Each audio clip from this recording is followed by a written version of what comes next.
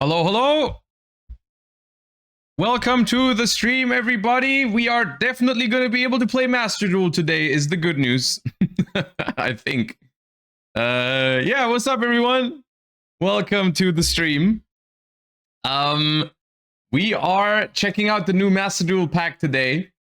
Alexander Madolce, thank you for the 17 months. I appreciate the early sub. Welcome back. Thank you, thank you. Luck 369, thank you for the prime. Welcome in, everybody. Today is going to be a chill day, I hope. We're going to be opening some packs. We're going to be playing a little bit of the new pack, finally, since we weren't able to yesterday. We also have a new OCG Metagame Report, which I think is fun to look at. The fact that we weren't able to play Master Duel yesterday has kind of like thrown over my planning for the week, because the plan for today was to look at my locals gameplay from yesterday, because I already posted on Twitter. I went to locals yesterday and I played Runic Ritual of Light and Darkness, Runic Chaos, whatever you want to call it.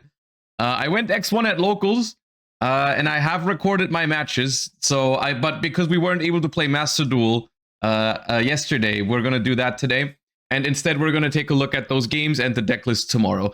I didn't win the tournament. I went X1, but I did get some prize packs, and I pulled this card. I pulled a Ulti Fallen Enter Virtues. That was awesome. And X1 with a Runic deck in the year 2026. Not that bad, honestly. I was happy with it. I was happy.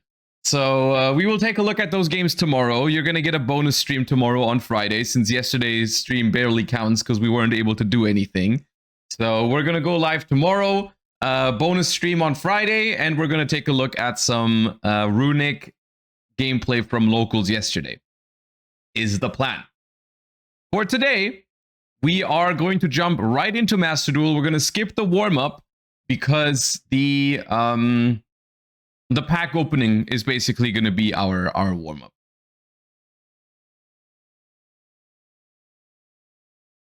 Let's jump right into Master Duel. If it loads, there we are. We can log in, POG Champion. The server issues have been fixed. And here we are. Now, we are going to do a little bit of a look into what's new. And then we're going to open some packs. We're going to try the raffle and all that. So everything. Let's take a look at the thing that's going to be having the most impact on the format, which is the new pack, of course. Now, we've got new cards in here. Let me filter by new cards added.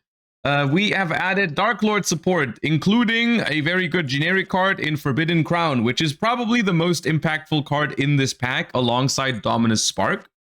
I mean, there are three really good generic cards in this pack that are new: Forbidden Crown, Dominus Spark, and Solemn Accusation. Solemn Accusation, however, I think is a way more relevant card in the TCG rather than Master Duel, because it's a trap that's only really good going first, despite what the first sentence might have you believe, that you can activate this card by revealing another face down trap. Usually that's not really relevant. Sometimes it matters, but not really. So usually this card is only going to see play in side decks in the TCG. In Master Duel, this card is only really going to see play in stun decks.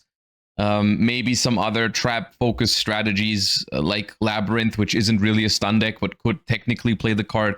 But I think mostly this is just really good in all kinds of stun decks in Master Duel. So not too excited about this card. I mean, I'm not a huge fan of this card in the TCG either, but yeah. The two more exciting cards, because they are significantly better in Best of 1, are Dominus Spark, which is a phenomenal card for the Dominus decks that can play it. I mean, this card locks you out of Earth, Water, Fire, Wind, so you can only play it in Light and Dark decks, but it's a really good card in those. And there are a couple of decks who can play this. You know, everything that is completely dark, like Malice, can use it. Everything that's completely light, like Yummy, can use it. But also there's a couple of decks that just happen to be mainly light or dark, like Branded can. And a bunch of other stuff. So this is a pretty good card, and I like this one. This is my favorite Dominus card, because it's a removal-based Dominus card. It's not negation. So like Dominus Spiral, but better. This card is like Dominus Spiral, but better, which is pretty cool. So a fan of that card. And then Forbidden Crown, which is a pretty solid utility Forbidden card. that basically renders a monster on the field completely useless for a turn, negates it, can't attack, can't be destroyed, but also makes it unoutable, right? So negating a card and also making it unoutable makes this an interesting board breaker for the player going second, because you get to like eliminate one monster on their board for one turn, but then you also usually guarantee that your opponent is not going to be able to, like, you can't kill your opponent most of the time unless you use this on a very small monster, but most of the time they are guaranteed to not die and keep their something on their field.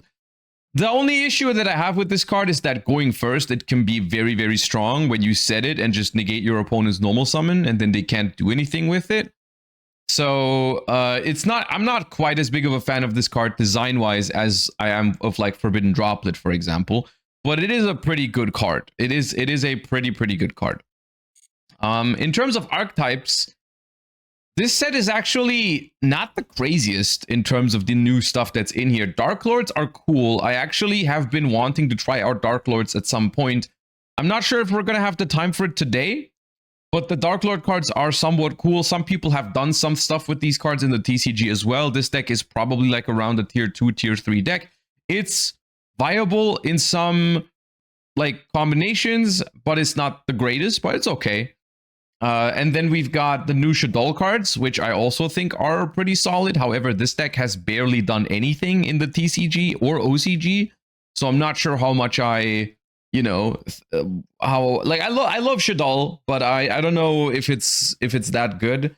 And the unfortunate thing about it is that it's probably a Winda turbo deck, which is also probably the reason why they didn't give this deck like crazy good support, is because Winda still exists. I feel like something like a card like Winda is such a centralizing card in an archetype that I feel like whenever they make Shaddoll support these days, they are just very careful because Winda exists. And I personally, I would much prefer if they just got rid of Winda and then they were able to make some really good Shaddoll support, right? Like, because it just feels like they're hesitant to make good Shaddoll cards because then people are just going to spam Winda. So just get rid of Winda and then give us some cool new Shaddoll cards. What's up with that? GMX is actually what we're going to try first today, but I don't think we're going to, I mean, we're not going to play a pure GMX deck. We are going to be trying some GMX for hire is what I wanted to try. Which you actually, I don't even think we need this card in particular here, but GMX relatively low rarity is what I noticed. Is the first thing I noticed, that most of the new archetypes actually are relatively low rarity. Dark Lords as well. I mean, Crown was always going to be an ultra rare, but then Dark Lord Evening Star is the only other ultra rare for Dark Lords, which is pretty solid. And then for GMX as well, like this fusion, we won't even need it for the deck we're trying to build today, I think.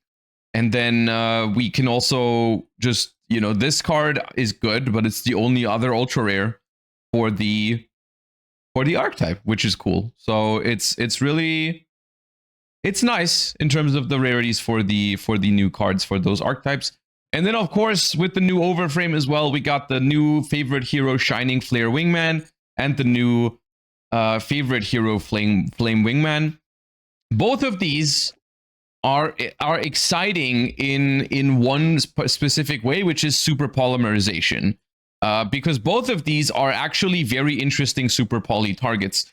And the favorite hero Flame Wingman is an interesting super poly target because I think, correct me if I'm wrong, but I think this is a new combination that we didn't have before, because it says 2 monsters with the same type but different attributes, right? Which is the opposite of Mud Dragon, right? And previously you would have Garura, which is 2 monsters of the same type and attribute, but different names. And now you have same type, but different attributes.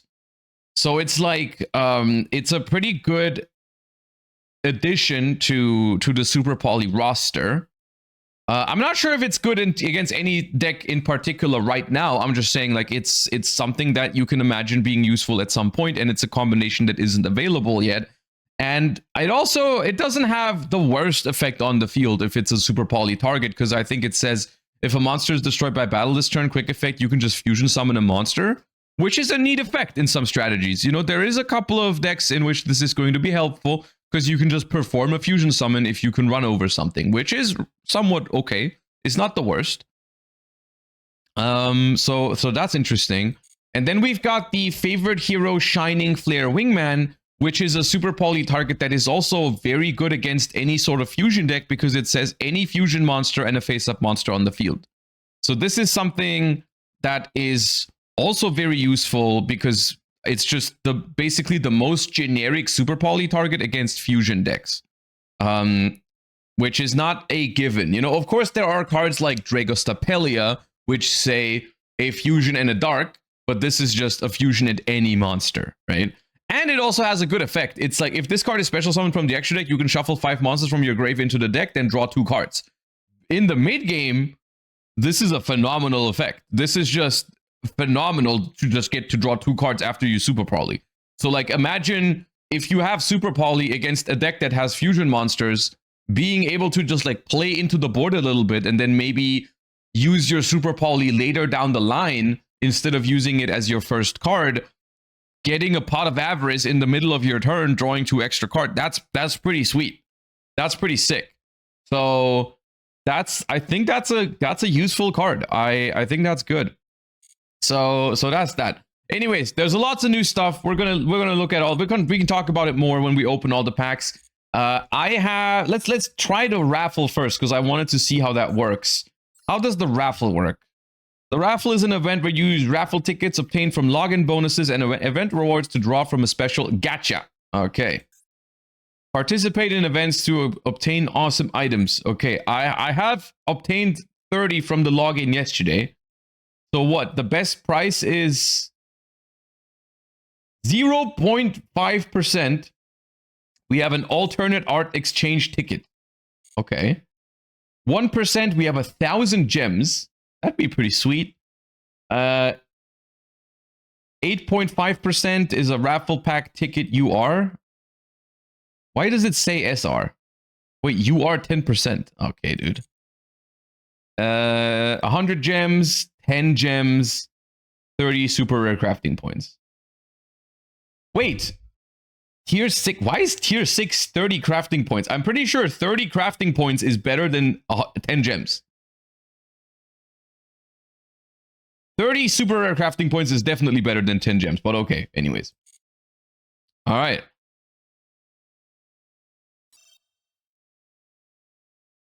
Yes. Gamba. Spin. Tier 6. Okay. I mean, 30 crafting points.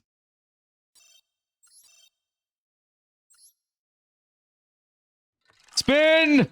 Oh, what is this? What is blue? I forgot. Tier 4. 100 gems. You know what? I'll take it. Spin again!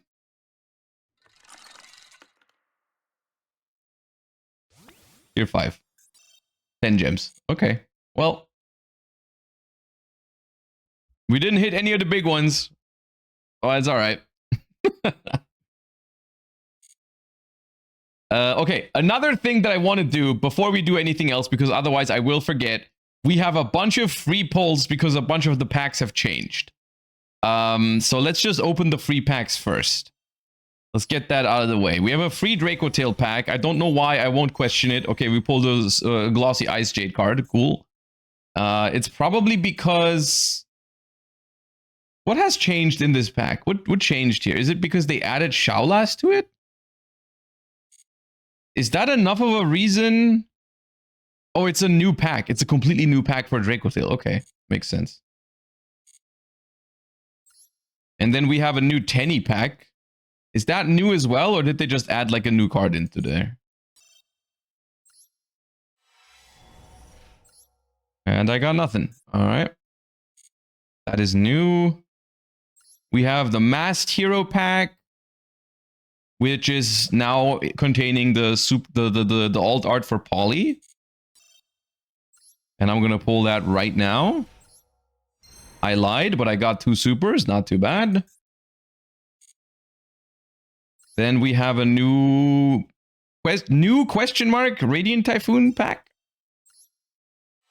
Can I get like one ultra at least out of this? Okay, a math mech. All right, okay? Give me an ultra rare or a math mech. Either is fine, honestly. These are the same kind of thing for me. In this pack, you can pull the super poly overframe, which I did not. And then in the first heroes, they really split these up. So you have to open multiple different packs to get the new stuff. Because in this one, there's now the overframe wake up, the alt art Stratos, which I don't want that, and also the alt art poly. So.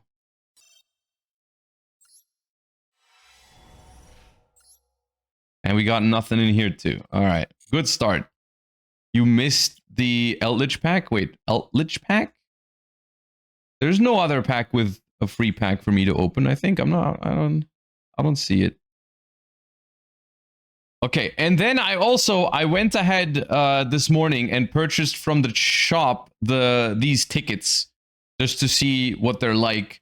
So one of them has, how can I use them?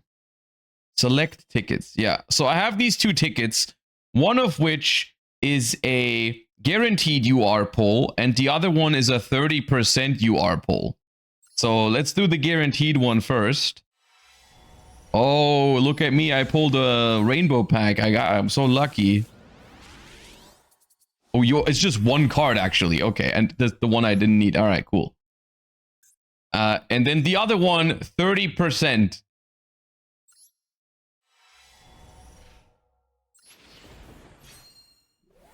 I don't think I hit my 30%.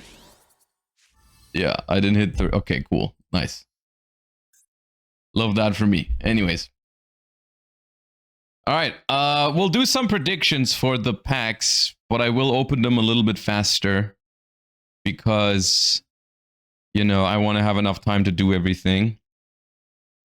30 seconds to predict how many ultras we're going to pull from the next 10.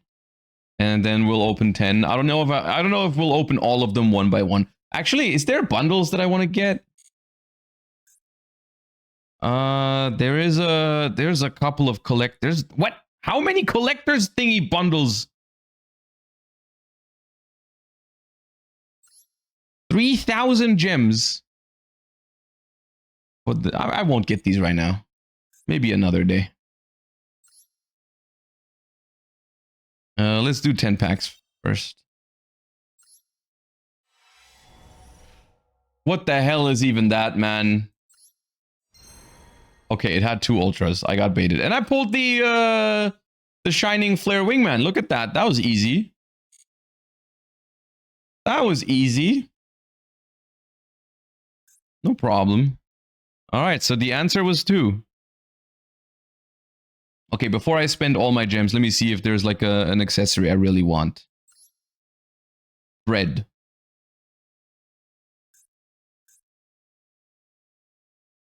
What the hell is bread? What is this? A mate?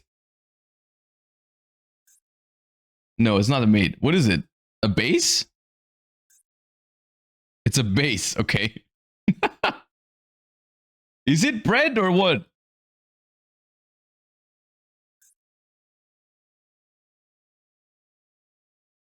Is it supposed to be bread? Lampy, thank you for the raid. Welcome. This pulls from the wrong pack. Oh, okay. I do kind of want the Shadol one. And it pulls from the wrong pack too. I can get these another day. They're still in the shop for 60 days. I have time. I don't need to do this now. We can just open the regular pack.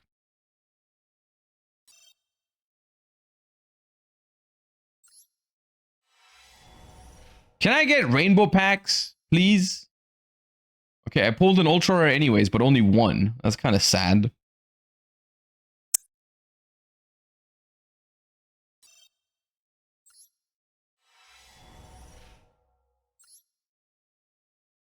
Okay, I got the first copy of Dominus Spark. That's good. I got a Dark Lord Evening Star. That's good too.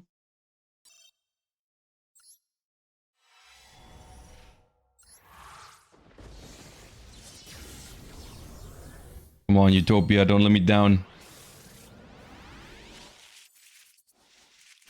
Hell yeah. Flip the crown for me! Oh! Almost.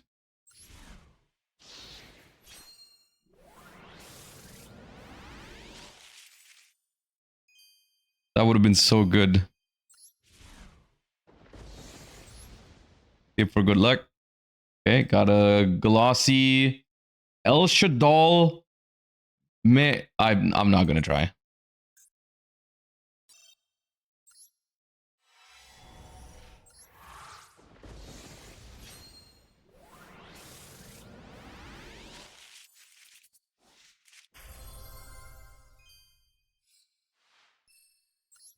What do you think about Fairy Tail with the new support? I think Fairy Tail itself is cool. My issue with it is it's just not really my style. It's just the deck that I think the optimal version of it is including like Megistus and stuff, and I just don't love the combo piles, but it's not bad.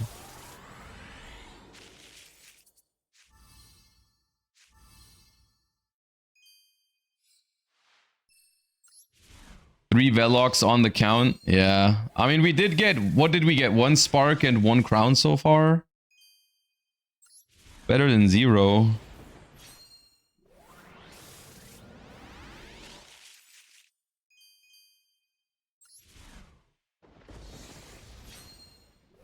And we got the Overframe. Yeah, it could be worse.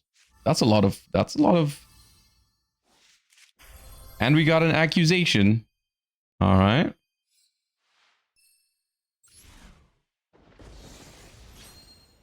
Didn't you say you want to play GMX for high? Yeah, but I don't. We don't need 3 Velox for that. This would be a sick royal, just because this looks sick as a royal. I'm pretty sure.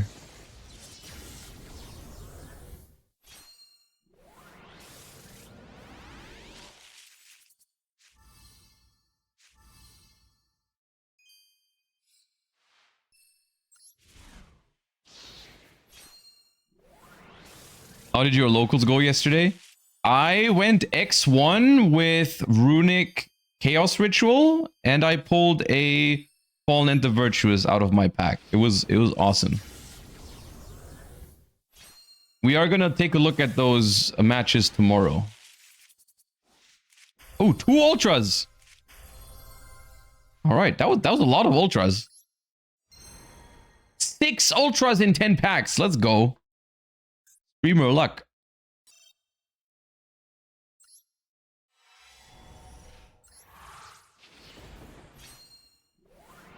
Was the 1 loss a double loss? No, it was not. You'll see tomorrow what the double loss was. what the loss was.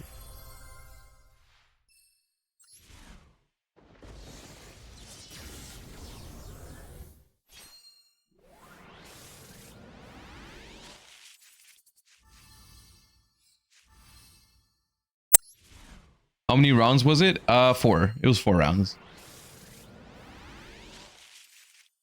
So not the craziest achievement, but it was fun. I was happy.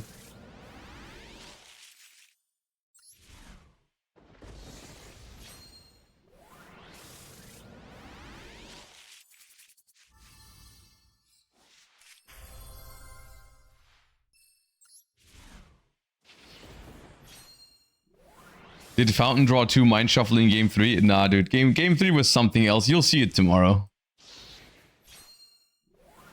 But it had everything. That Game 3 had everything that's wrong with modern Yu-Gi-Oh! You'll see.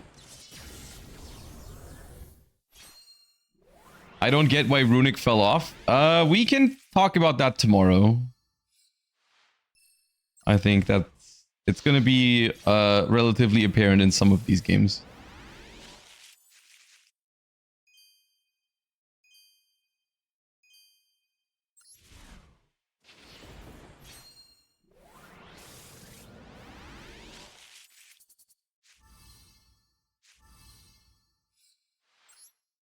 That's a lot of Shadol fusions.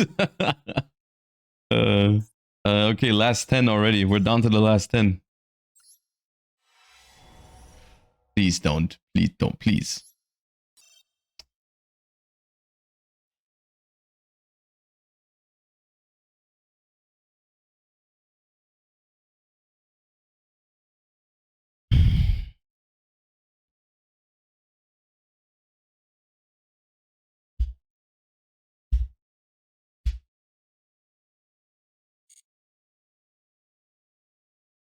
Open the fusion event.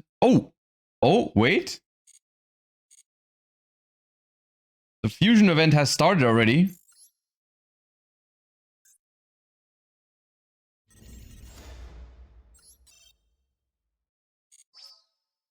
$900 gems. Wait, that's enough. I had 100 left.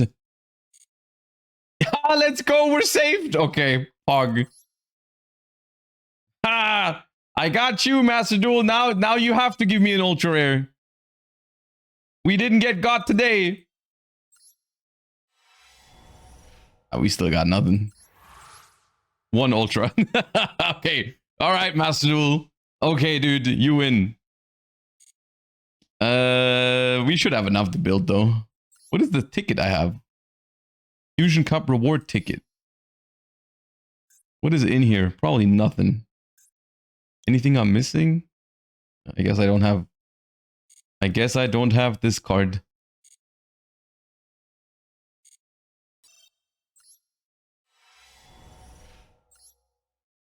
I still don't have that card.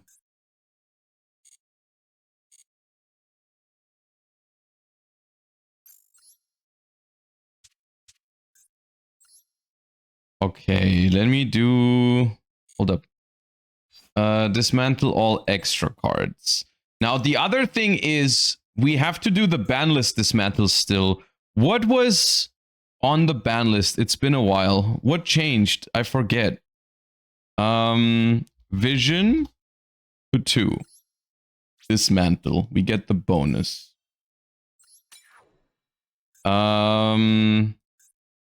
Q. Dismantle for the bonus. Branded fusion for the bonus. Cool tune synchro is at 2 now. Oh, so I can dismantle the regular one, so I have 2 of the glossy ones left. What else was there? Featherstorm? Did I have Featherstorms? Forbidden. I did have 3 Featherstorms. Nice.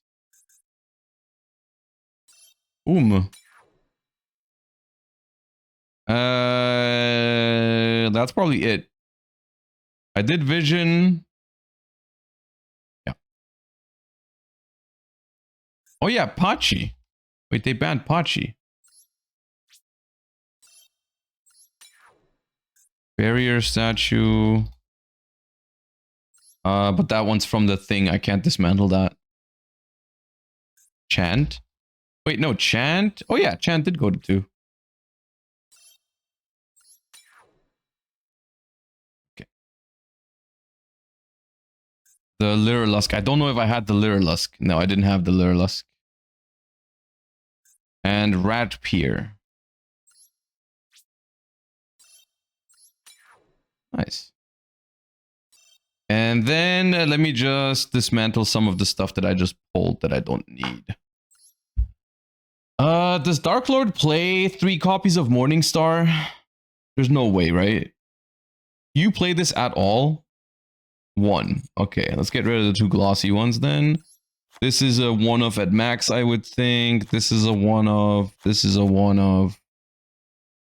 I'll keep the Jehuti. I'll get rid of this glossy one. This glossy one. Padded Ragna is probably a 1-of usually. This is probably a 1-of. This might be a 2-of and this might be a 2-of. This is never a 3-of. Maybe a 2-of. I don't know. This is a 1-of. Keep the Experiment. I'll keep the Megistus Jenny Vere cards for now. The Math Mech can go. This can go, this can go, this can go, this can go. Okay. Yeah. Deleted from... Oh, okay, which one is the collector's file card? I hate when it doesn't tell you which card it is. Is it the Ice Jade?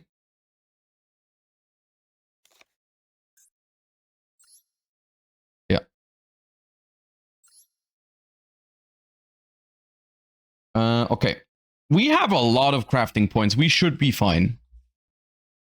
Because for GMX, okay, we pulled 0 of this, but this is just 3 crafts, and then we have all for GMX, basically. So that's fine. For Fur Hire, what am I missing for Fur Hire? The new guy. And maybe a second Donner, but I should be fine. Yeah, I should be fine.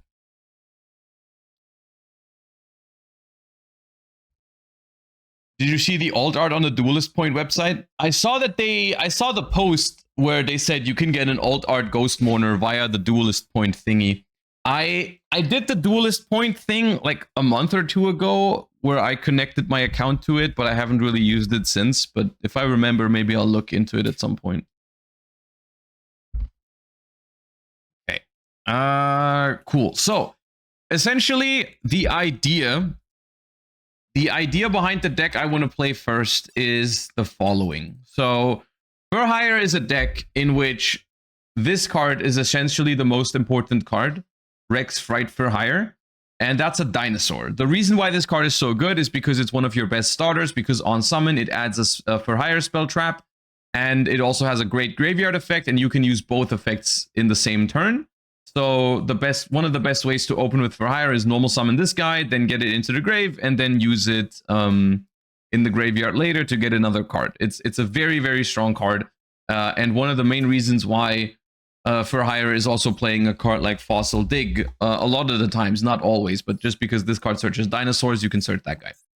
And there's also a new dinosaur in Fur Hire, which is actually both a positive and a negative that this is a dinosaur, and I'll tell you in a second why. But the new Rex Fur Hire, basically they're both called Rex, but one is the big Rex, one is the small Rex, is also a dinosaur, and it's a great card still because it says reveal this card in your hand, special a monster Fur Hire from your hand, and then special summon this card, which means it's a great extender, and it also helps you trigger your other Fur Hire effects because it summons them in sequence, right? It summons another Fur Hire, and then it summons itself, which means that cards like Beat, Bladesman Fur Hire, which say if a monster Fur Hire is special summoned, you can search. This will work if you reveal this with Rex, because you will summon the Beat first and then summon the Rex, and then you'll get your search. Because it's a sequential summoning.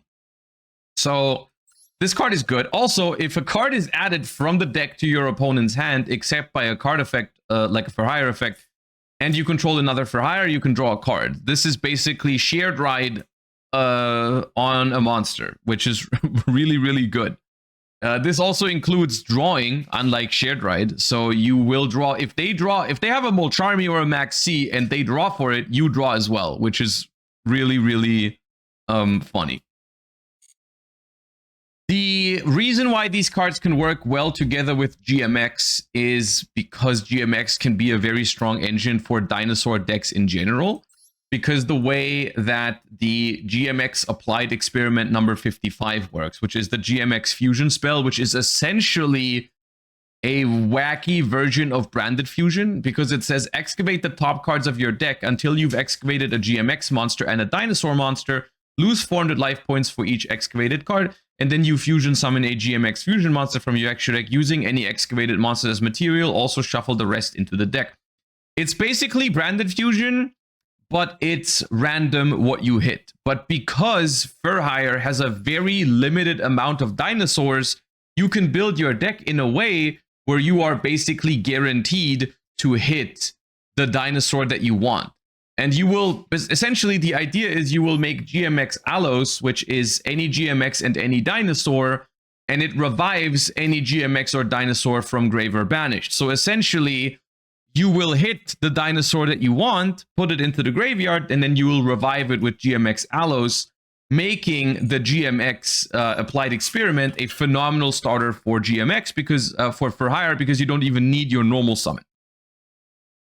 Which was an interesting concept that I played around with when the first wave of GMX came out in the TCG. It was interesting. It has a couple of issues, and we'll talk about those issues right now. The first issue, or something that I don't really consider an issue, but something that's worth mentioning that you guys are mentioning right now, is the fact that you take 400 life points of damage for each card that you excavate, which technically means if you get really unlucky, and all of your dinosaurs and GMX monsters are at the bottom of your deck, and you reveal 20 cards with this card, you will lose the game. Yes, this card can self-TK you if you get unlucky with it. So we will have to make sure that we include enough GMX and dinosaurs in the deck to the point where it will not consistently hit 20 cards. So that there's some danger in this, which it's going to be a little exciting on what's going to happen with it.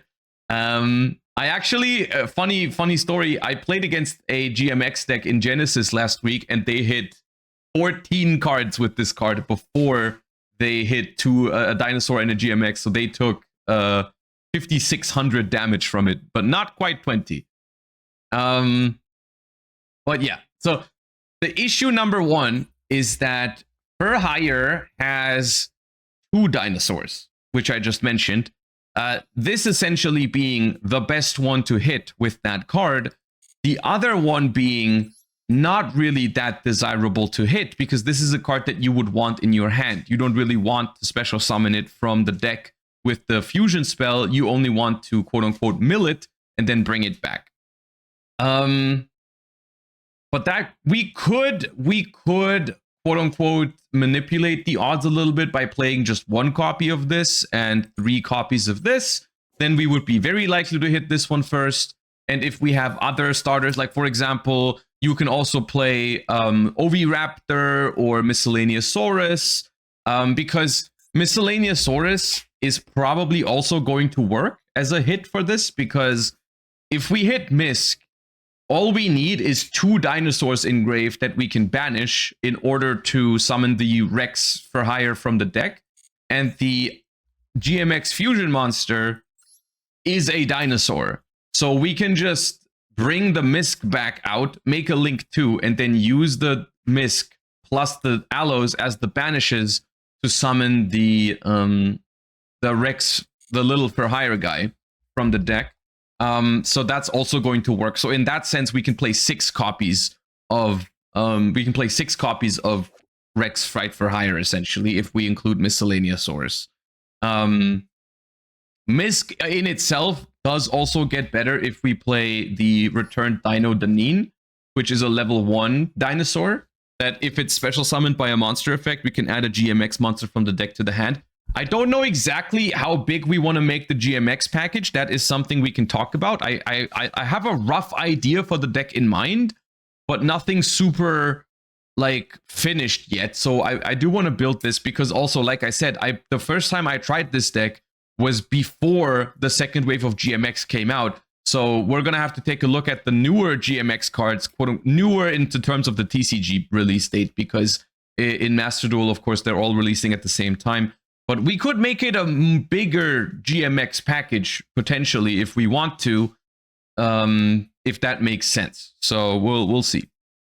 What is the synergy between them? Well, like I just explained, the GMX cards can basically emergency teleport your best For Hire starter, the Rex Fright For Hire. You get them on, you get Rex onto the field without normal summoning from the GMX cards. The coolest thing about the GMX engine that makes it the most potent, in my opinion, is that, well, we've talked about the dinosaurs that we're trying to hit with the GMX applied experiment, because the GMX main deck monsters themselves are not dinosaurs.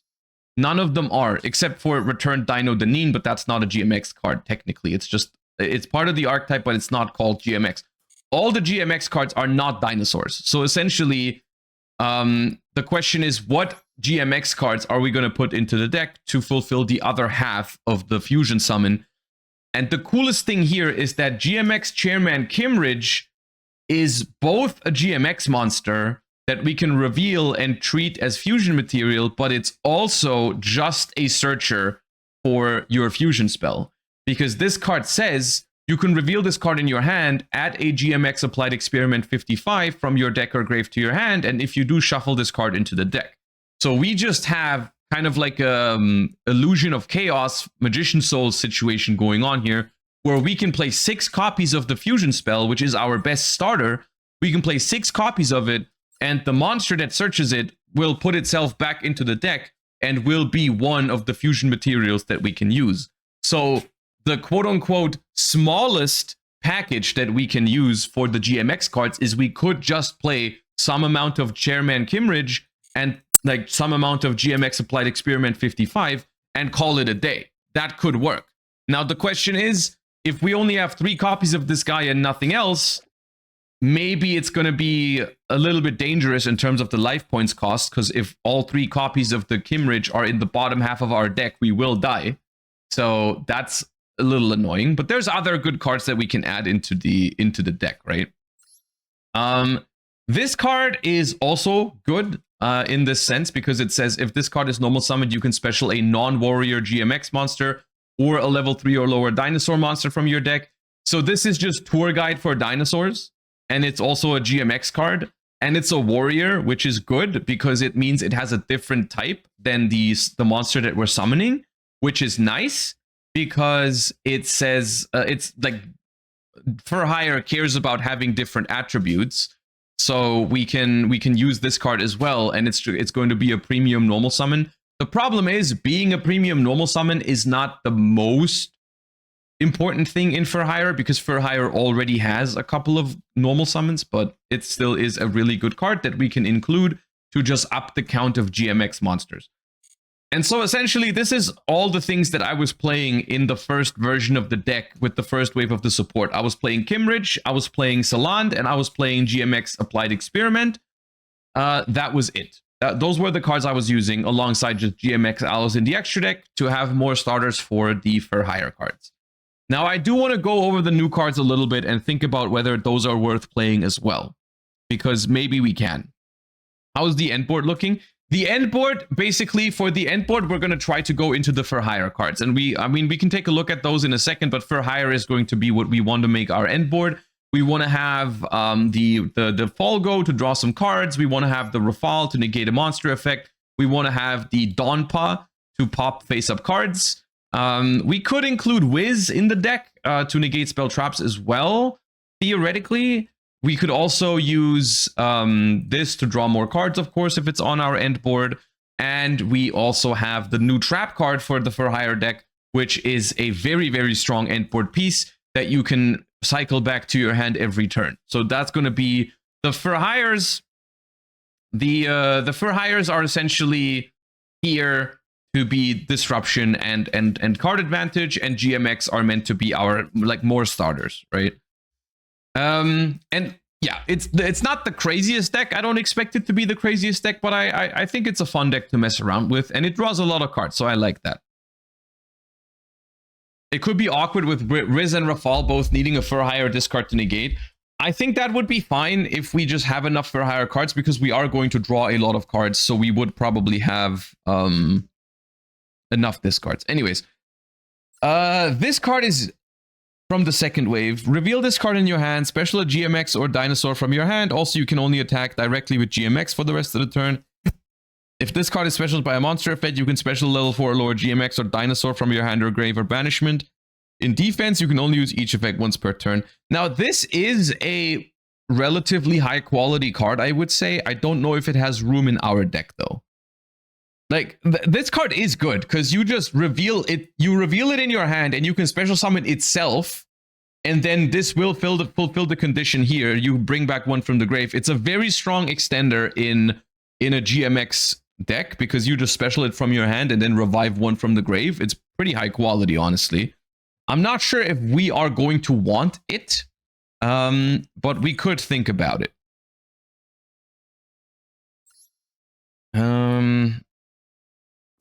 This is also part of the second wave, and this card is also really cool. I'm thinking maybe we can turn this deck more into a GMX deck even.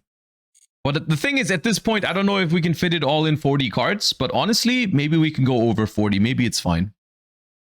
Maybe it's fine.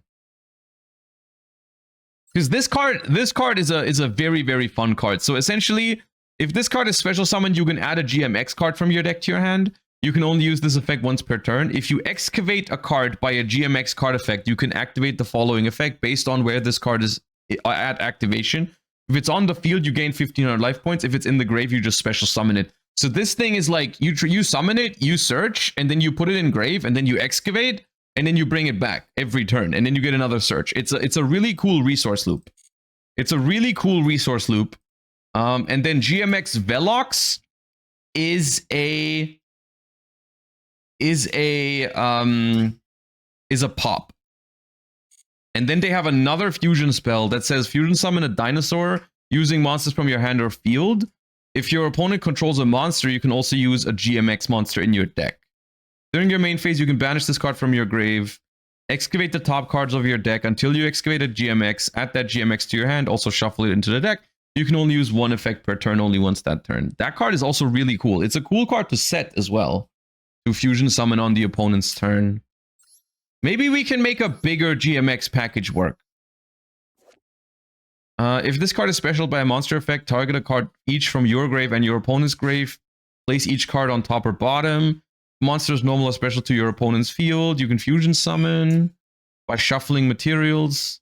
That seems kind of bricky. Okay, so these are the cards that I want to play for sure in this adventure. And then there's a couple of optional ones. We could play a Dino Danin. Yeah, we could play a Dino Danin. We could play this guy. We could try to fit the quick play fusion spell and this dino and this fusion monster. This guy I think is kinda cool, and it could just be like a very strong finisher, but I don't know. Maybe if we have extra deck space, but it doesn't seem like we need it. I don't want to play the trap card. I think the fusion spell is very lackluster, unfortunately. So, yeah. The squad is cool too. The squad. If this card is in your hand and you control the GMX or dinosaur, you can special summon this card. You can target a face-up monster on the field, excavate the top cards of your deck until you excavate a dinosaur. Send that dinosaur to the grave, and if you do, the targeted monster becomes a dinosaur. Also shuffle the rest into the deck.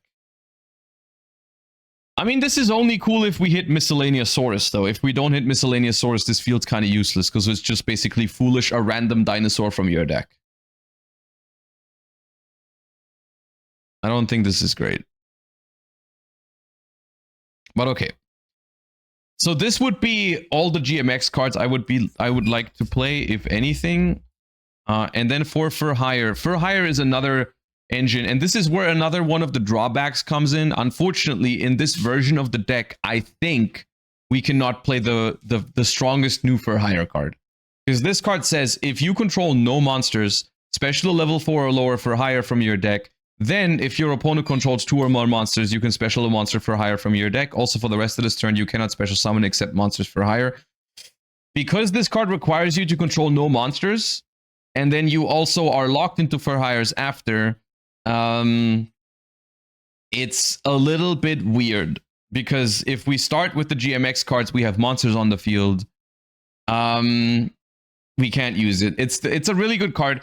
Maybe the solution is, if there is a way that we can like summon the GMX cards and then clear our own field somehow and then use it, I could see us still using it, but it's a little weird. Maybe it could be a searchable one of for us. Maybe it could be a searchable one of. But yes, so we are, at minimum, we're going to play Rexus. We're going to play at least one beat. We're going to need at least one Donpa. we're gonna need at least one Rafale. And this is like the minimum of the for hire monsters that we need. And in order to have good search targets for Rex, we're gonna have the trap. That is what we want to end on. We are probably going to play rookie for hire. Maybe mayhem for hire for the grind game, but that's a maybe. And then the new field spell is also going to be good because we can search it with the new guy as well.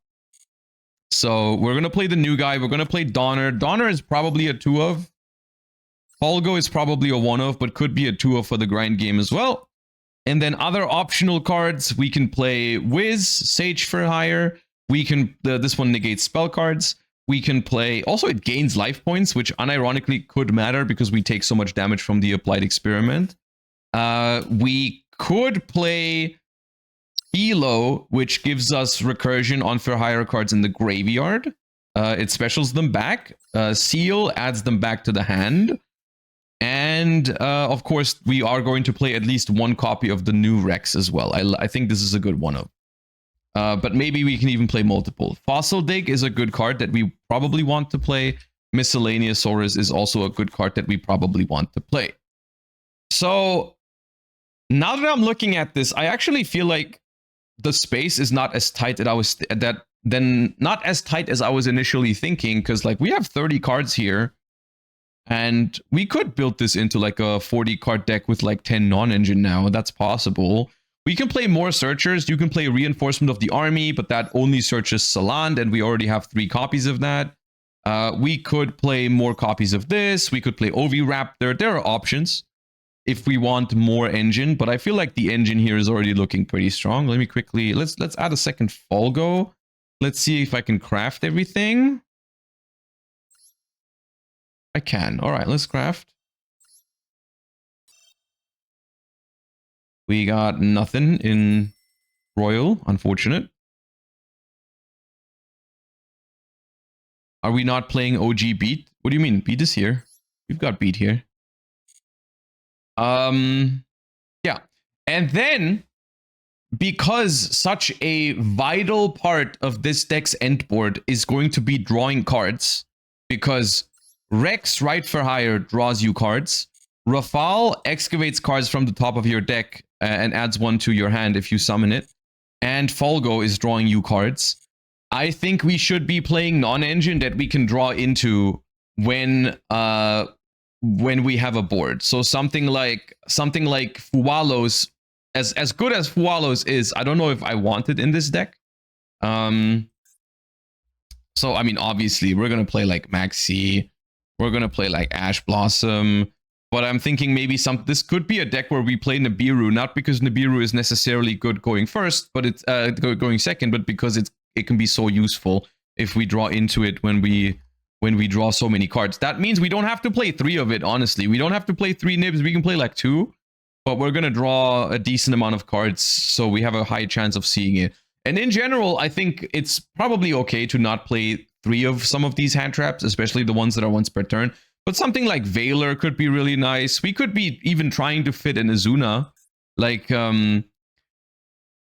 technically, this guy is a level 5. This guy is a level 5, and this guy is a level 5. So in theory, we could even make Ripper and search Izuna to back up our board, and we have extra deck space.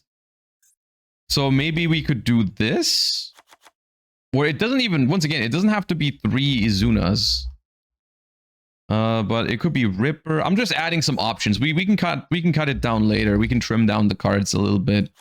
We could just play Izuna.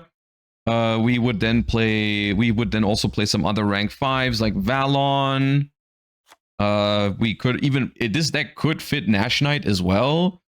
Jax is cool because then we can trigger Folgo, because Jax is a pop that is relevant. So I think Jax is a nice inclusion.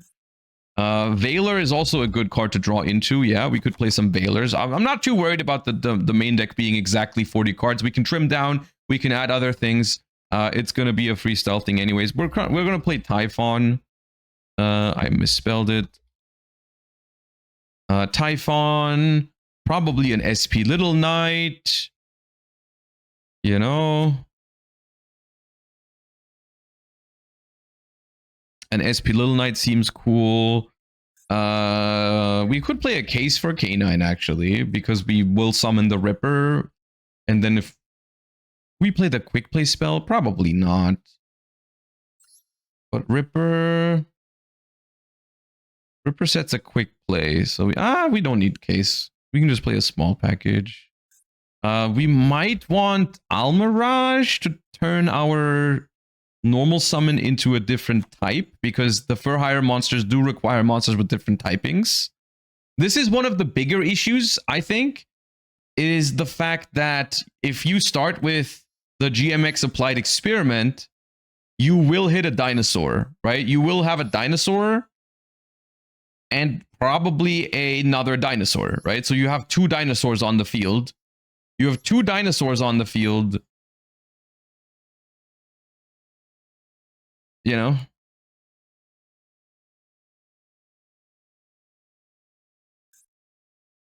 Can we make Chaos Angel? Chaos Angel.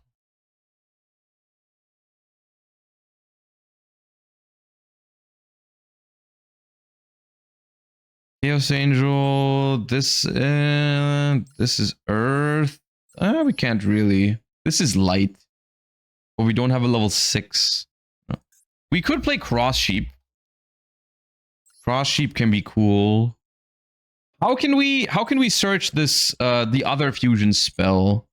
How would that go? How would a line look where we can search that?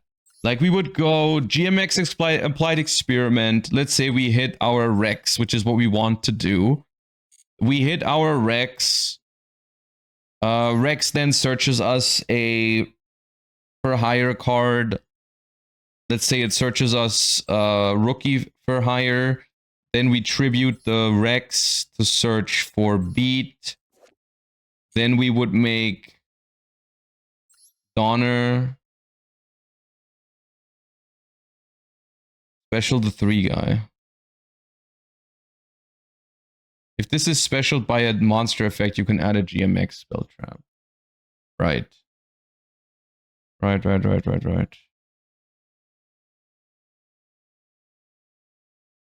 You know, it's probably best for us if we hit Miscellaneous Saurus. And this guy. That'd be perfect. If this is special by a monster effect. Ooh.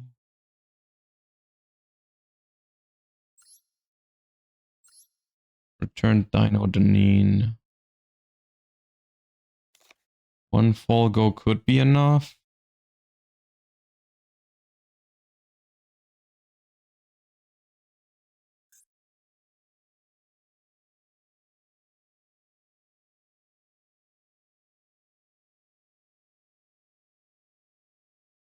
Rookie stops the GMX monsters from attacking, and one of the GMX monsters stops the for hire monsters from attacking. Yeah. But this is a niche card that we might not even end up playing, and this is mainly there for the turn 1 combo, so I think that's fine. I think that's okay. So also, this only stops direct attacks. So we could still use the Fur Hires to attack the monsters and then the GMX monsters to attack directly. I'm okay as long as I can clear the board. As long as I can clear the board, I don't think it's a problem.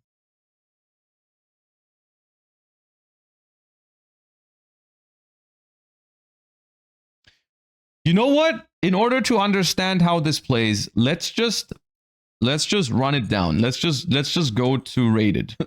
Let's just see. We can make adjustments. I wanna freestyle it. It sounds like a fun experiment. No pun intended. The only thing, yeah, we should not get drolled. We should avoid getting drolled and lockbirded, which is a general good tip when you play Yu-Gi-Oh these days. Avoid to get drolled and you will have more fun. Why is this not allowed? Anyways.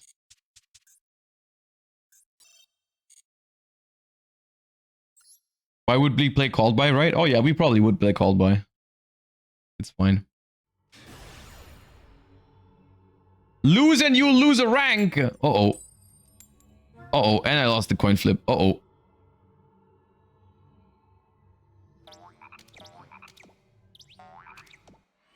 We're ranking down, boys.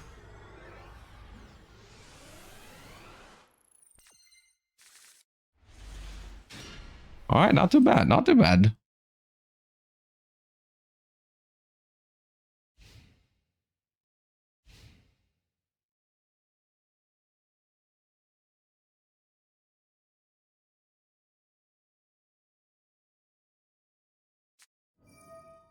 Okay, I don't think we're gonna need the Nibiru this game.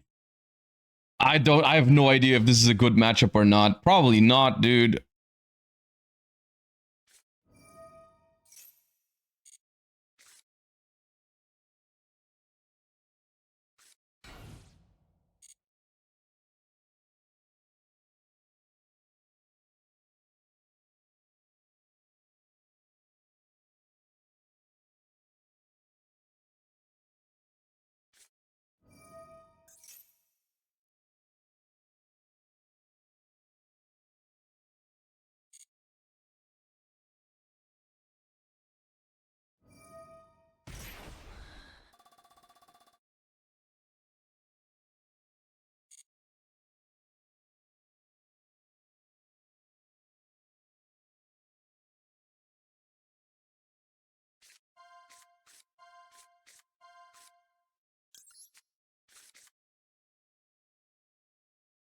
Don't burn yourself too much.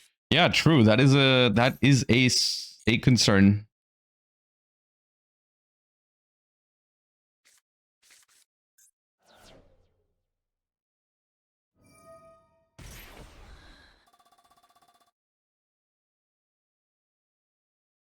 I'm afraid that they have the guy that responds to hand traps. And then if I ash, it just does nothing. This is the one I mean. They didn't have it. But now they will set it. Oh, they didn't set it. Okay, well, now that I know they don't have it, I'll ash that. They just revealed 3 of it. So what I'm hoping now, I guess, is that they can't free up their scales right now.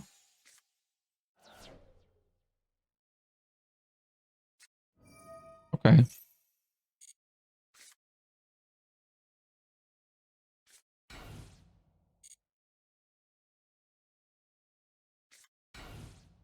Well, all we know is that they have the one that responds to an activation in hand. Well, that would have been a little nicer last turn, but okay.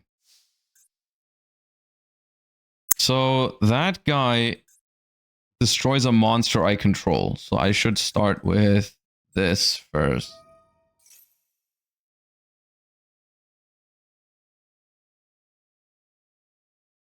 You also know the one on the right is a small one. I mean, I assume that is the red one. I'm pretty sure that is the red one. So they did not use it. Shuffle it back in, and now we activate the applied experiment. And we gamba. Gimridge. And miss. Okay, yes, I would like to special summon. I took 2800 damage from that. During your opponent's turn... Okay, this does nothing on my turn, so I am always going to summon this guy. And I'm always going to use the miss. If this card is specialed... does this summon any dinosaur? Any dinosaur. Okay, if this is specialed... No, I definitely want this guy.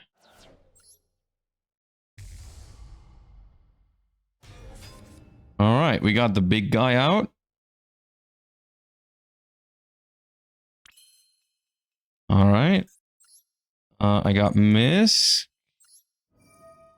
Let's go Alos. Target Silandea. They have no response to that. Special level 4 or lower GMX or dinosaur from your hand, grave or banishment. My issue is if I summon my Misk now and they have the... If they have the whale, they're gonna flip the whale and book all my stuff.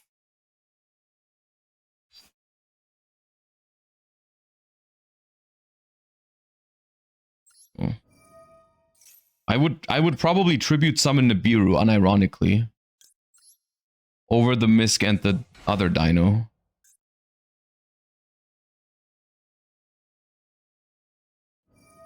Yeah, that's what they're doing. Yeah. Yeah. Should have searched Misk first. Maybe. Yeah, actually, maybe.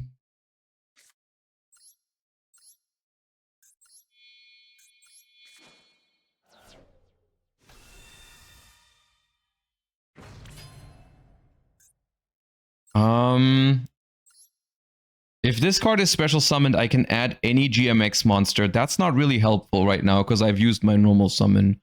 So I will go for Misk for 2. 2 cards to try to summon Rex.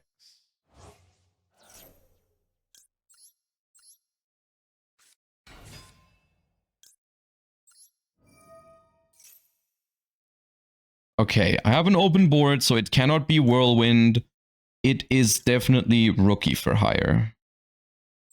Definitely Rookie for hire. Alright, now...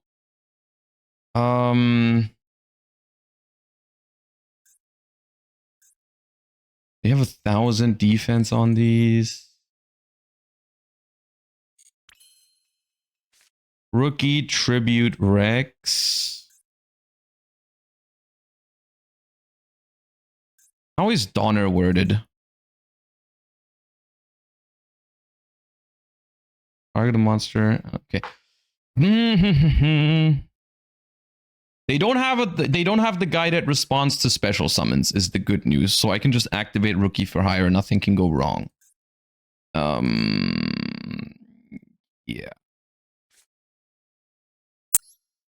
Yeah, let's activate Rookie for hire. Tribute this. Special beat. Let's activate Fossil Dig. Let's add this Rex. Let's activate Beat. Let's special summon out Rex. Let's activate Beat. And add Rafal. Okay, so...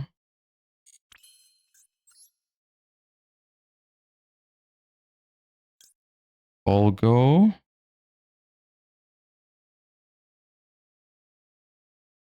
Yeah. Wait, what type is Donpa? No, Donpa is Beast. Wait. Oh no, that's fine.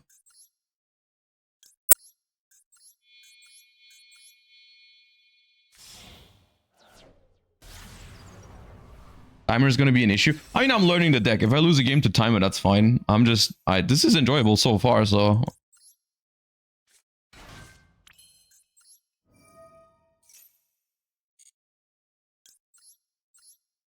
Alright, now... We're doing some Chainlink trickery. Chainlink 1 to pop. Chainlink 2 to add. Don't go to Chainlink 3. Now they can't do anything about that.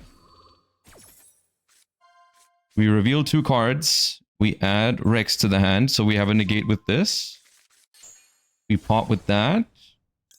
We will draw 3 cards, casually. Up. And,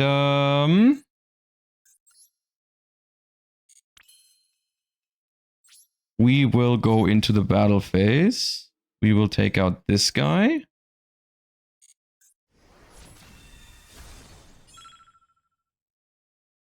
And we will attack over the small guy. We know it's there. Destroy a monster your opponent controls. Simply negate that. Would have also let it happen, honestly, but why not?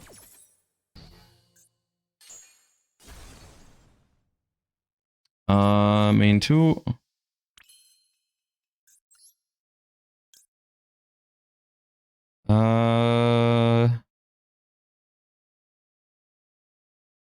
Is it dangerous to play into the graveyard thing? I think I can just call it a day for now. Save some time for their turn as well. That was cool.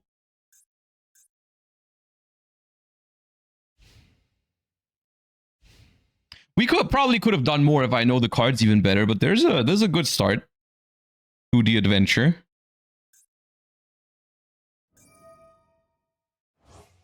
Add an Enya craft from your extra deck to your hand, sure.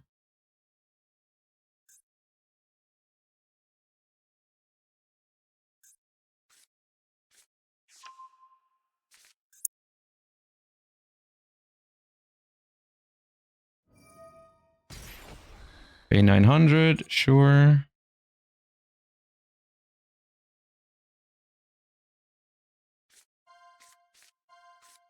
They're trying to get the field spell.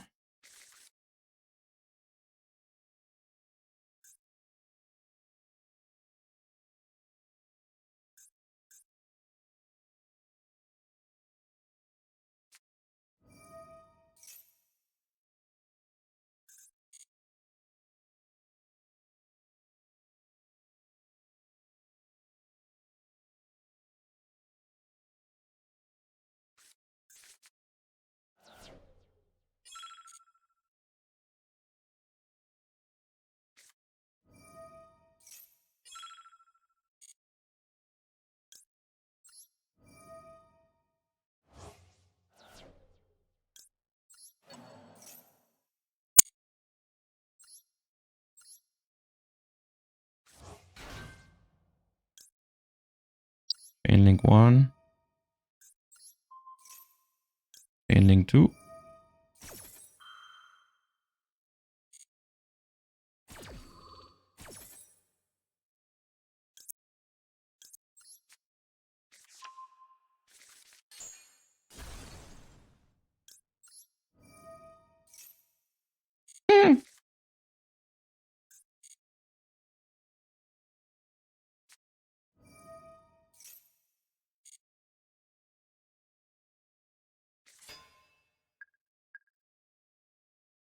The thing is, I could still lose this.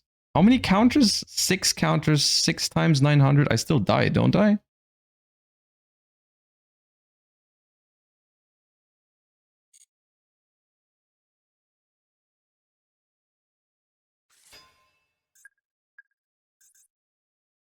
See, it's funny because I played around both of these, but now I think I lose.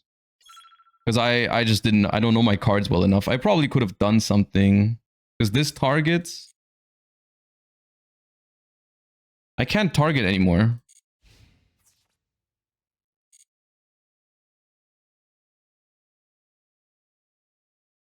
Maybe I should have just killed the field spell.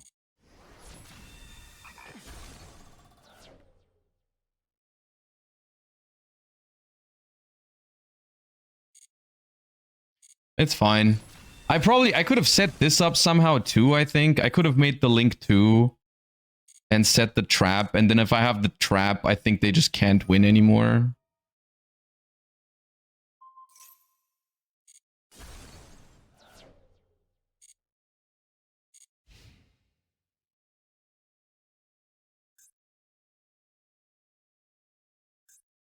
There's no dino.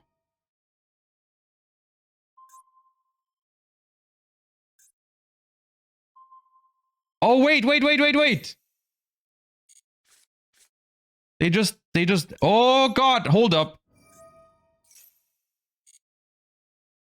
Velox. I don't know. Click buttons.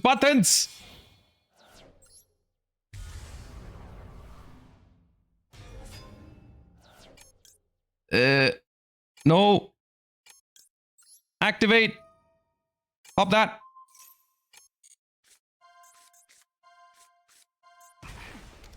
No. Oh. Okay. Oh! Saved. Oh. Okay. Dude, it's definitely gonna take some work to understand all the options with this deck, because I definitely could have made a better board there. I definitely could have made a better board. I just like I was too worried about losing too much time. But you see the idea? You see the idea of the deck, right? It's kind of cool. It's kind of a cool deck. I don't know how good it really is, but it's kind of neat, man. You draw a shit ton of cards, and this is a high quality starter, man. This is a high quality starter. This thing just summons 2 monsters. Like it summons a big dinosaur and another monster from your deck, basically. Any like one of the dinosaurs or one of the GMX guys, and then you go from there. It's pretty neat. It's pretty neat. Now, let's think about what the play there was. The play was, how would I have gotten to more interruption? How would I have gotten this guy? 2 monsters with different types. If this card is link summoned, you can set a spell trap for hire or a Fandora from your deck. Also, you can't special. So this I could have gotten the trap with, right? I could have just linked. I could have linked because I ended on Donpa plus Rafal, right? I ended on Donpa plus Rafal on the field, but I could have linked Donpa plus Rafal into this guy. I could have linked them into this guy. I could have set the trap, and then on their turn, I could have used 1 Rex on my turn to bring back the Donpa. And then on their turn, I could have used the second Rex that I had, because I did have 2, to bring the Rafal back. So I would not have missed out on those, right? I could have still done the same thing, but I would have had the trap on top, which the trap is crazy. The card says target face-up cards on the field up to the number of per hires you control with different names. Destroy those cards, or if you control at least 1 each of a level 8 or higher and link 3 or higher monster for hire, you can banish the cards instead. And then it comes back to your hand every turn. It's pretty sick.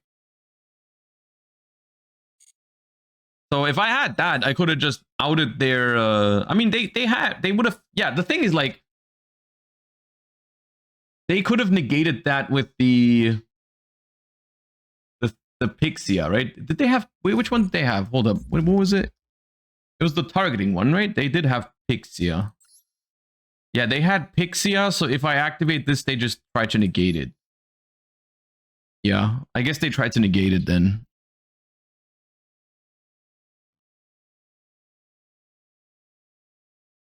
And then if I try to negate that with my Rafal, then they also had the Spia to negate the whole chain. So that it wouldn't have worked against their specific composition of cards, I guess. But there was probably something else I could have... There must be something else I could have done. I could have made, like, SP as well. To bait something, maybe. There must have been other things I could have done.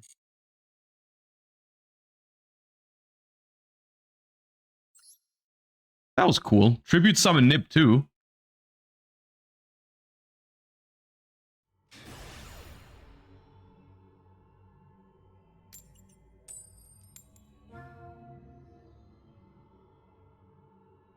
Play a second Aloes instead of Comprex? Yeah, we probably don't need the Comprex. But I also don't know if we need 2 Aloes.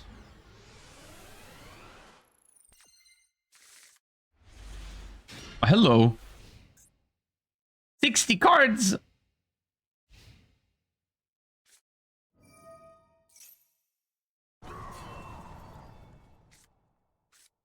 Oh no. Oh no.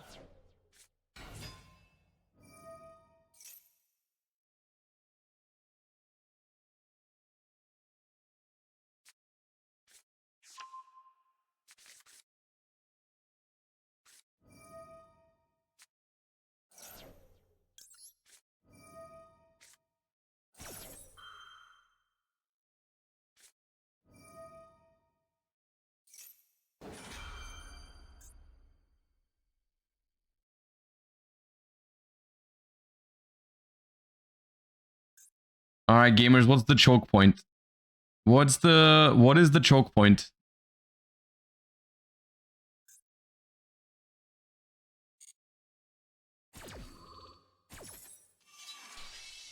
Oh god, oh god, oh god.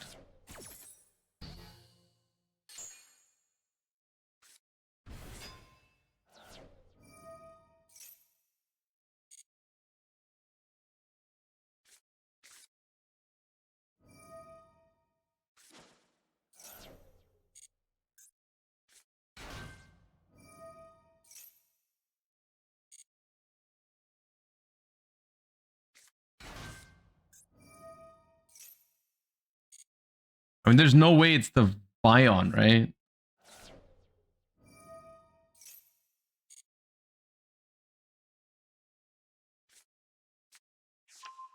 You have a Mali in hand now. Maybe it's this. Is it better to destroy it or is it better to book it?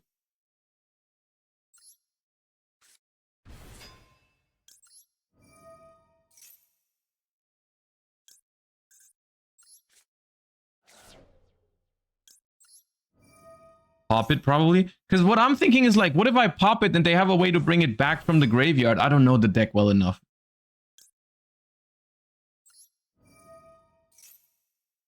Destroy it since they can still fuse with face downs. Dude, if they have poly already, then what I'm doing is doomed anyways. I feel like I actually just book it. The Link 2 can get into poly still. I mean, if the 60 card combo pile opens a starter and a way to play through the shit, like has an out to max C and a way to beat Izuna, then so be it. But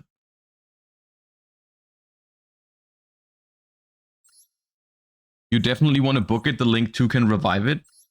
So, oh no, not check deck. Okay, this is going to be a journey to find the card I'm looking for. This only revives Destiny Hero monsters.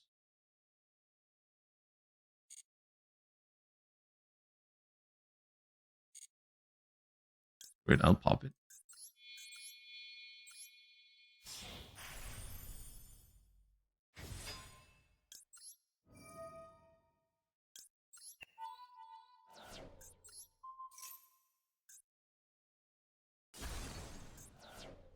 It's probably not good enough, but I'm just hoping that the Malicious is stuck in their hand now. Because they were planning to fuse with it. I don't know if it makes sense or not.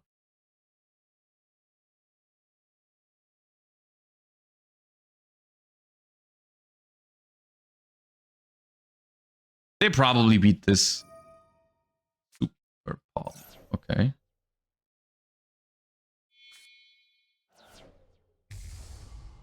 That's an interesting way to get the Malicious in the grave, but it is one.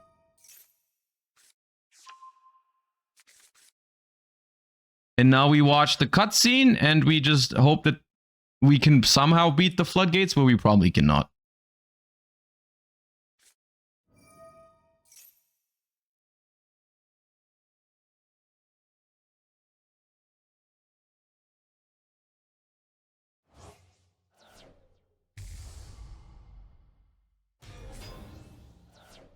Hero cards should be collectors only, unironically. The cards should not be made for play. Like, they should just all have the cannot be used in a duel on it. Like they do with World's Prize cards. Because I get it, the cards are cool, man, but what they do in the game is not cool, man. And it's not even about the fact that they are a combo deck. I could live with that fact, but what they're about to end on is not going to be fun.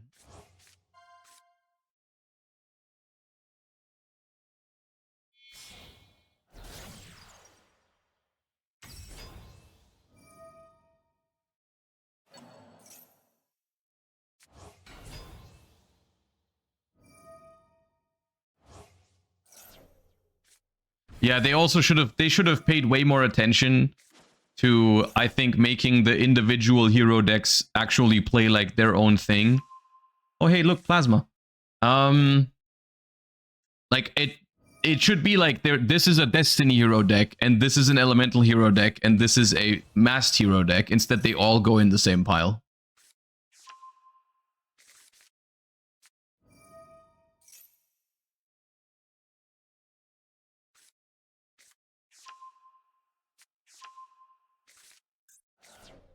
All right, Plasma and Darklaw assembled already. Let's go. 2 floodgates already, but we're not done yet.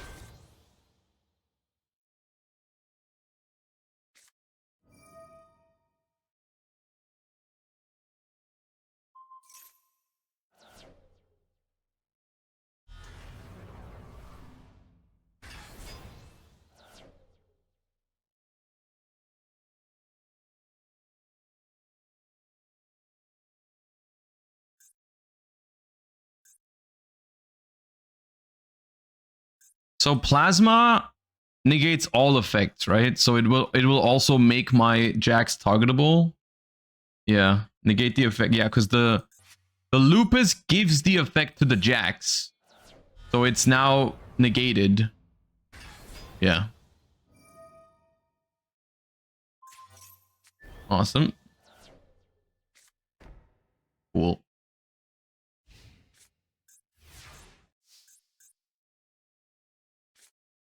Epic. Epic deck.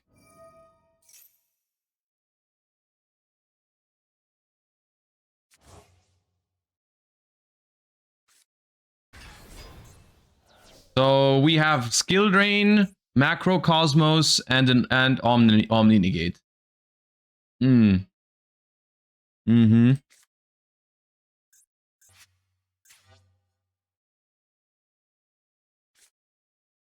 Cool.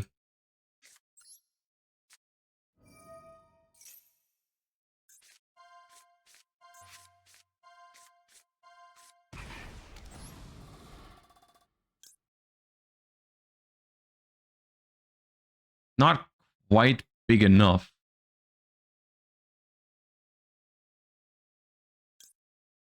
Not big enough, not big enough.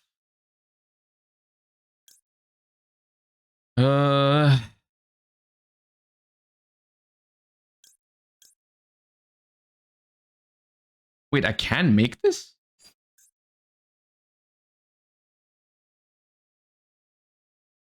Why can I make this guy? Oh, because I hit 2 dinosaurs and 1 GMX. I can just make Comprex. I can use 3 monsters. You can't hit over Sunrise, though. When an attack is declared involving another hero... Oh! Cool.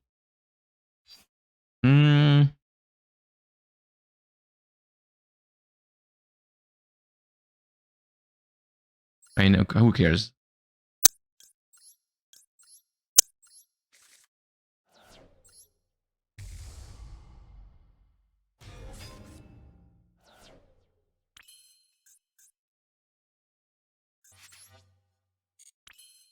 iPhone.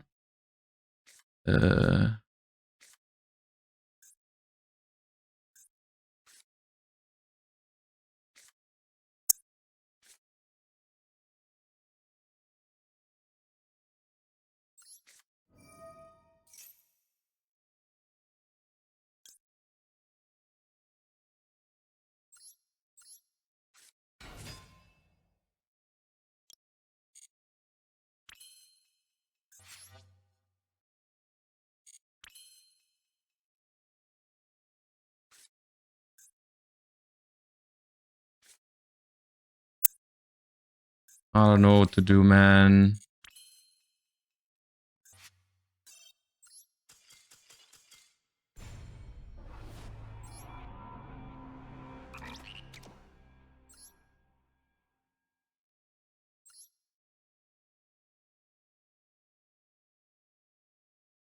People still hate stun, but look at this.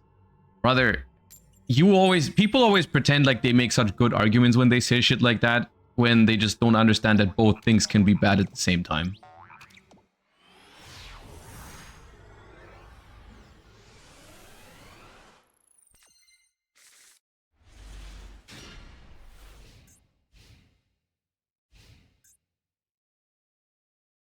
Another 60 card pile, man. Good stuff.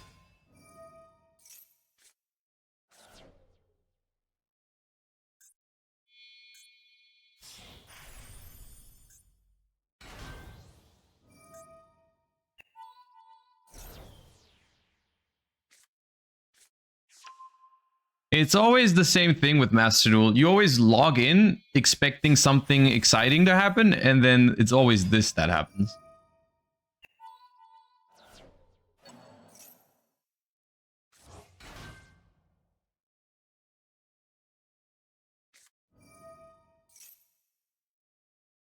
Okay, technically, we can do something now. I don't know what we would do.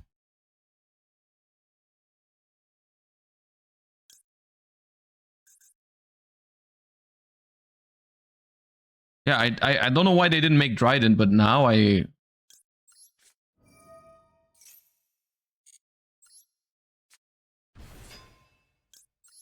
It's funny because it's actually good that I drew the Lupus because of the dimensional fissure.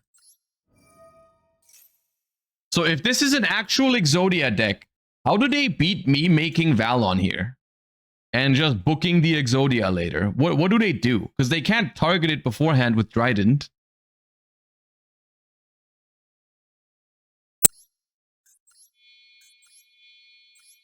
I mean, I guess we'll find out. Ultimate Draco Future? They can't Ultimate Draco Future and Exodia, though, because if they activate the spell that summons Exodia, it'll return the Ultimate Draco Future. It is not how it works. Of course you do the Millennium Ankh, so you don't have to pay life points. Of course. I wish I played Zeus. Maybe with the Izuna we should have Zeus. I don't know. The extra deck is starting to get a little tight.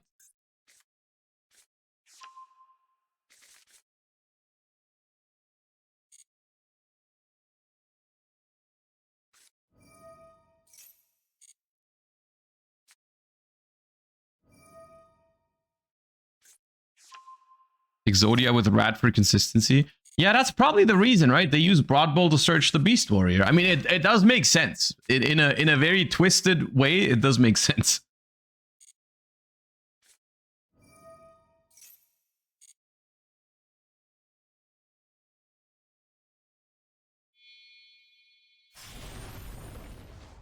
Activated, activated, activated, activated.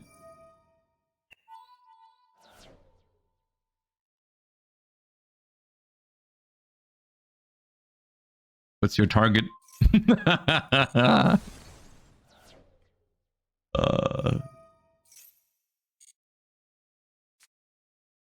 Head! Head!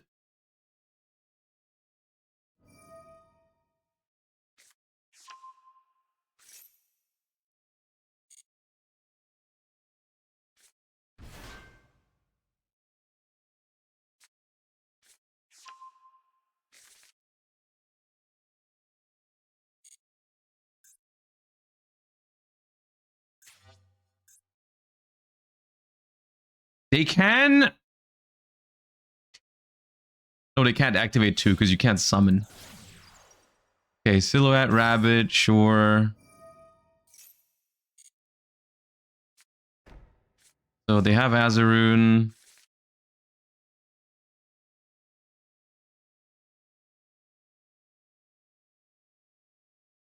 If we can destroy one piece of Exodia in response to Ankh, that would work, yeah, but I can't do that.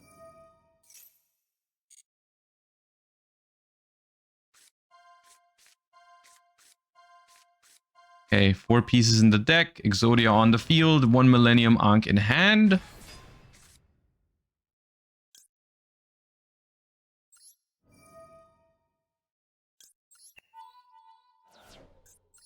And the face down Exodia.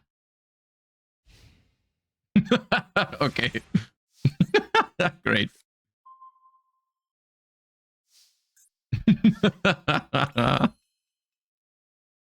Awesome. All right, well, let's dig for some fossils.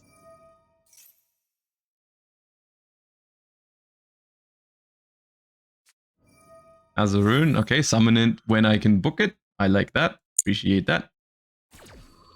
I don't play Zeus. Zeus would instantly win, but I think we are fine.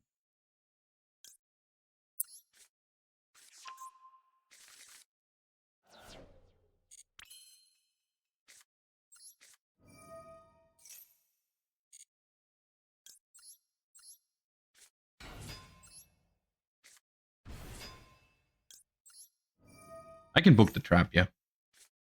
Ah, okay. That was the only thing that was missing for a perfect game for me.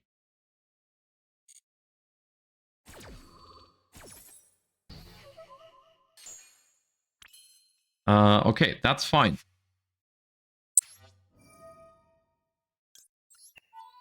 We can bring back Lupus now, actually. Oh, he resets it in the back row. I didn't realize that, but it doesn't. That makes it. Does it? No, it doesn't make. It doesn't make a difference.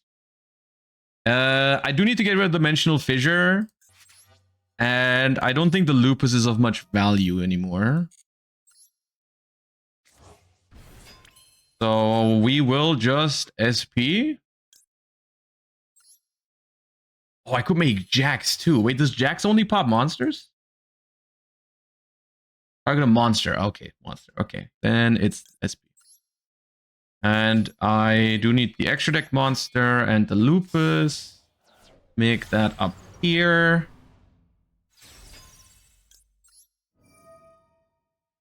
Banish your cringe floodgate. Now I will Cambridge for that.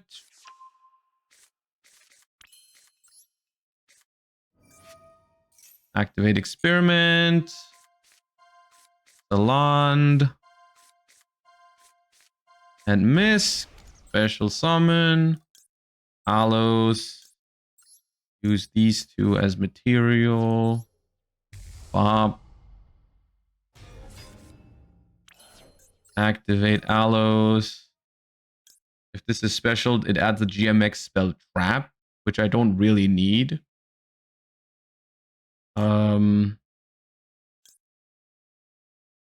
What is a free card? Suck.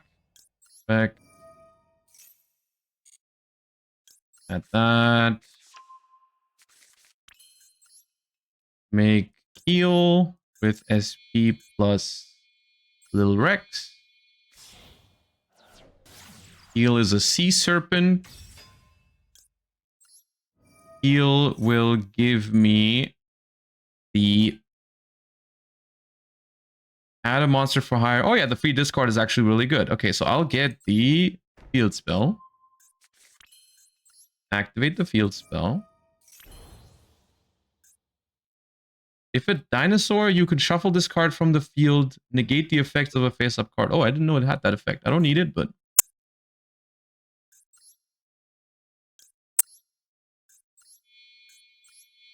All go. And now for my favorite part.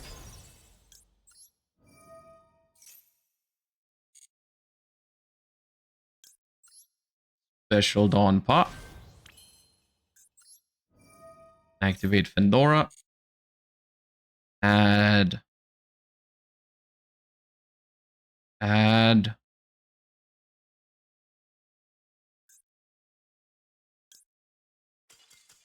Oh, come on, man!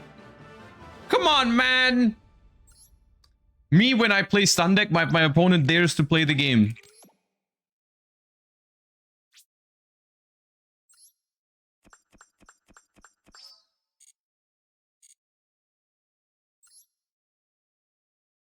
It's fun. Have we gone first yet? We haven't gone first a single time yet. Hello? Hello?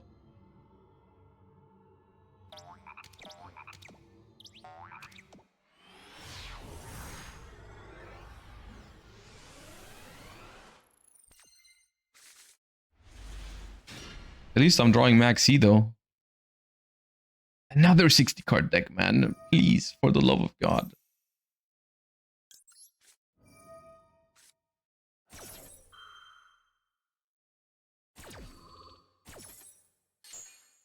That's right. I resolved it. All right, what is it? What is your pile of cards? Branded. All right, that's acceptable. That's probably also the scariest it could have been. Like, if it was just like a hero pile, I'd probably just win with the maxi, but this deck might actually beat me.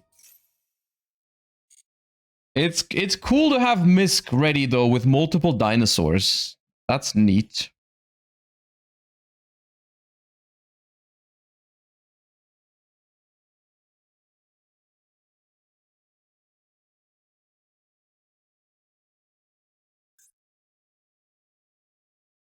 The only question is if I have to, like, preemptively activate it to play around Super Poly. It depends, I guess, on my hand.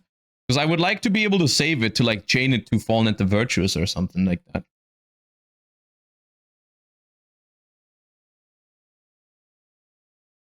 Today I found out Branded Fusion can search Crown and Droplet now. Yeah, you can play the Dark Lord that when it's sent to grave adds a forbidden spell. It's pretty neat. I've done it in the past. I've sided it for going first, I think. Yeah, at a regional. It's not bad. Because in Branded, it's a decent discard, and sometimes in Branded you discard for stuff, so it's not the worst. Or you fuse it with Cartesia if you draw it.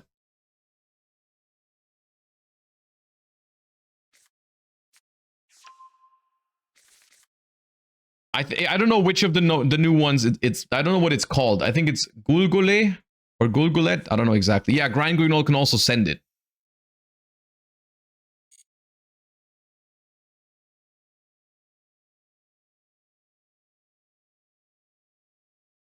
So the extra deck got even tighter. No, it's not an extra deck monster. It's a main deck card. Ooh, I doubt the nib is going to come down under Maxi, but it would be a pleasant surprise, but I don't think so. Can this deck play any of the Dominus cards? No. You got like infinite different attributes in this deck. You cannot play Dominus cards. The dragon that devours the dogma.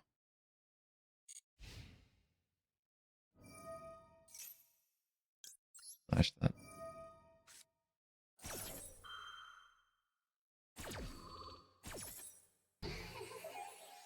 Okay. KKK. You're a little late to the party, but could still be useful. Actually, was that live even? I don't think it was until the end phase, at least. If they activated this, then it would have been too late anyway, so, yeah. Okay, let's fossil dig.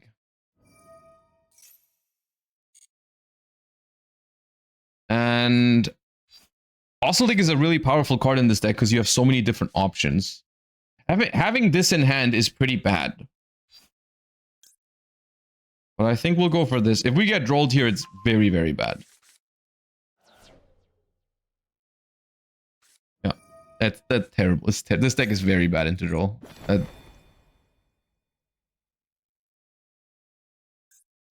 There is not much I can do about this, or just in general. Another issue is I didn't even draw any GMX monster. If I had any GMX monster, this would at least be a fusion But all of the GMX... Oh no, this is a returned Dino Deneen and a dinosaur monster. But it adds from deck to hand, so... Yeah. Oh no.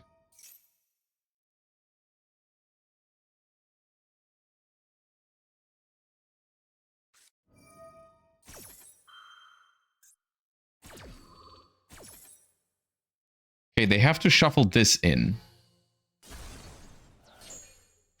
So currently, they don't have that much. They don't have that much.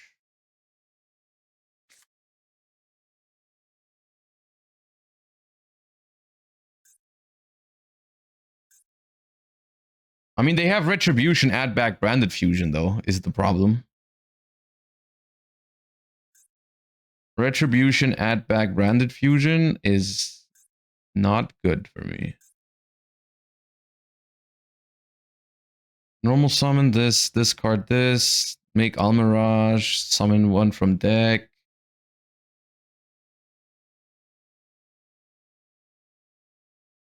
But that triggers the Gran. I don't really want to trigger the Gran. I feel like that makes it worse. If I allow Cartesia.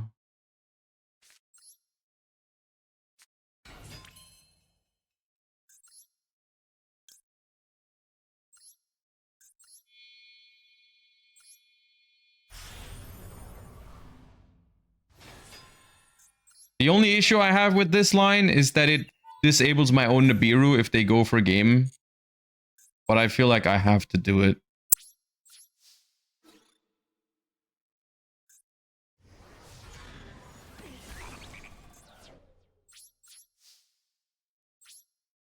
Yeah, maybe if I live.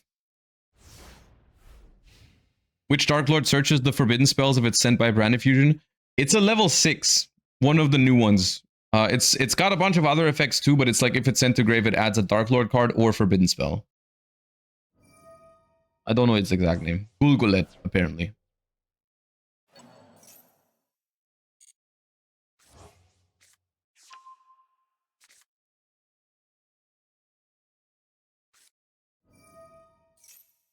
Alright, well, let's see. Branded Fusion is scary. But maybe I can live.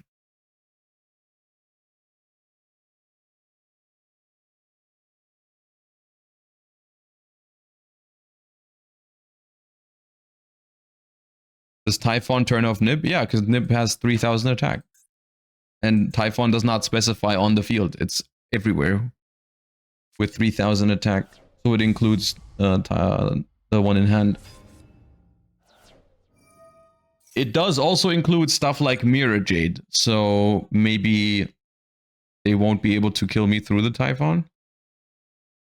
Yes, Graveyard too. If there's a Typhon on the board and your opponent has this guy in the grave, they can't activate it in the end phase. You can turn it off that way.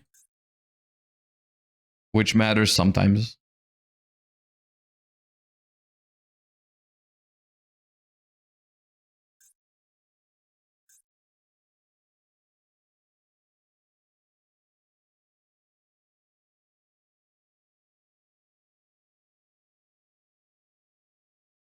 Also, OER, thank you for the Prime. I missed your message. Are you going to open the new structure decks? I should be getting the new Legendary Modern decks in the mail at some point, and if they arrive, we can open them on stream if you want. But I don't have them yet. I think they release today, actually, in Europe. Okay, we are in the battle phase. I think I survived, but they also haven't played into Nib yet. But I mean, if this is it,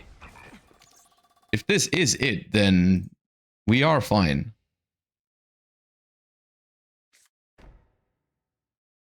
Set 1, end phase.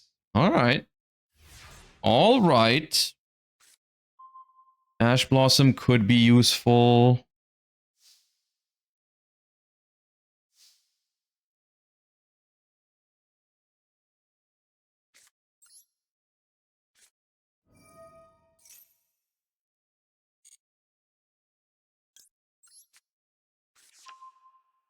Please don't. Okay.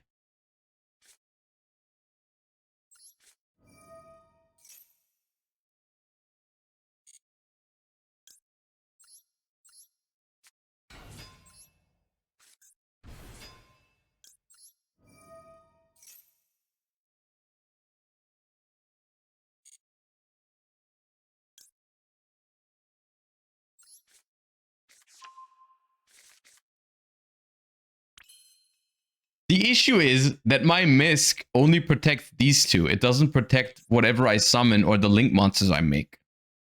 So it's a little weird in that regard.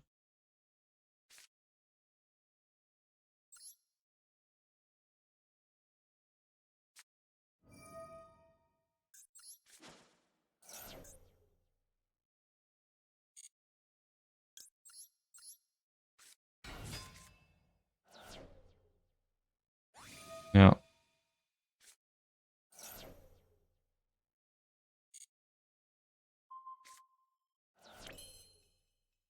That's not great for me.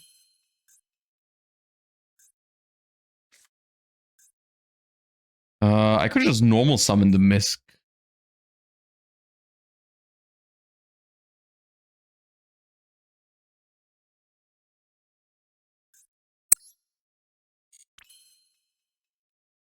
This is awkward because I have 2 dinosaurs.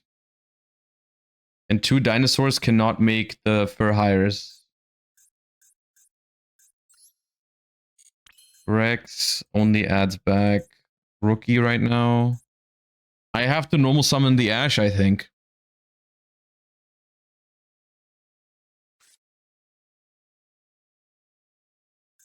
Banish 2 dino, summon Rex. Yeah, but then I still have 2 dinosaurs, guys.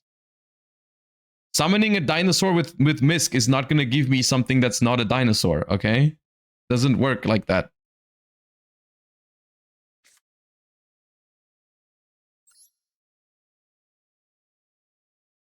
Do you play Almirage? Yeah, but Misk does not make Almirage.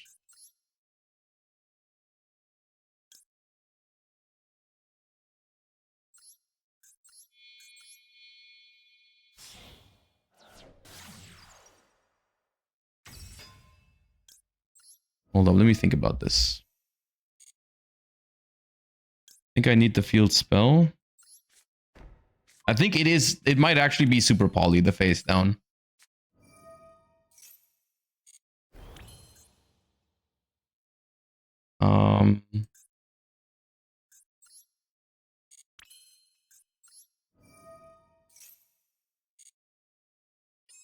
Add a fur hire. And summon Rex.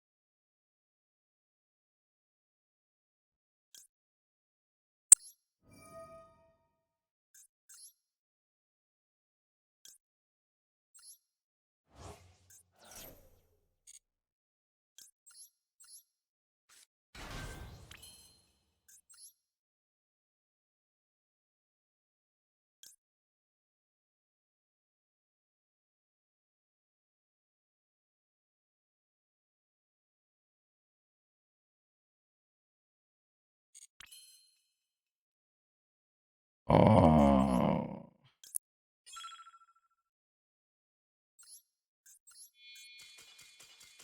Okay. Dude, I'm not sure if that was worth surrendering because I was just trying to figure my shit out. I think I had a way to do it though. So the issue is that what I was trying to figure out right now was how do I get 3 monsters with different types on the field to make Fall go? But I think I had it. At least let me read the cards real quick because what I was trying to do was I wanted to make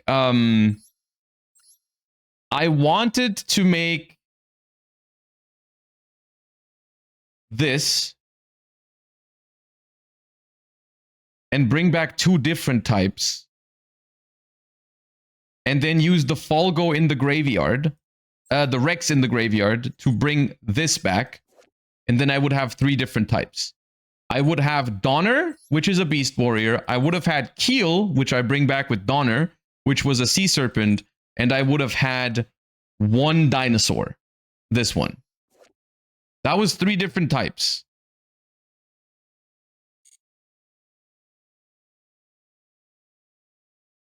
Stop yapping, you lose that. He was just bored. You are literally just an idiot. I'll ban you for that. I just explained what I was going to do. So I have 3 different types. Then I make Folgo. Folgo was made with no beast, so Folgo can summon Donpa. Donpa specials Rafal. I trigger Donpa to pop a card, and then I draw 3 with the Rafal. No, I was fine. Yeah, I was fine there.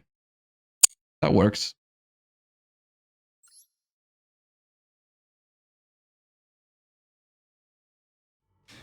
Could Reproducus be an option? The problem is, like, you do need, like, Folgo is a link 3 that you can't link climb into. You actually need 3 different monsters.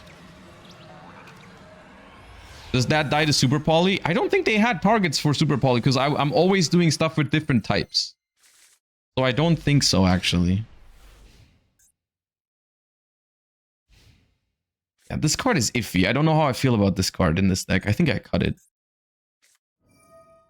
Octodic! What is happening? This is a Mitsu pile? Probably.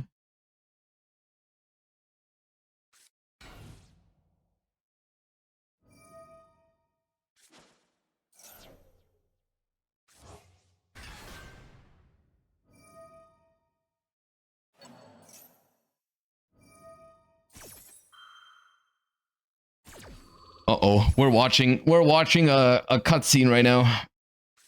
That's probably gonna be crazy end board.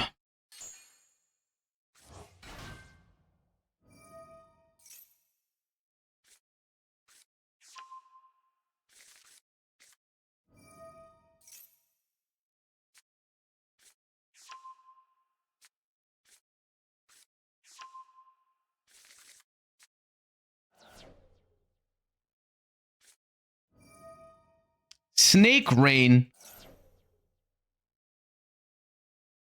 Dude, one other thing that I noticed in that last game was that sometimes you don't even activate Misk. It can just be a good discard for your field spell. Because the field spell for hire is kind of bad. You do have to discard a card for it, but if you just have Misk, it can just be a free discard and then summon a guy. Oh, look.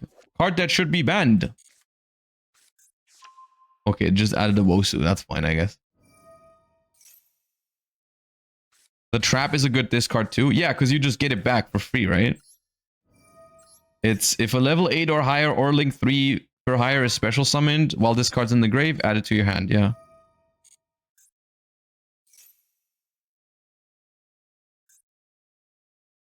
Is bro locked into anything here, or do we not do that? Cannot special summons except reptiles while this card is face up. Okay, so that doesn't.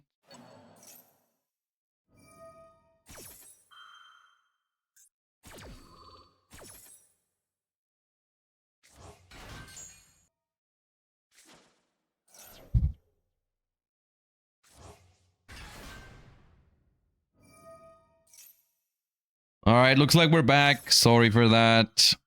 Everyone needs to refresh. Tell people in chat to refresh. We didn't miss anything. They're just still doing the thing. We didn't miss anything.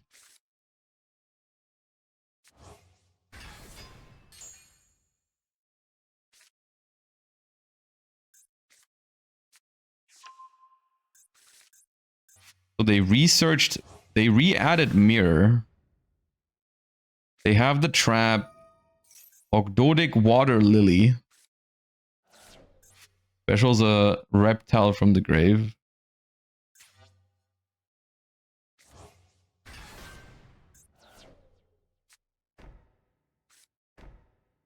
If a monster is special summoned from your opponent's grave, you can send a card they control to the graveyard. If a monster is sent from your opponent's hand or deck to the grave, you can special a light or dark reptile. Okay.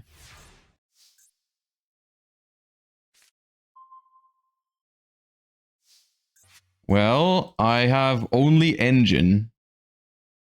We'll see how that goes for me.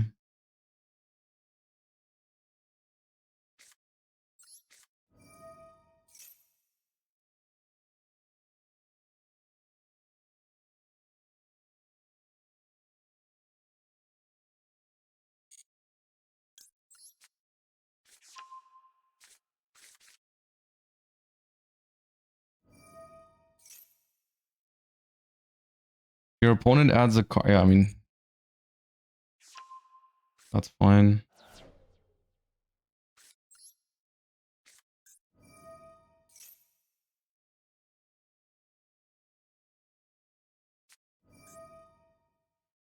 Negate! Fun!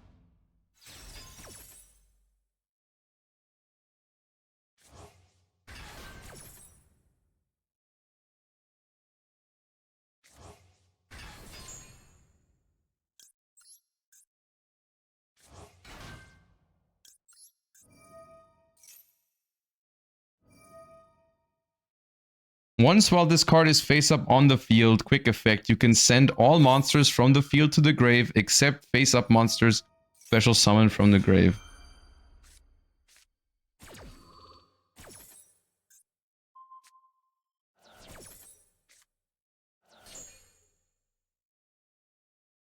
Okay, man.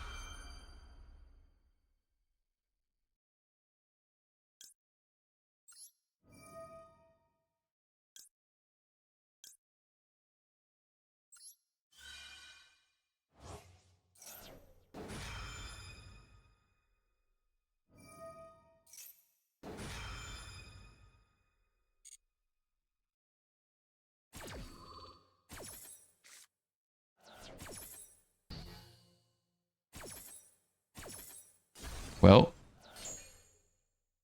I think we're pretty doomed.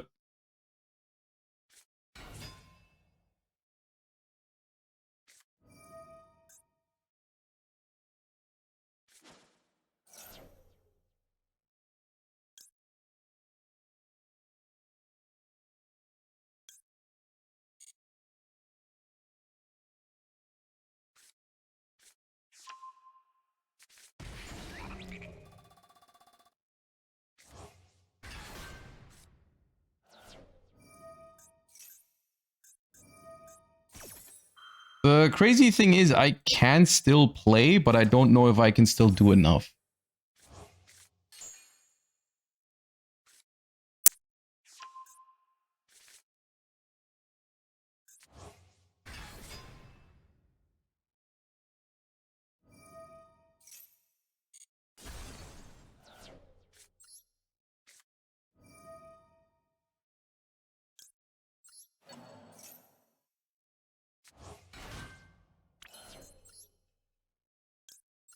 Have you gone first? I have not gone first a single time, no. Not a single time have I gone first. So far.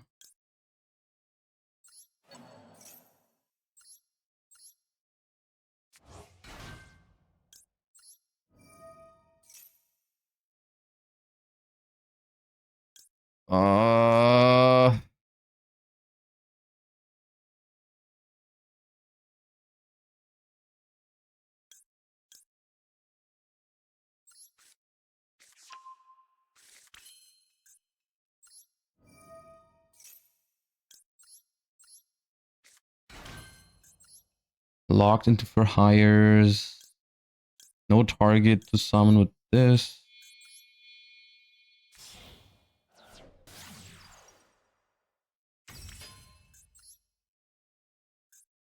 Tribute a monster.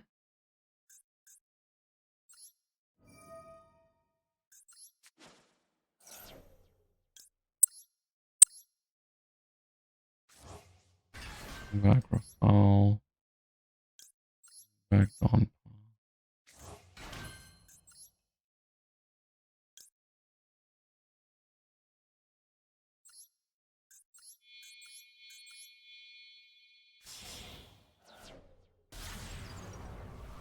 Volgo does draw if I destroy by battle, but I don't have 3 for hires. So it'll only draw 1.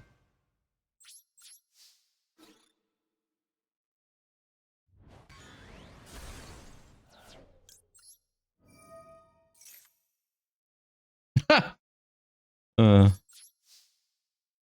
I'm locked, so I can't use it, but that's funny. That's live.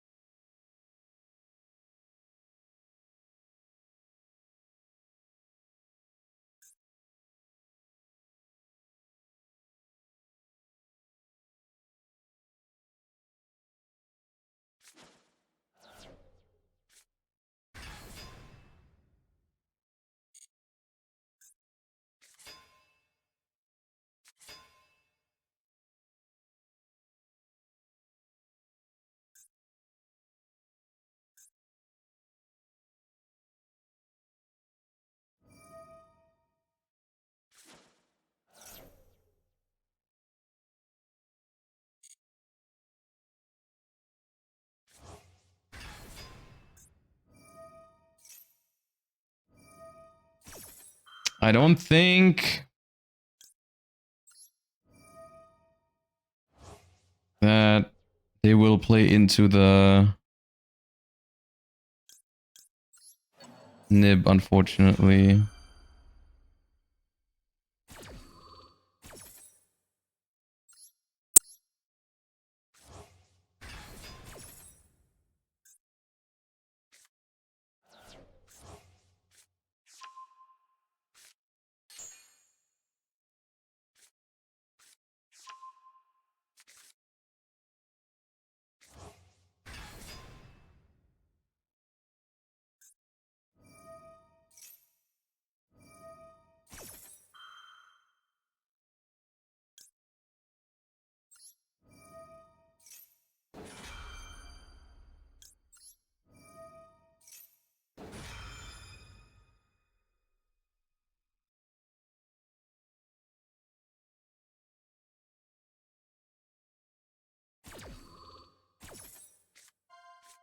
Well, now they definitely won't.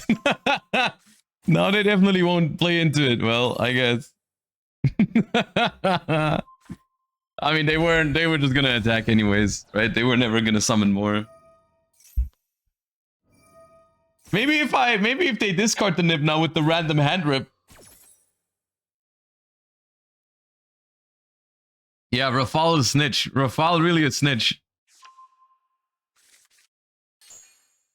No, they didn't even hit one. Oh, come on, man.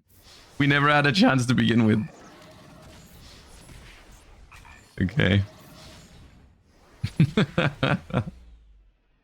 Damn it. Dude, we've gone like second 5 games in a row now. I haven't gone first a single time. But we're still doing okay, is the good news. We're still doing all right.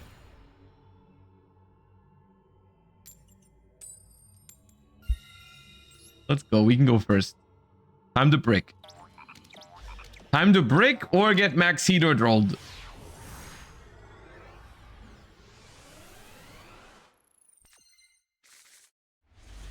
Okay, well, it's not a brick, but it's also not ideal.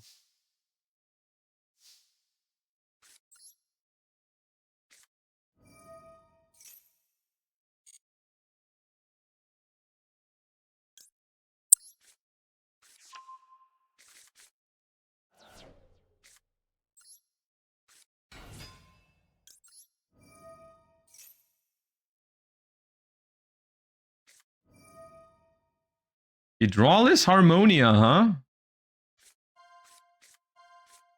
Oh, Arclight is scary. Well, you're not popping my dinosaur. Wait, Nip is not once per turn even? Okay.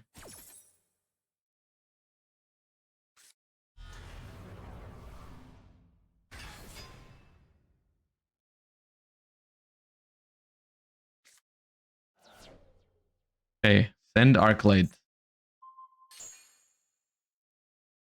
I add rookie.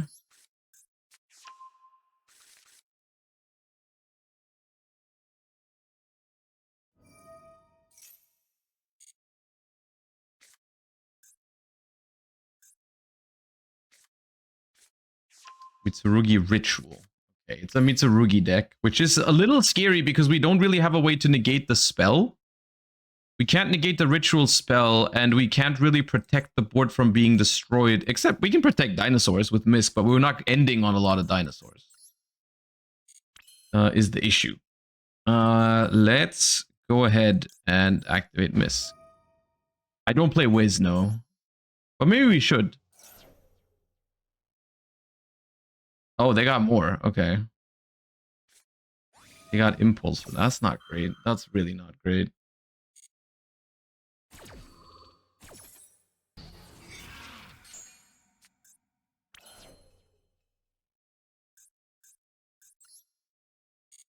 I think I just lose.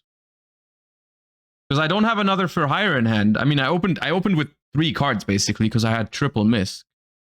But if I go Rookie Tribute, I can only summon Beat, and that is not 1-card combo, because Beat has nothing to summon. If I had another for hire in hand, it'd be fine. Rex should have added... Yeah, maybe Rex could have added Mayhem to be safe. Yeah. Yeah.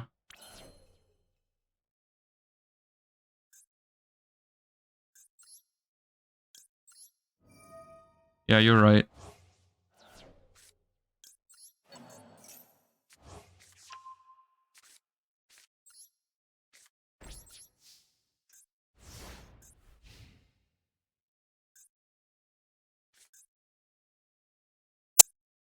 I don't think Nib is going to save us here, because they already have Harmonia on the field. I don't think they will summon 5 times.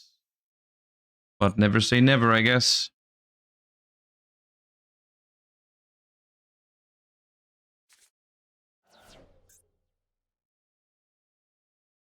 Dandy Solid, thank you for the Prime. Welcome back. Thank you for the 11 months. Why are we playing Nib? The idea is because this deck, it doesn't actually have that many interruptions, but it does draw a lot of cards with Folgo and the new Rex.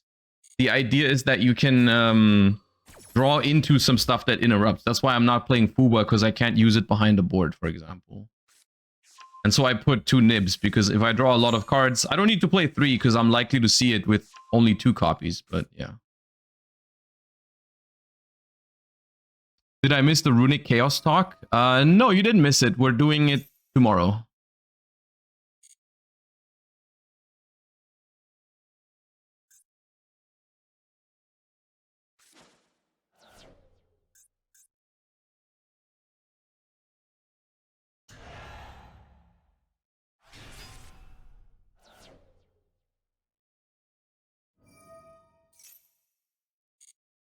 Who summons?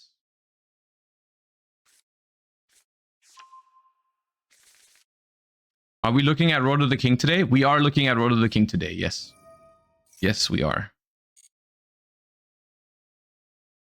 Wouldn't some powerful quick place be better than Nib in that case? And how are you going to use a powerful quick play spell if you draw it on your opponent's turn?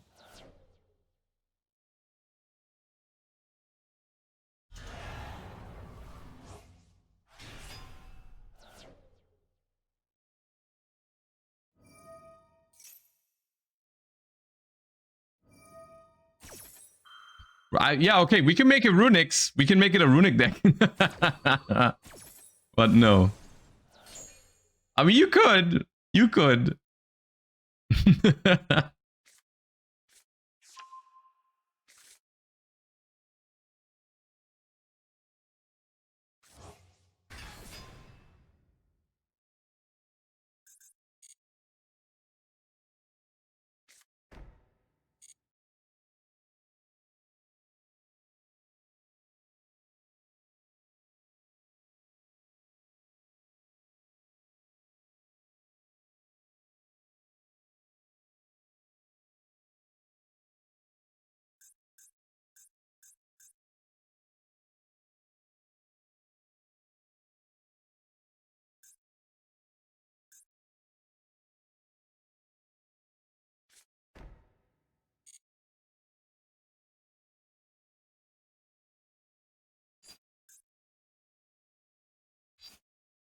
Well, yeah, I just die. Summoned 4 times.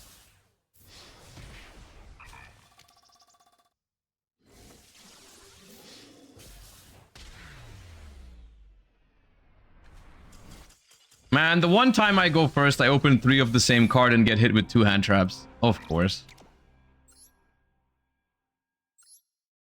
Let me tinker on this a little bit. I think this card doesn't really come up.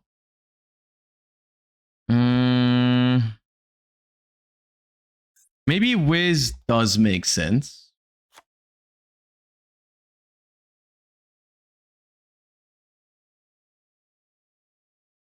We need called by. Sure, we can add called by.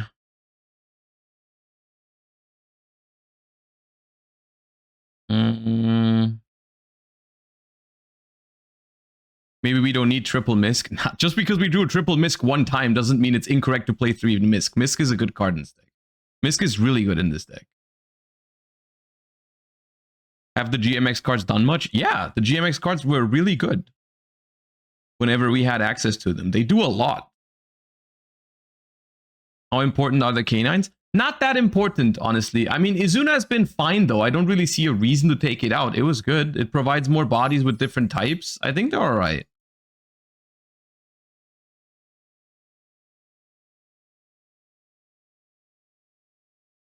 Less Bailers. We can play 1 nib. It wasn't that great, but we draw a lot of cards, so even with 1 nib, we'll have a chance of drawing it. I think that's what matters. Do we have too many normal summons? This is technically a normal summon. The normal summon. We have 6 normal summons, really. These 2. I mean, this is technically 1, but not really. This could be fine.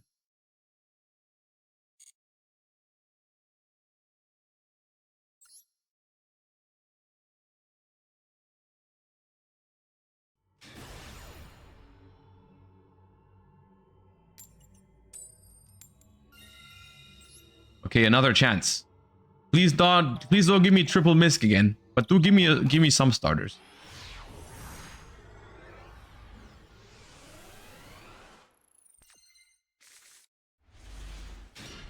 Okay, hold up.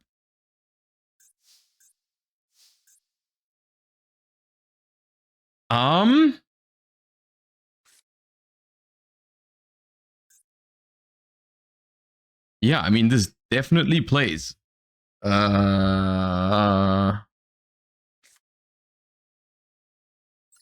this.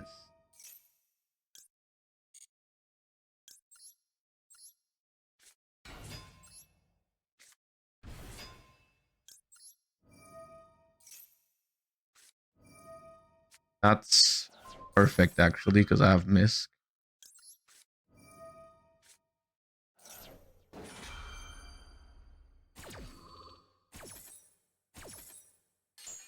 Now, come on, man! I wanted to see what I can do. I didn't even know what I was gonna end on, man. I didn't even know what I was gonna do. maybe it was gonna be completely fair.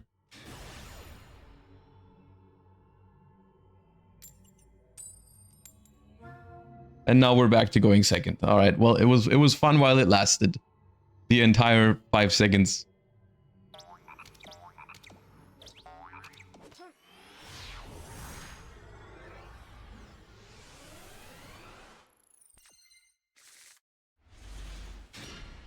Where there's an Izuna, there's also a Lupus, is what they say. I think that's what they say.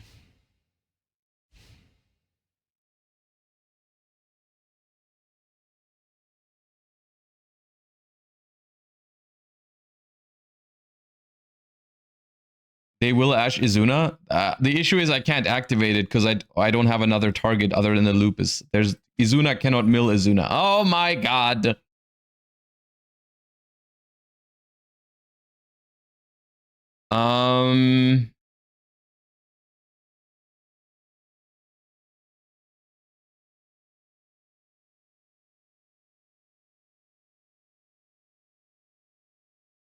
Sure.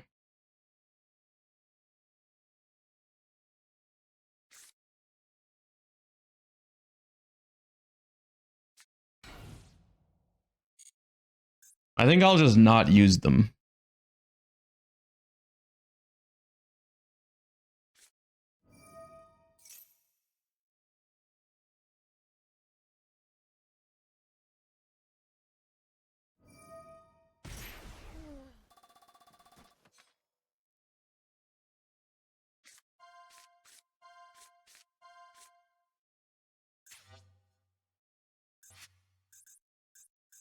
My issue is now I know that they don't have this guy, right? But they could have the whale face down.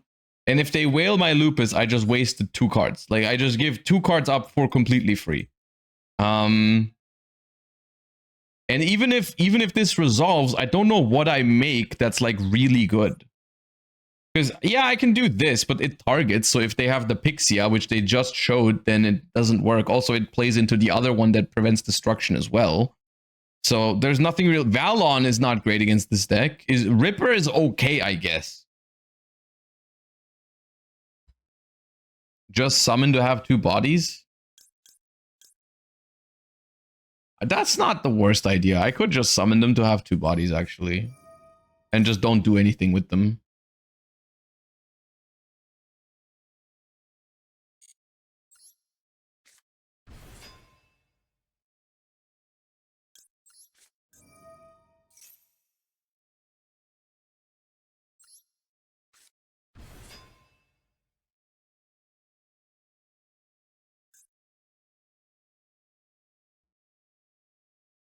And then just do nothing.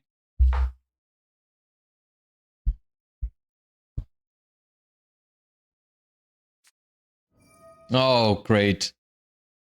Talents in Enneacraft. Awesome. At least they're drawing.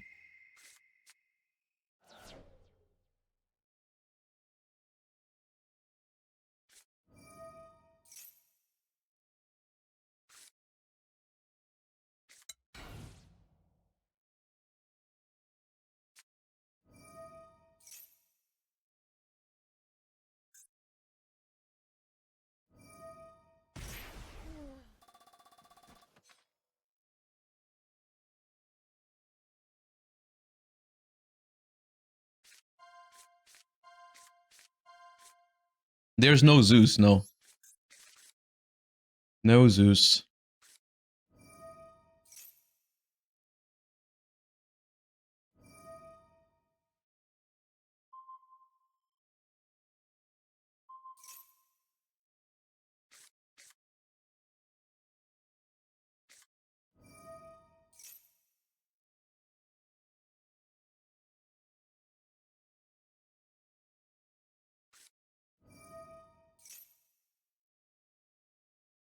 Ha ha ha ha. Did we already watch locals? No, we're watching locals tomorrow. Tomorrow is Runic Day. Tomorrow is Runic Day.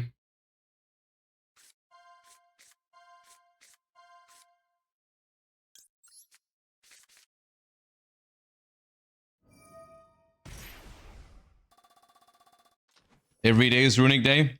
Okay, fair enough. Tomorrow is especially Runic Day. When is Dark Lord Day?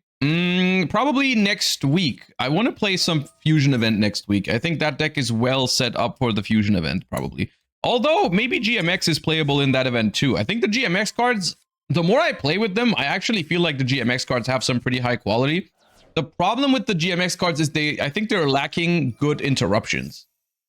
They have like a pop. They don't have anything super crazy.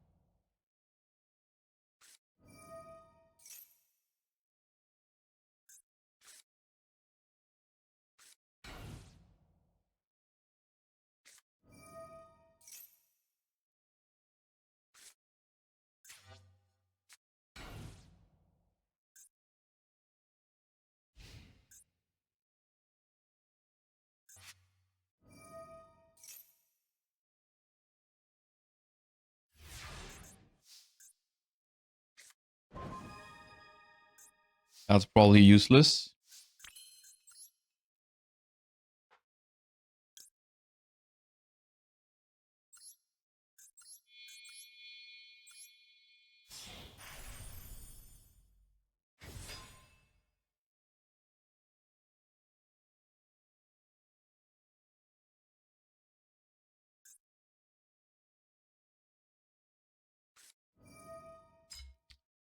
All right, I guess it's not useless.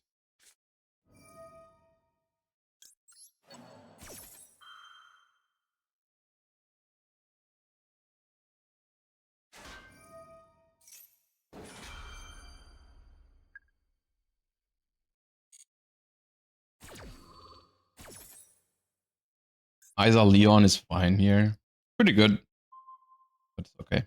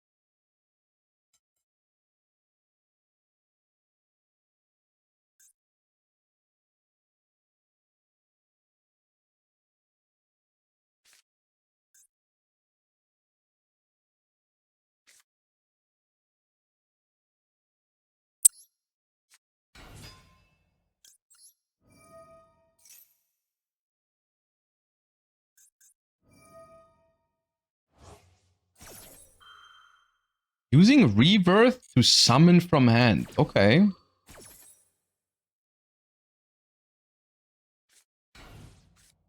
To bring the Leon back out. Okay, but now... Now you can't use the thing to flip the guy up anymore. The whale.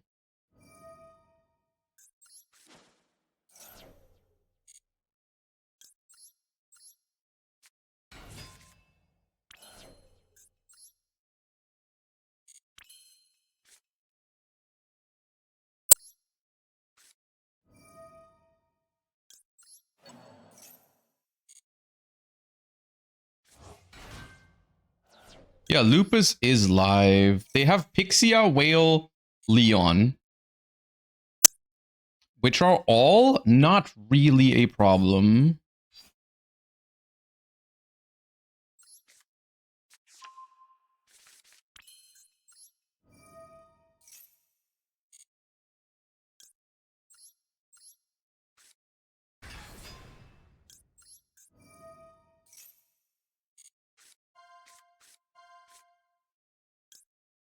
Give me that. I like that. If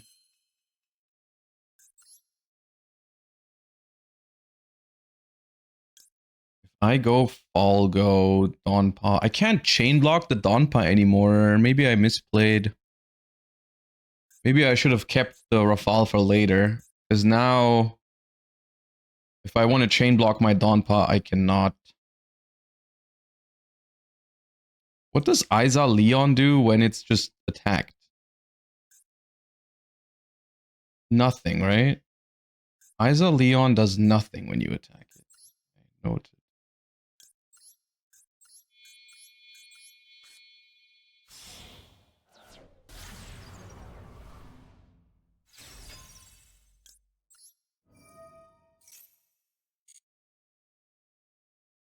Oh, I can't summon Wiz with this as well. Which is cute.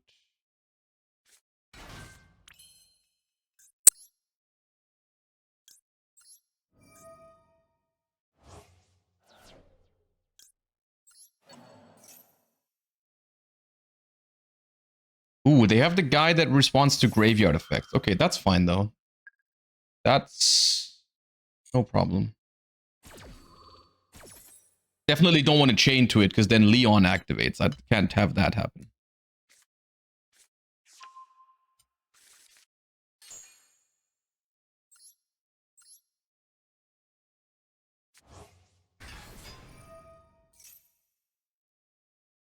And do not activate Dawn Pound, no.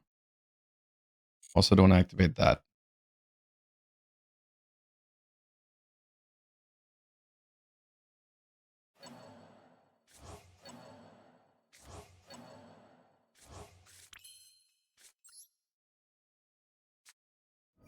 Activate this. Alright, that was quick. Aloes.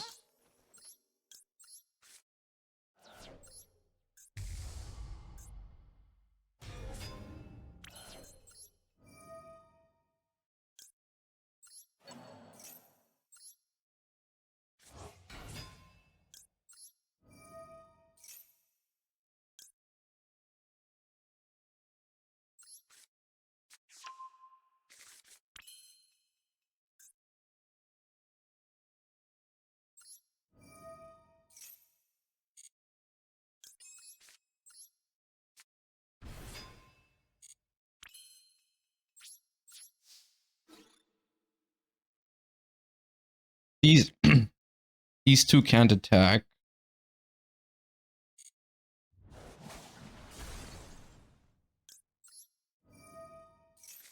Draw 3.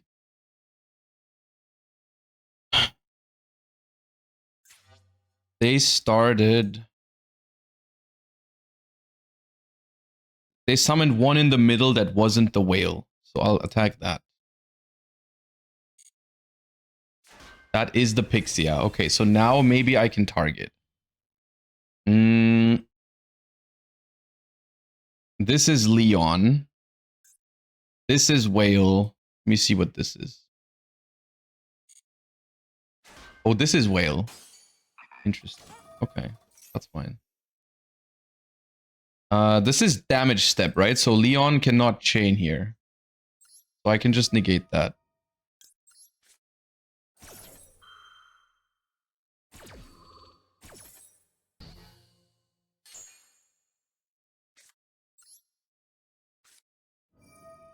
Oh wait, what I summon here can't attack anyways. Okay, well. Use a Kimridge.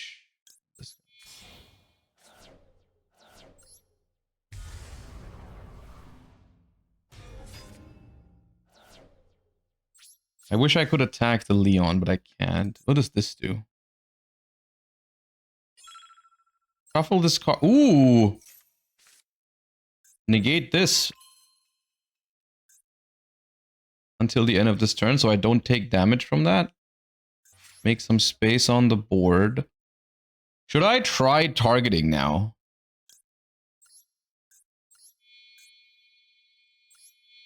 Maybe it's worth the risk.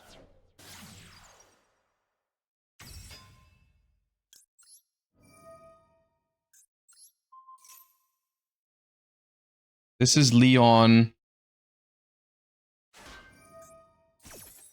Second Ixia. Now I cannot target anymore. I didn't expect the second Pixia to be there. That is pretty bad. This does not target. Tribute a monster.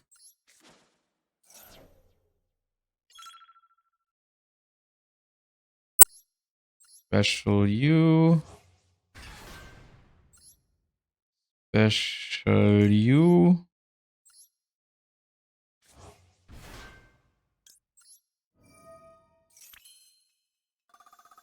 Gain some life points.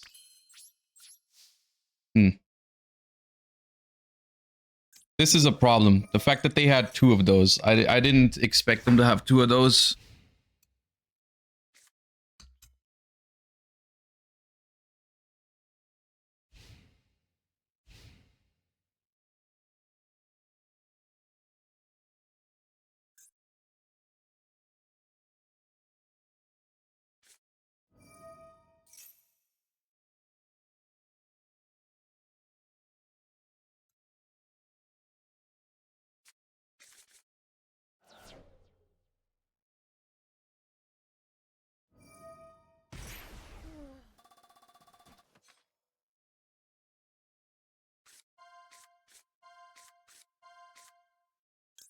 Why are they getting another field spell? Do they think it's permanently negated? Well, I'll draw a card every time they add, so.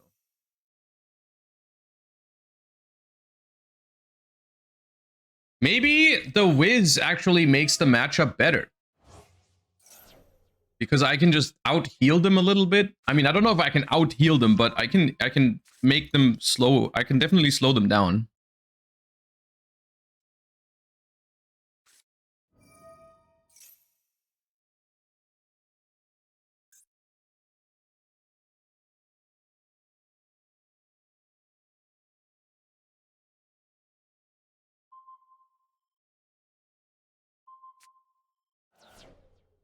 Okay, negate those forever.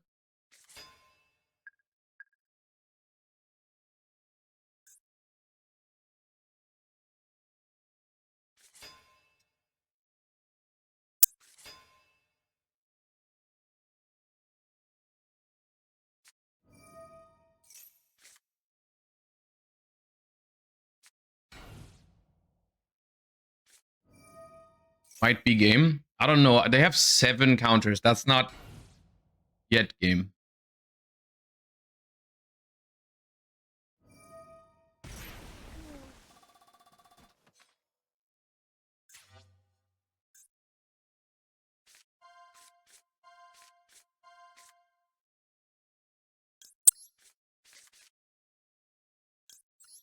I need the cards. I know they might be able to respond to it, but I do need the card. On 900 every time I add. Hmm.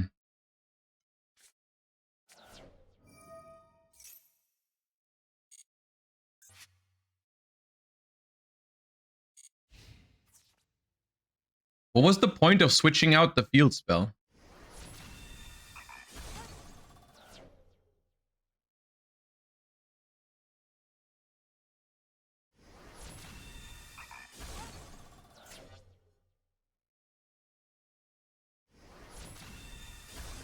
Won't quite understand.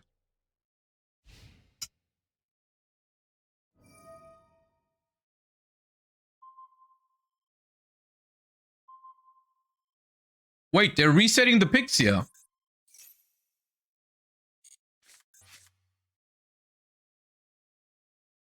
Wait.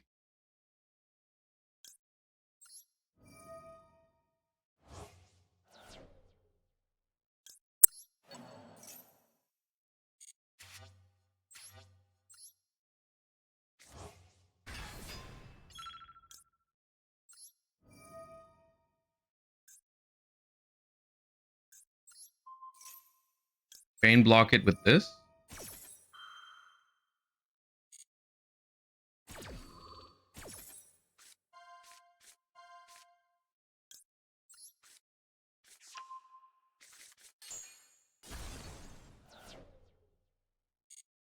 Dude, the Eniacraft players keep doing this.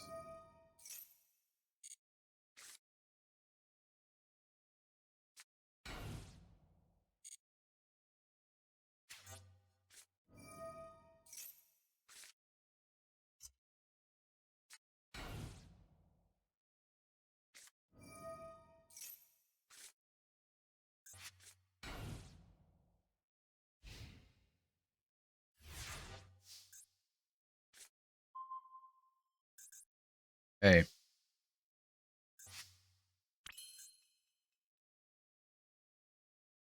What do I have here? Banish this card, activate the top cards of your deck until you activate a GMX card.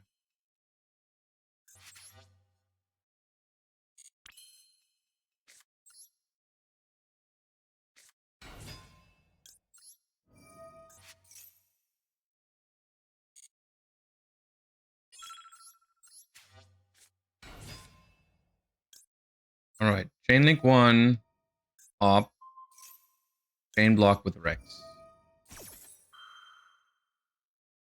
No response. Okay, sweet. That feels... I don't have much time. Op that.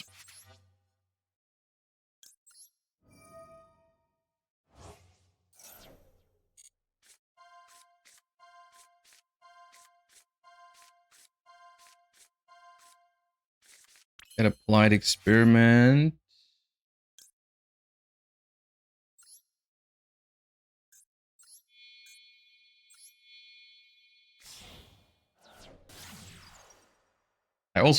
I forgot where which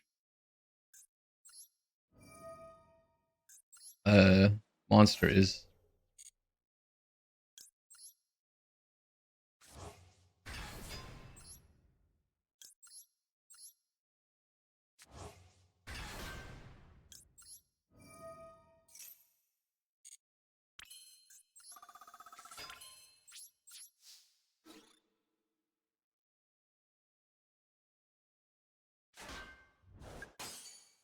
Okay, this prevents targeting altogether, so I want to get rid of that. I would like to draw 3 cards. Well, yeah. Give me those. Let's flip this one. Market fail. Each time a monster is sent to the grave, 300 damage. Alright, we have no time.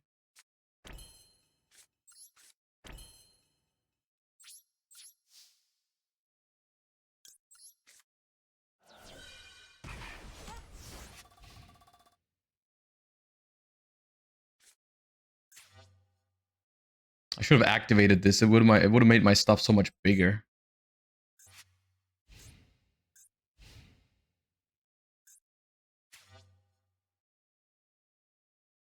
Also, I didn't put a... I kept no for hire card in hand, which is not great. But I am very, very low on time, so... It kind of had to be done this way.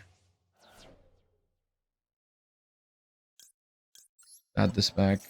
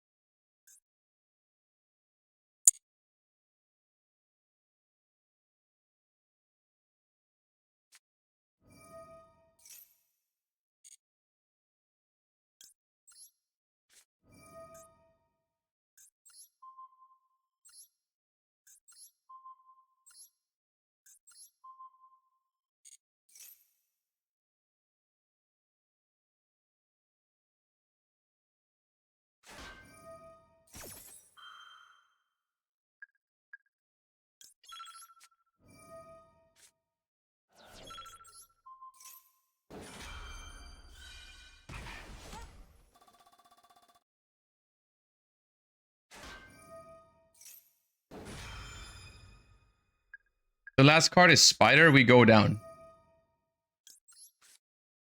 But I want you to know that I would have won if I had more time. Not Spider, it's the Leon. Okay, that's fine. Is that fine?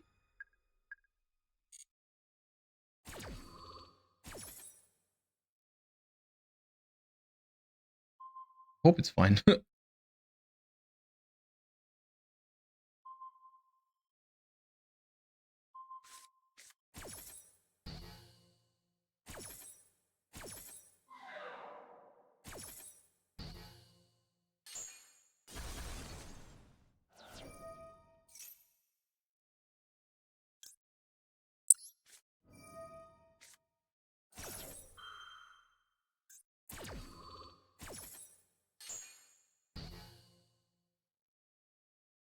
Oh wait, that was negated anyways. Yeah.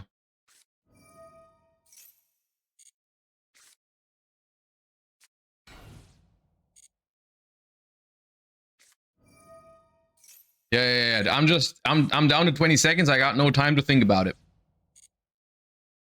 But I think I'm hopefully okay.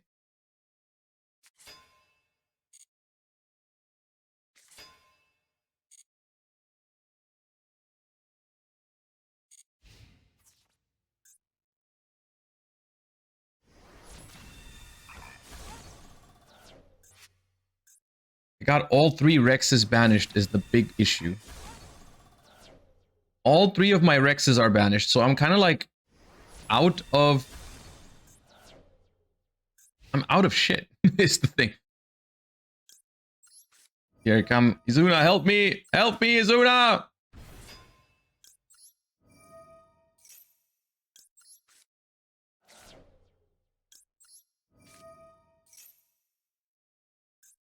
They got the graveyard, dude. Okay.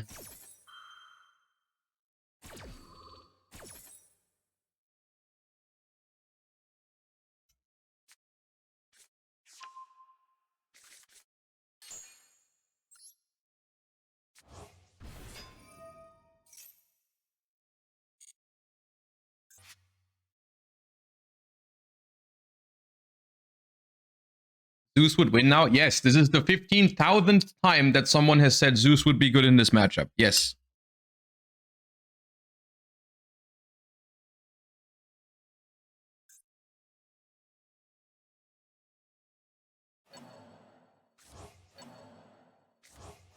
Wait, they're recycling my extra deck. Thank you.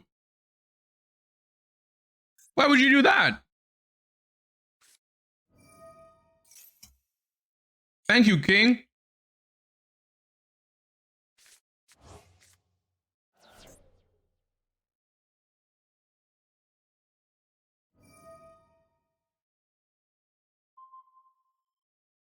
Okay, they're recycling. They're putting the Pixia away again.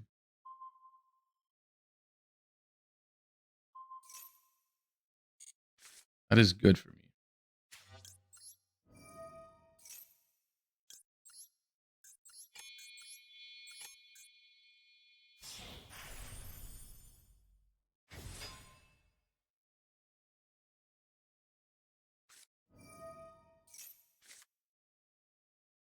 I am British. Thank you for the 3 months and thank you for the kind words. I'm glad you're enjoying all the discussions that we're doing.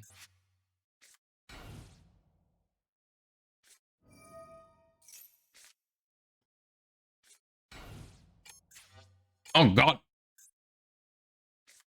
Nib is live.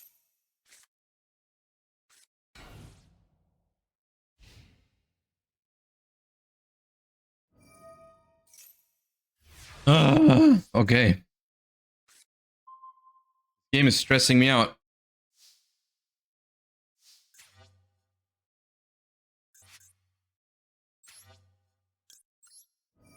Activate Misk. 1.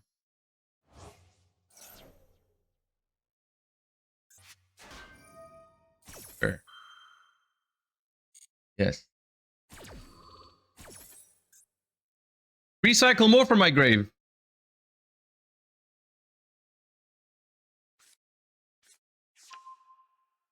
Yeah. Oh, God, man. 60 seconds already, man.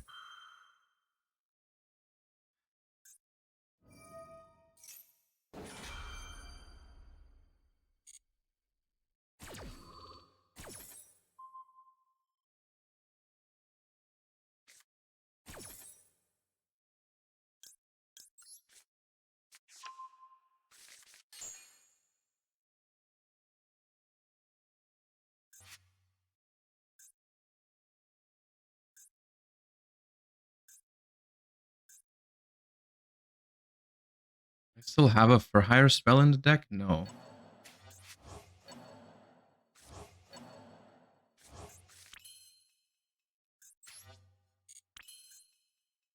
Fusion summon a dinosaur fusion monster.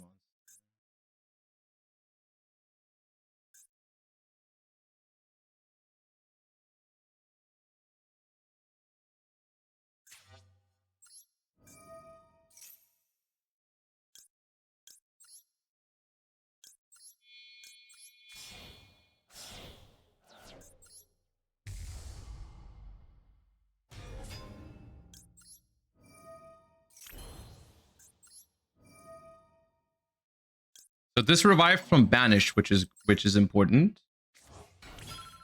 30, dude, where am I? Man, how am I supposed to play?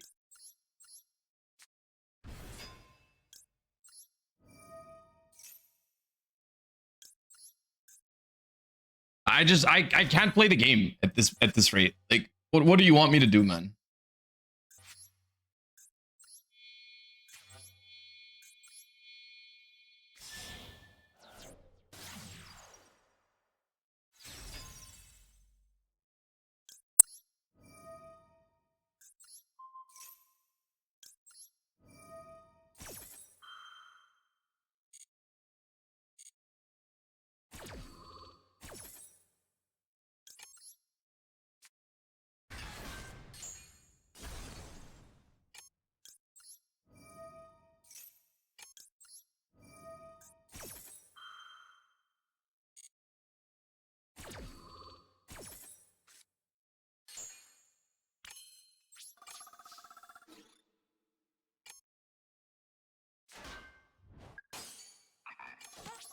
Where's the stupid Pixia again?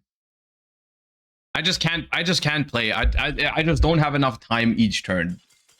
I think they also timed out. A connection failed, whatever that means. They probably timed out too. I don't know. On one hand, it was a nice game.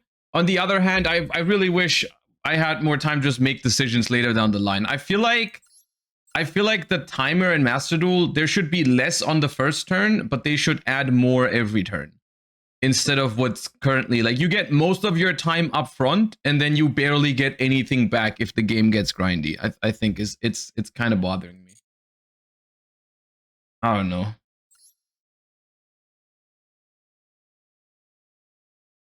Oldest take, yeah, I know. So I think people have talked about this already, but it's just sometimes, especially when I play a newer deck, it bothers me a lot. I'd be down with less time on turn 1 and then just add more each turn.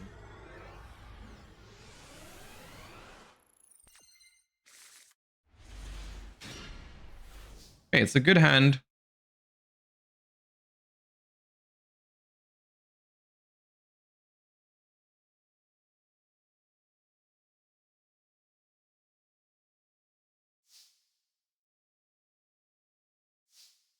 Well, there is probably some sort of charmy going on there.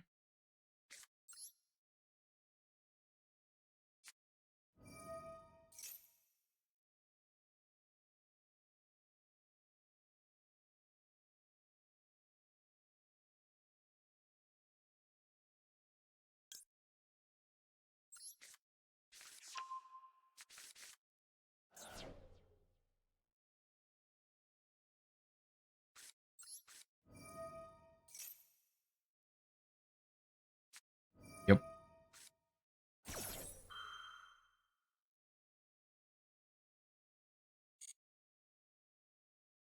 Well,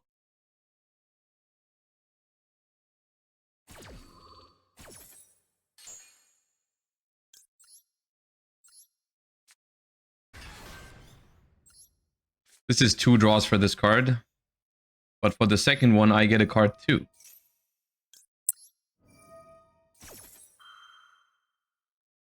And this is where the dynamic becomes weird, because every time they draw now, I draw too. So the question is, how much do I want to do now? Never mind. I don't have another one to discard. So.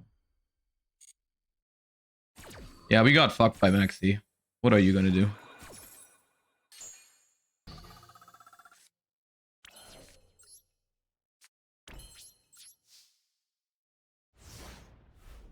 Should play card destruction is a funny idea, because then you just go in, but you have to have the card destruction in hand. You can't really reliably draw it on turn 1, because I mean, actually, if you push into a Maxi, I guess maybe you do.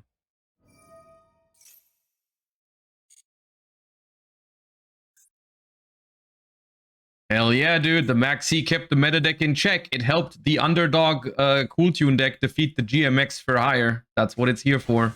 We like to see it. That is the purpose of the card.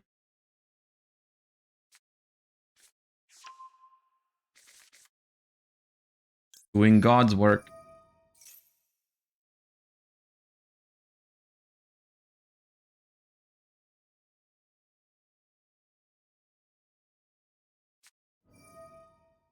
Yeah. Sure, man.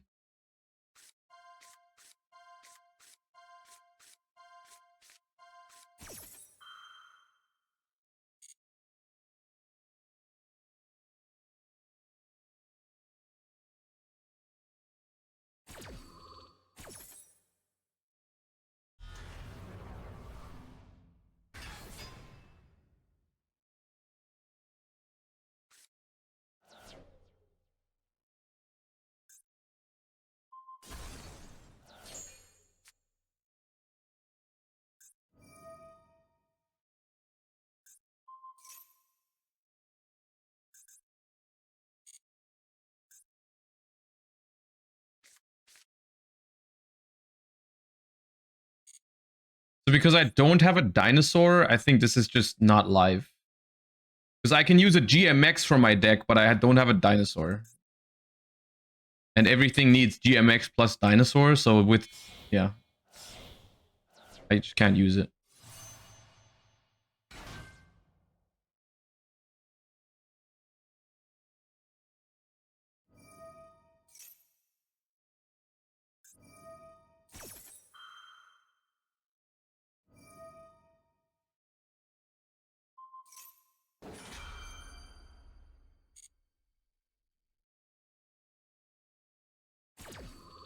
Someone told me you can draw with Rex when the opponent draws for turn. Is that false?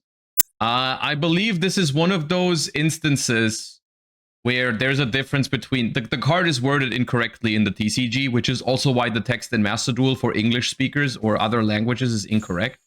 I think in the OCG, in the original version, it specifies like draws a card by a card effect or something like that. So it doesn't work in the draw phase, but in the TCG, the way it's worded, it says if a card is added from the deck to your opponent's hand. So it does work in the draw phase, in the TCG. But not in Master Duel.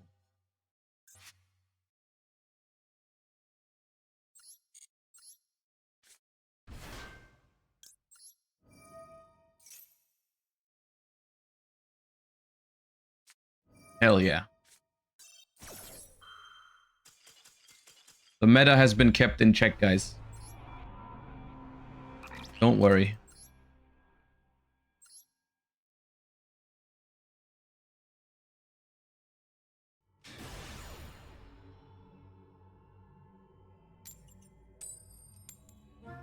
My hand would have been fine against like one-on-one hand traps like Harmonia, Ash, but not Maxi. Maxi was not okay there.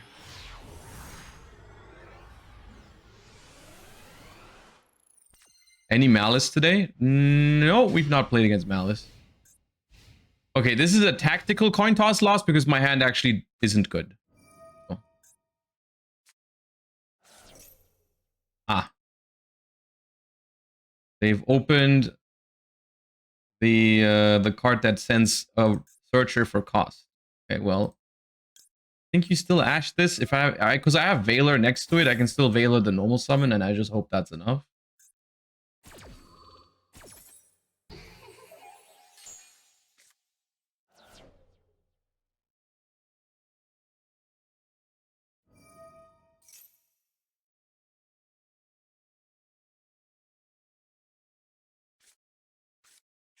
Yeah, this is the one that I would like to Valor, if I can.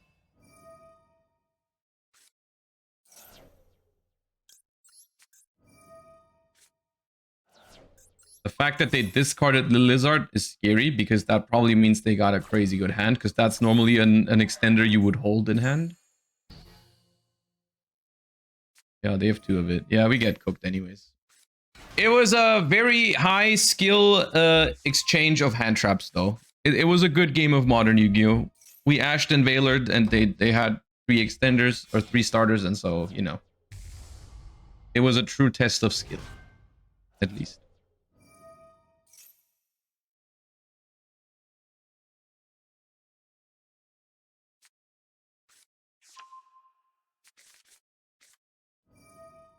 Wasn't it hold Valor for the small fusion? I think Valoring this, if I allow all the rest to happen, doesn't matter anymore, guys. It doesn't work. The idea of choke points in Modern Yu-Gi-Oh! Is not real. You can't let all these cards resolve and then expect hitting this to be enough. Because ultimately, this also really just adds 1 from deck to hand and specials 1 from deck. But that's also what this card does. This card also does that.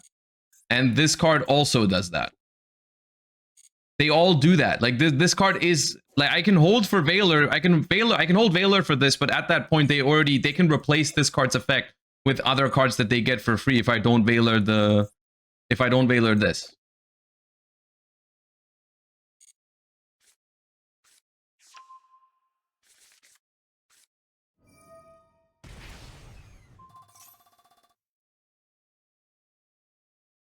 Which card do you want unbanned that is a hot take? I don't know if I have any cards that I want to come back that could be considered a hot take. I think maybe 6 Sense is the hottest take. Because I just want that card for Paleo, but it wouldn't really be. What the hell is this end board? I played this deck for 1 day and I know there's no way that's ideal. Well, okay, I guess we have a chance.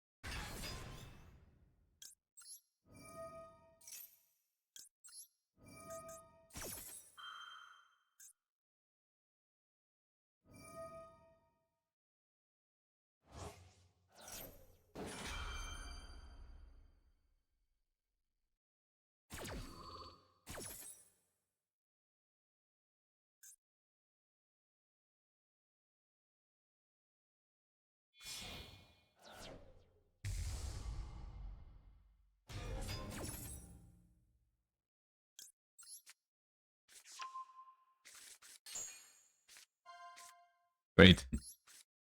The one I just added.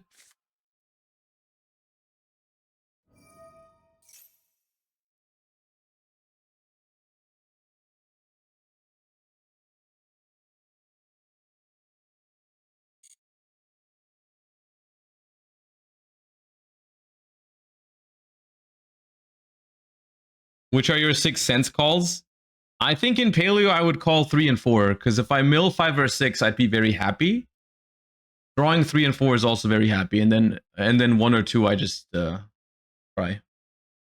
I think is what I would do. It's also what I did, I think, back in the day. I often called what's it called? 3-4.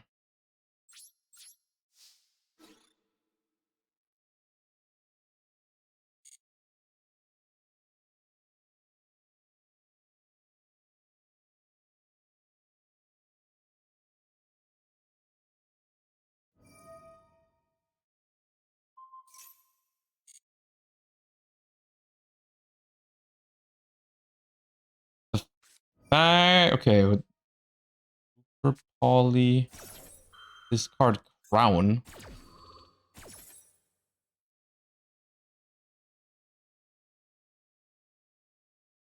I think I would call 2 to 3. Yeah, maybe 2 to 3 in some spots. Yeah. Who the hell are you again?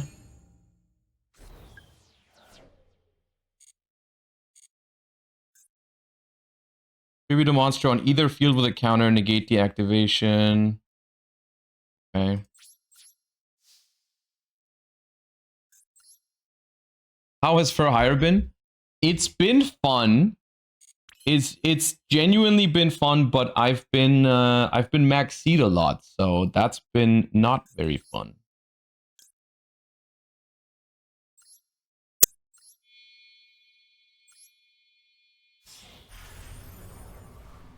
So For Hire, yeah, it's yeah, you could say it like that. For Hire is fun. Master Duel is not that great, as usual.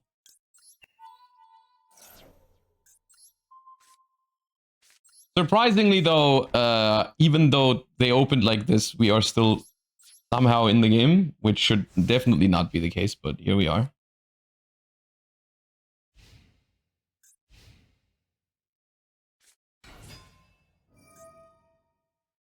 Okay. Card Biblis is so good here.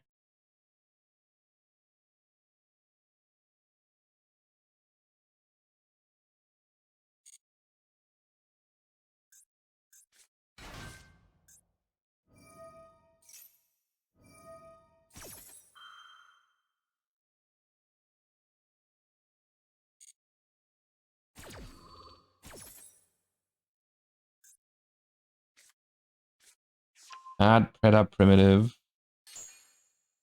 And add another Longi. Okay, Preda Primitive Longi. I think it's fine so far. I have very good follow-up. Preda Planning. Sure. So this pops, but most importantly, this puts my Rex in the graveyard, which can then revive Rafal. So I have a lot here. Okay, they went for that, which means I want to go here. I was afraid of them going for Super Poly. Let's go summon Velox. Let's use a Kimridge and the Rex from hand. Summon Velox. Activate this.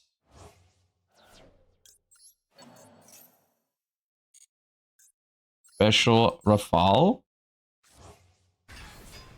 Now I can use Rafale to essentially draw one, beat to add another Furhire. So I have a pop and a monster negate now, and follow-up. It's not bad. What's happening here is really not bad.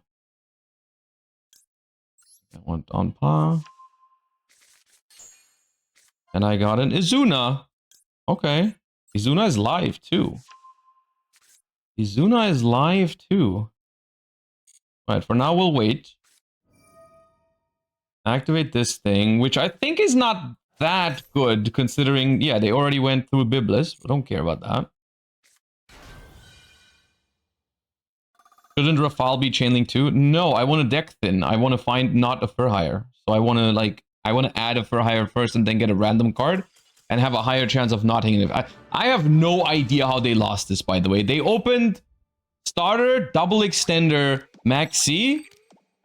All of their cards resolved and they still found a way to lose it. That was insane.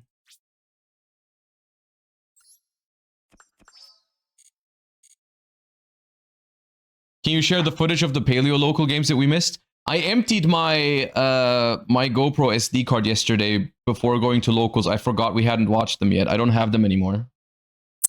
Because I'm always paranoid about my SD card being full when I go to locals, so I emptied it and yeah.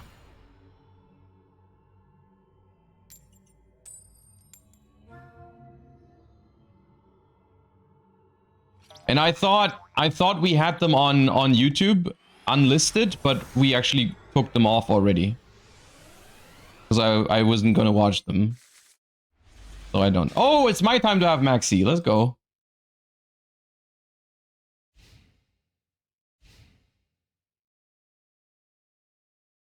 What were you playing at that locals? Yesterday I played Runic Chaos Ritual. Oh, my Maxi resolved against the Cringe Forest. Let's go.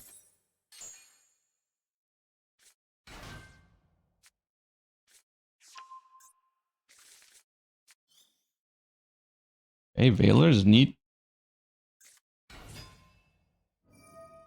Honestly, it might be Veiler this because it adds the trap if they want to go for a compromise under Maxi. I think there's a decent Veiler.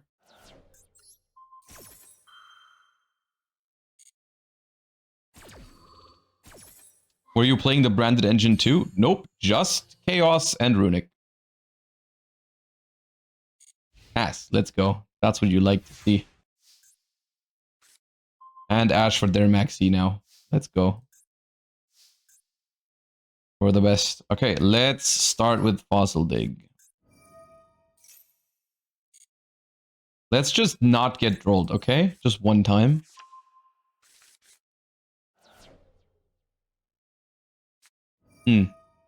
I understand.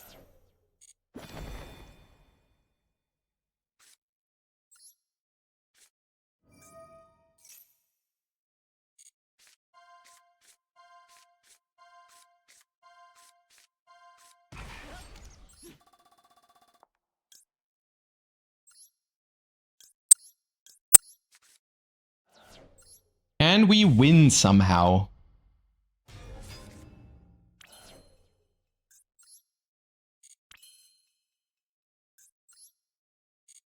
The answer? Probably. The question, how?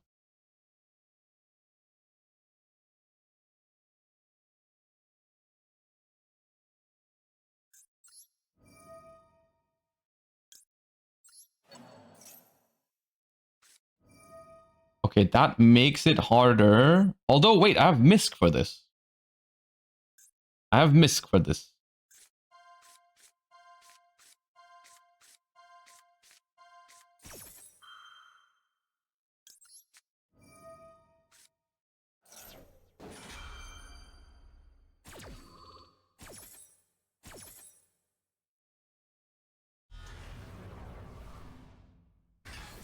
They can still out my...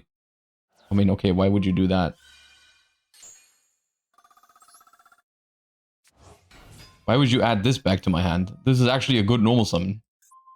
Thank you. Appreciate you.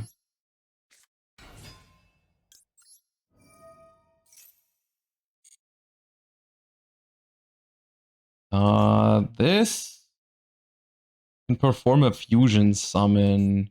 Can we go for a fat complex? Hold up.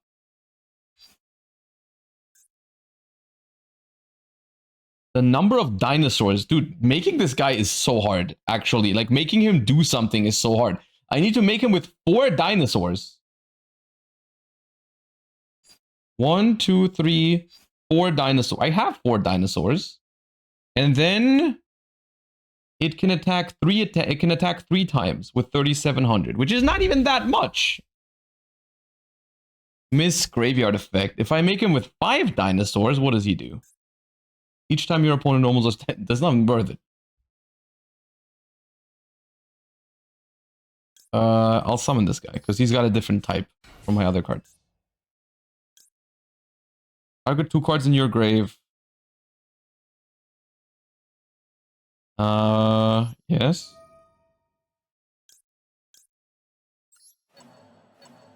Put these back.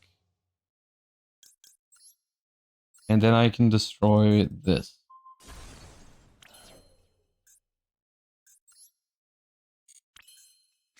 I'm just pressing buttons.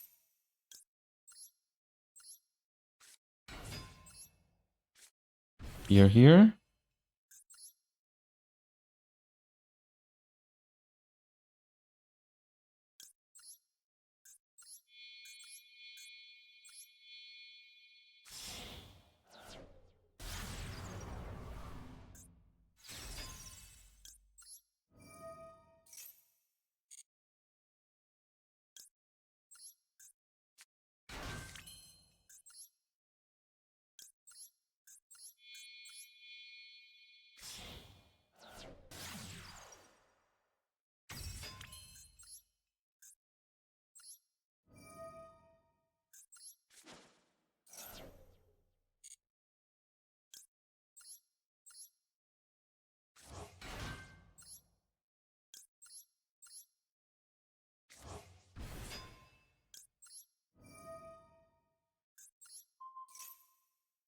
Pop that.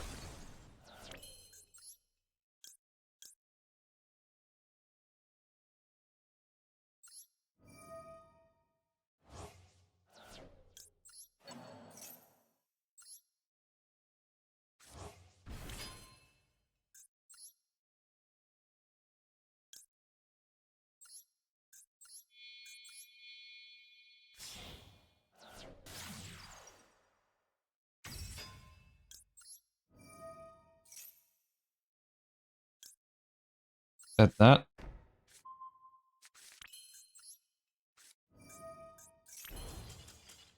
Boom! They get big from the field spell. Easy clap.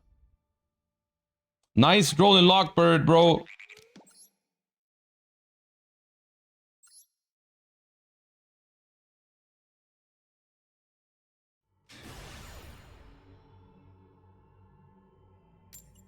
Aloes can't even attack? Wait, why couldn't it attack?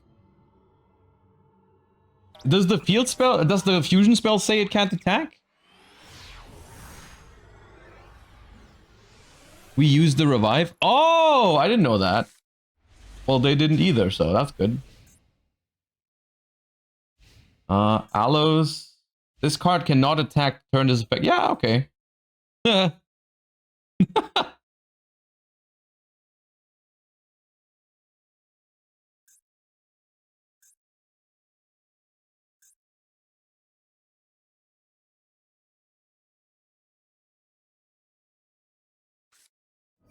Oh, branded. 60 card branded. Okay, let's hope they play into Nib. It's possible. Locked into Fusion as well, I guess. Probably doesn't play into Nib. Not the greatest hand for going second in general. Yeah, well, what does that mean? What does that mean? Okay. They will play into Nib.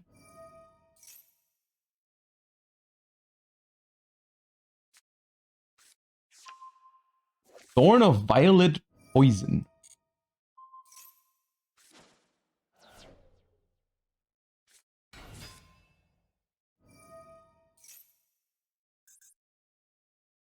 The question is, when do I Nib? Do they have a way to play around Nib? Like, what do they summon?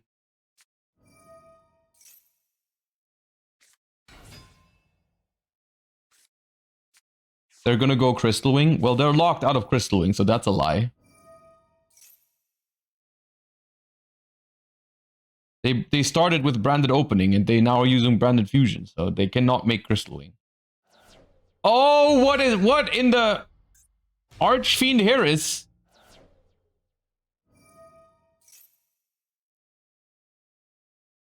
What is this recipe?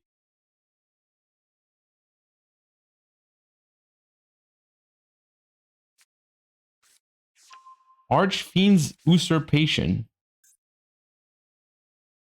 Ritual summon. Set an Archfiend trap. It can be activated this turn.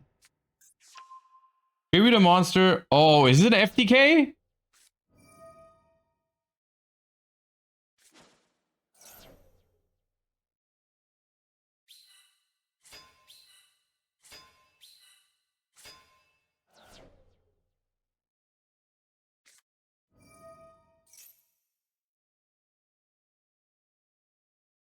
This feels like Nib would be good here.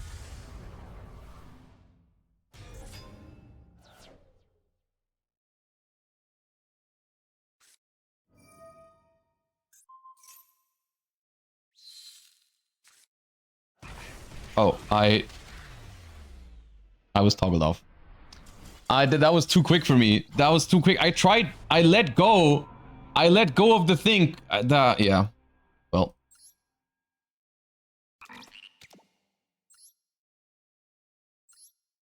Is the problem with the toggle thing when you don't know when you want to nib?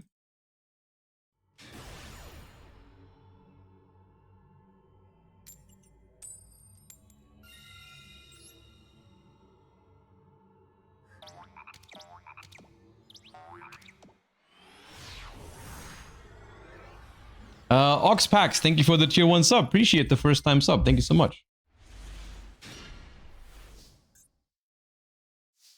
Okay, this hand is okay. If this resolves, it's good. Does resolve. Okay. Rex.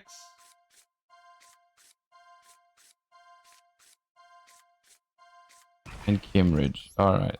Special summon Aloes by using Kimridge and Rex.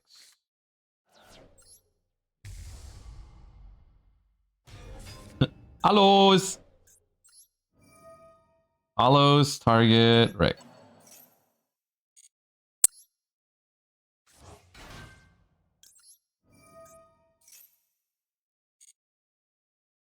Let's add Rookie again.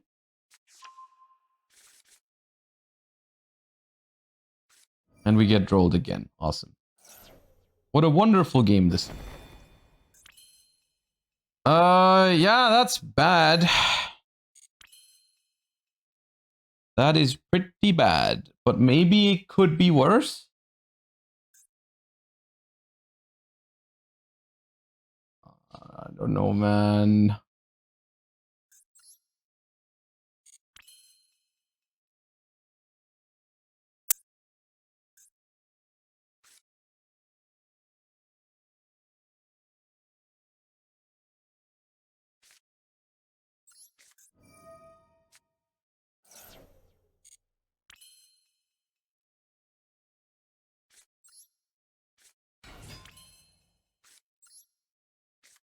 Oh.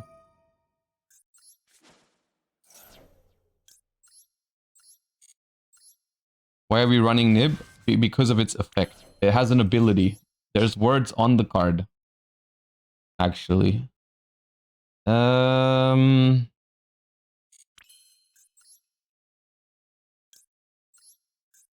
Cross sheep.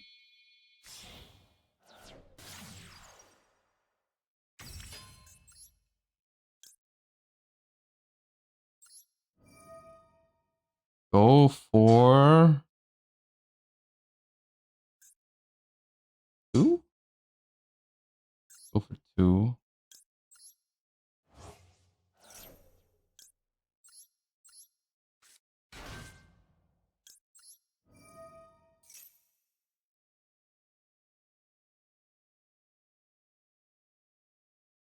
Oh my god, what? Do you have nib as well?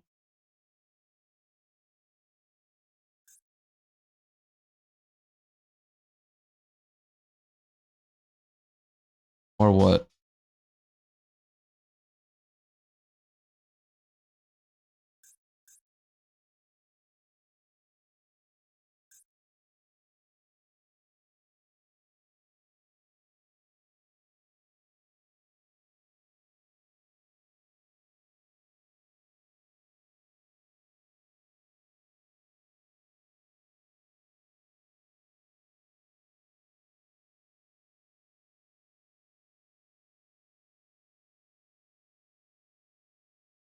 Does ogre stop sheep? Yes, this is very good here. It stops it because the cross sheep checks on resolution what kind of cards it points to.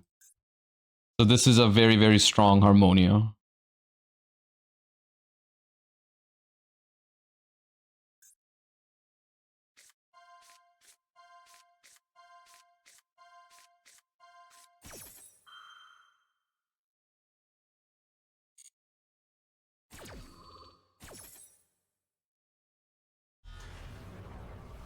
Maybe they popped the fusion. It's kind of the same thing, honestly. It wouldn't have made that. I mean, it still would have not made it resolve because then it wouldn't have pointed to this anymore.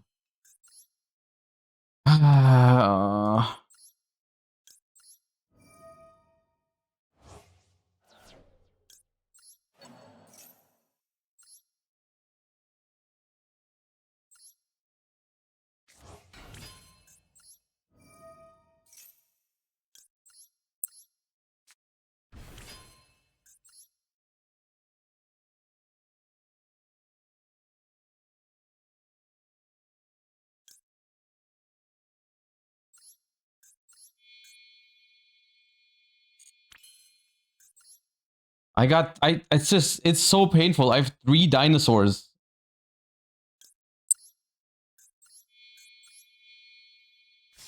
3 dinosaurs is so bad to have. I need different types. That's why I went for cross sheep. That was the whole purpose of it.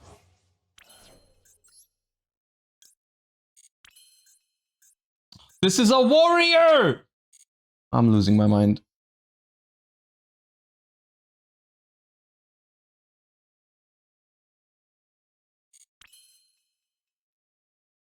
Yeah. It's your turn, though.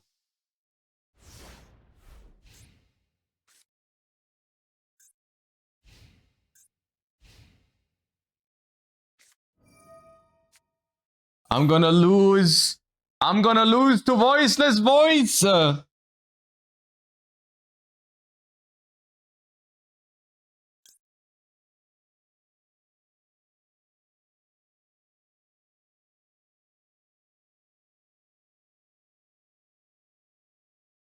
don't want to lose to Voiceless Voice, man. I don't want to lose to Voiceless Voice. Please. Please, not the Voiceless Voice.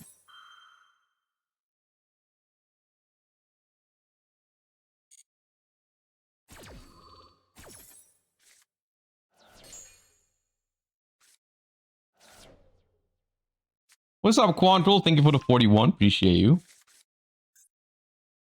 Draw!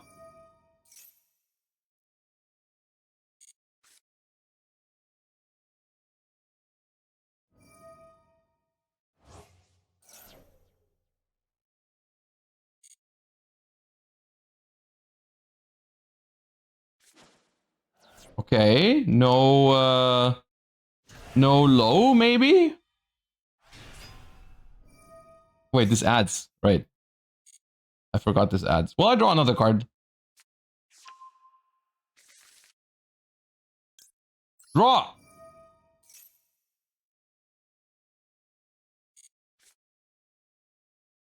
Another Rex. Okay.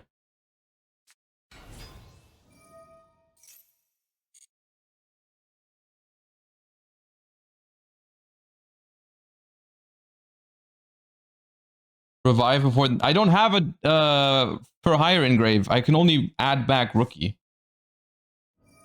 Add! Did you just add a card to your hand?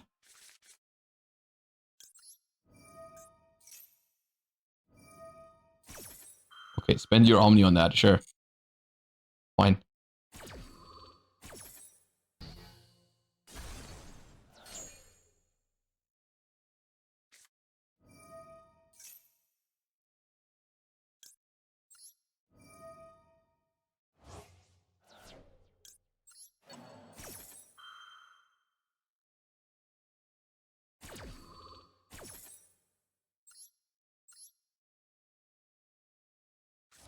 And he's back.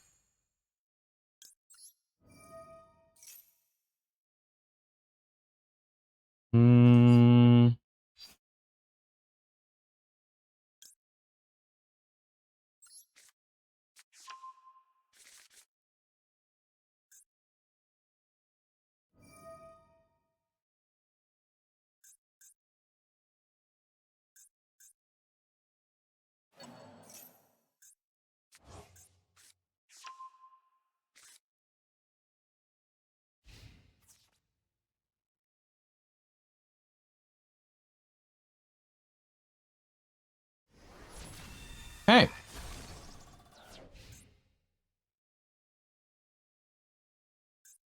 Well, this feels doable. Depending on what else they have.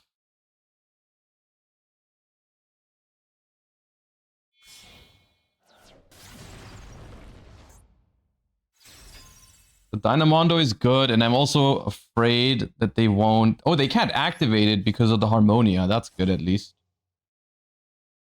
That's pretty bad for them. I might be winning. Let's see. It depends on what else they have in hand, too. This is a good draw.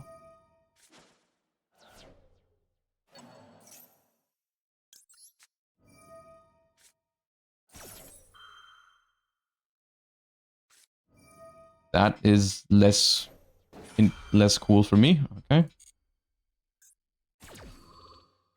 Dude, how many games have I been hit with Max C out of the last, like, 10? Half of them or something?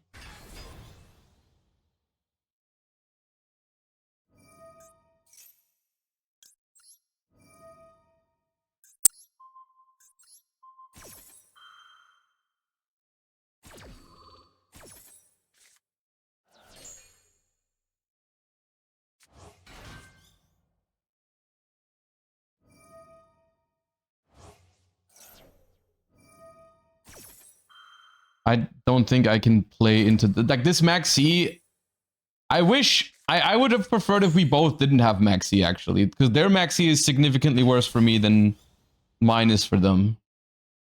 Because I just have to, like, go in, and I don't know if I can afford to, but yeah.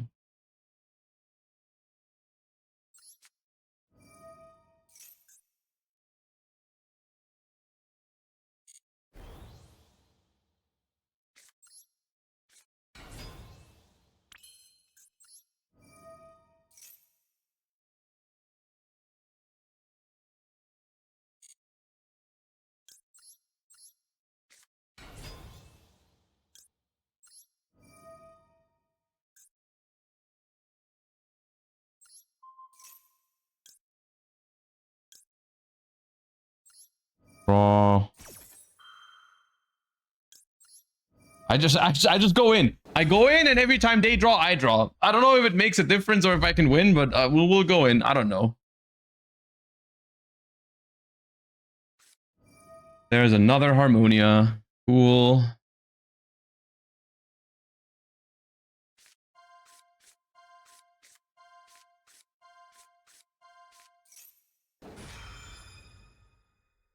The problem is they play infinite hand traps, probably, in that deck. But the Misk might bait the Skull Guardian negation, at least. No, maybe not. It does.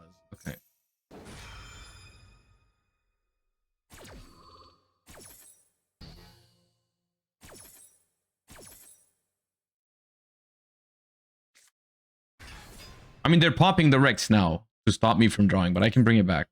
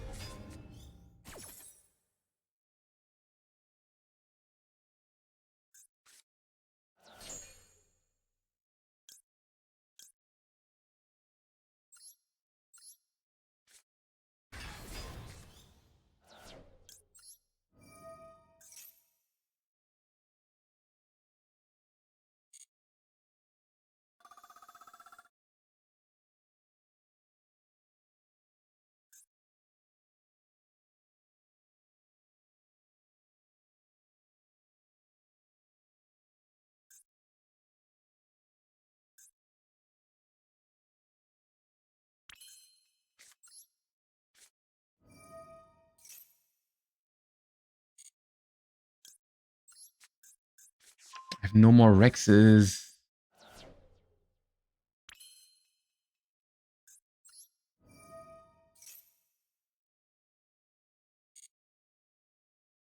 Only Rafale left in deck. Only thing.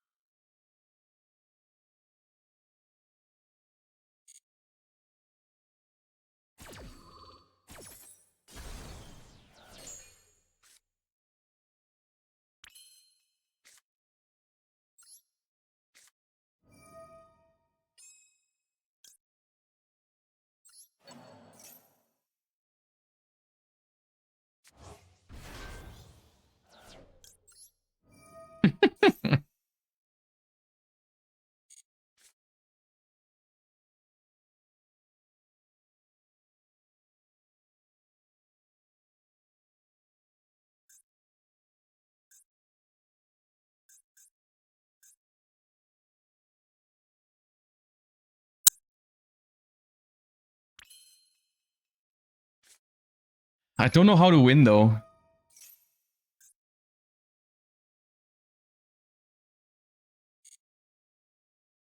Is the unfortunate part. I can't activate this, I don't think. Yeah.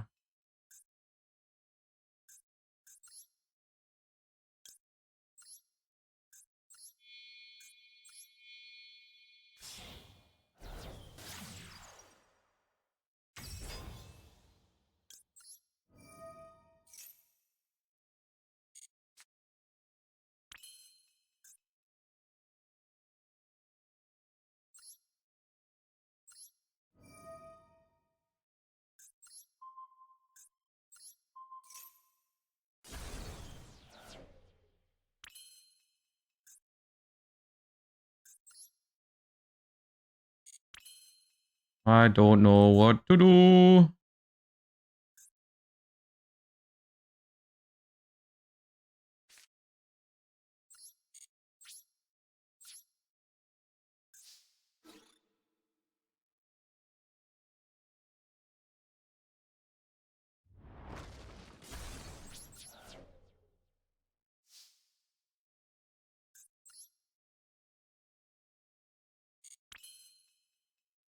Yeah.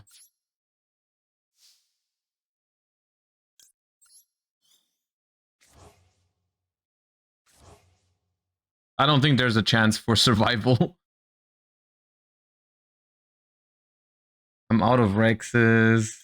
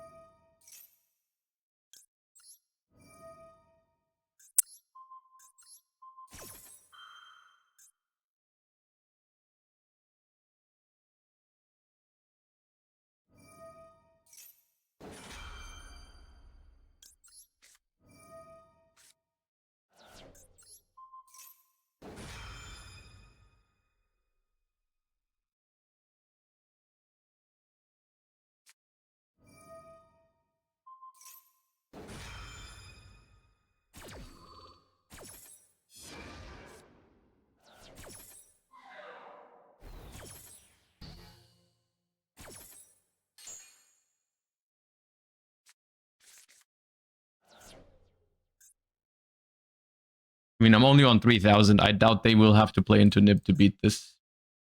Maybe it'd be harder if I had another Rex engrave to like revive some stuff. But I don't. But with Spark in the deck as well, there was no way I can kill last turn. Like, there's just no way I can do that.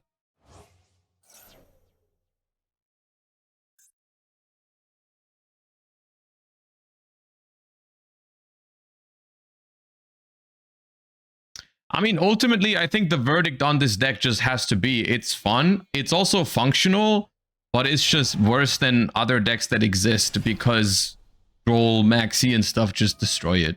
And the thing where, like, you draw a card every time they draw a card, it is a fun part of playing with Rex Right for Hire, but usually it's still not good to give your opponents 10 cards, to draw 10 cards yourself, because you're at the end of the day, your stuff is still all once per turn, and so you will still like play into a bunch of their hand traps.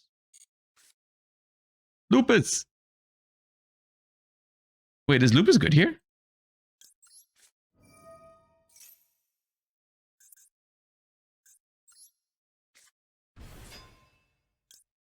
I mean, I can't target anything. So I don't know.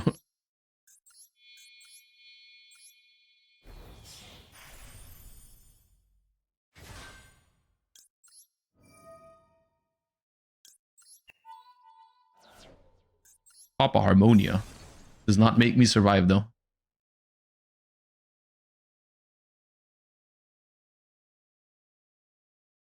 I think, right? This here.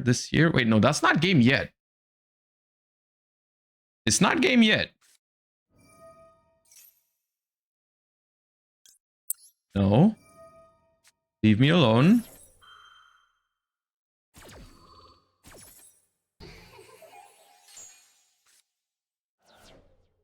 Now they have to play into it. Not really, because like one more summon will still not activate the nib. Yeah. This will do it. In 4 summons. Man, so close. If they had to do one more summon, we might have actually been in this, but... yeah. If it was Izuna instead of Lupus, then maybe. Maybe they would have had to do one more. That's rough. All right, we'll do one more.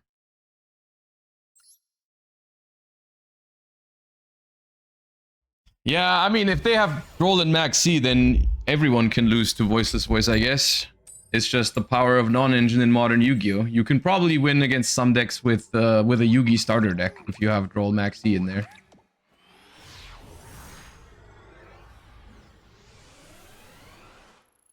The only time Nip got dropped was a normal summon. Yeah, it's not supposed to be good as a draw. It's supposed to come in handy if you go first and draw into it with your draws. If we ever get to set up, it just doesn't happen that often. Oh, you know, there's a cool thing we can do here, which is we can add Rex and then... Oh, wait, no, this is Salant. I thought this was the big one because they look very similar. Okay, then... that's weird because I think that should be my normal summon. Okay, you know what? I'll add this and discard this. That's cute. And we have Called by for Droll this time because it's always there. When you play Master Duel, you are not searching.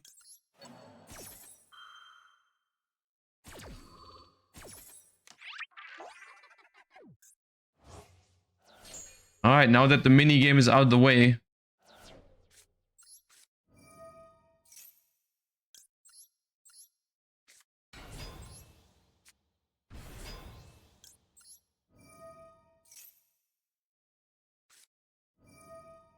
Oh, all right. Fun, fun, fun, fun, fun, fun, fun.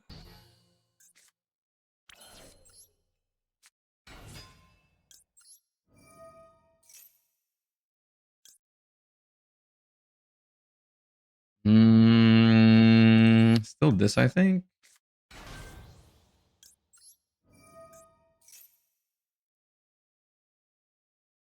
This is a little awkward, though.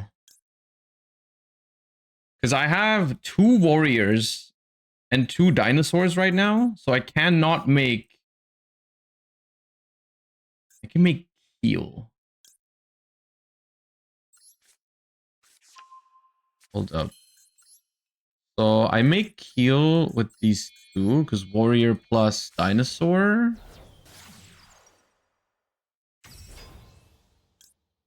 This will set the trap. End on. You play Mannequin Cat? I don't, but that'd be very funny. I mean, it wouldn't really work here because they didn't have a monster, but Mannequin Cat would be a very funny card to have, yeah. And then we can do this.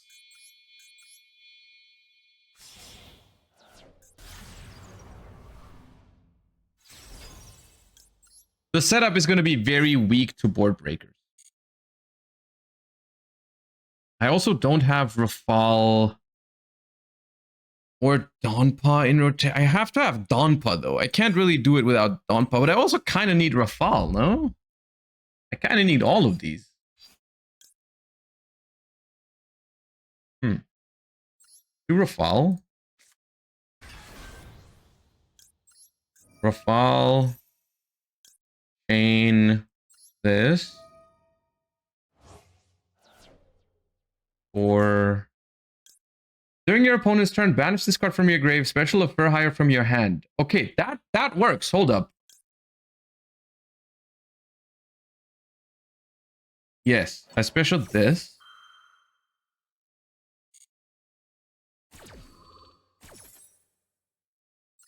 I'm doing this now just so I get one more Excavate with the Rafal to get a better chance of hitting a card I need.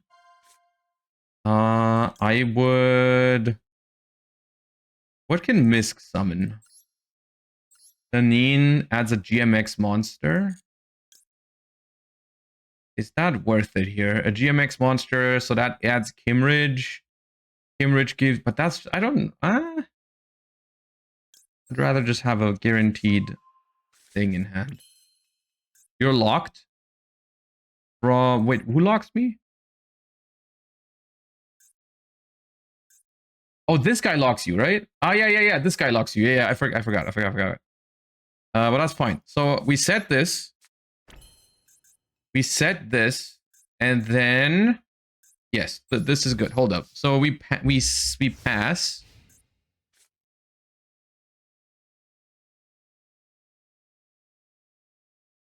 Okay, well, that's scary. Why do they have a quick play? What's the thing here? Super Poly? What can you Super Poly? Droplet? What's going on here? Maybe Fallen into Virtues. It's Fallen into Virtues. Okay, that's fine. Titanic Clad. Pop Falgo.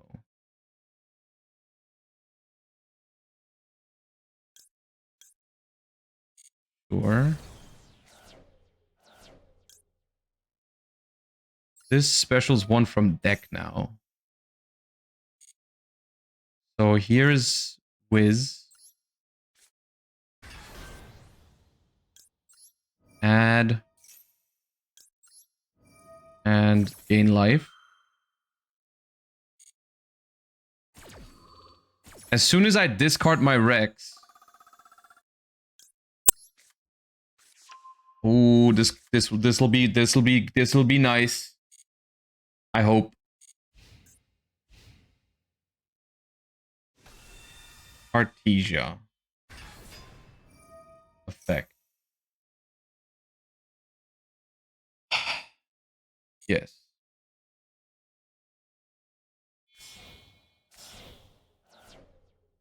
Okay, Kit can chain block now. I'm not happy about that. But that's okay. I think.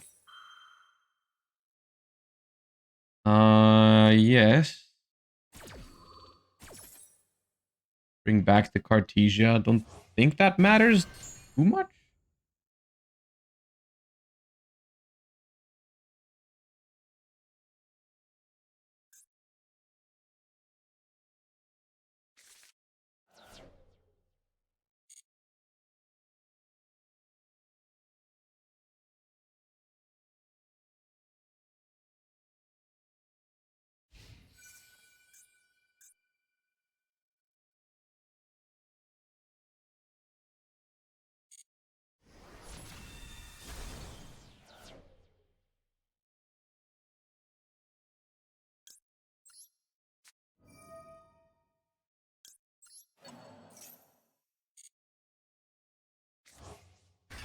Look who's back.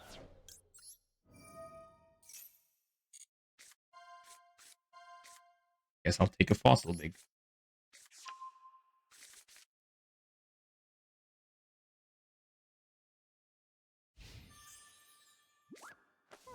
The dear servant.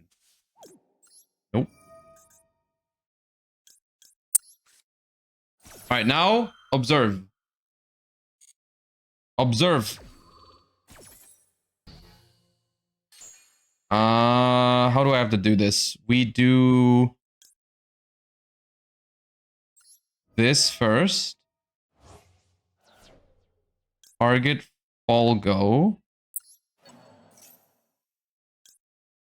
Chain Keel. Chain Keel. Banish Keel.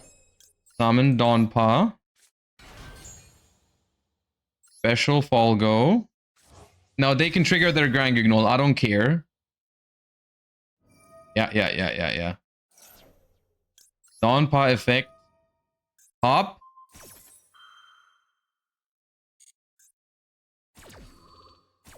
Destroys the Cartesia.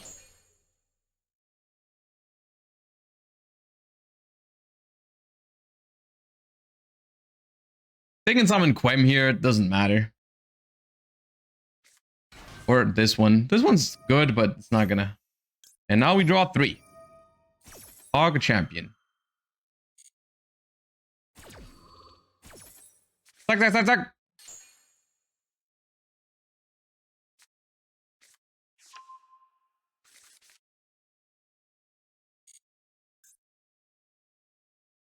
And we can do it again next turn. And the turn after, and the turn after, and the turn after.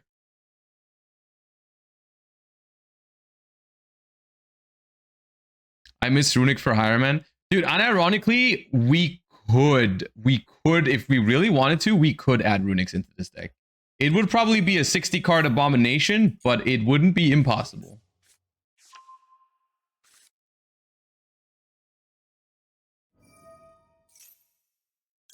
I'll ash that. I didn't draw into another for hire card, so I don't have a discard with Rafal right now, but that's fine. I can just, if they go for OG Albaz, I can pop with the trap.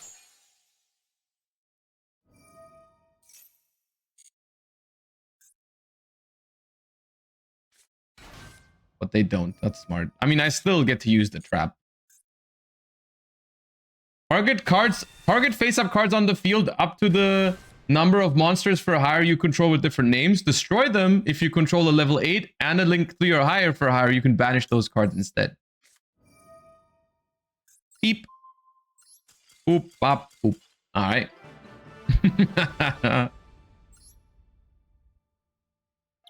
Oh yeah, they were locked out of the extra deck because of the Nadir Servant.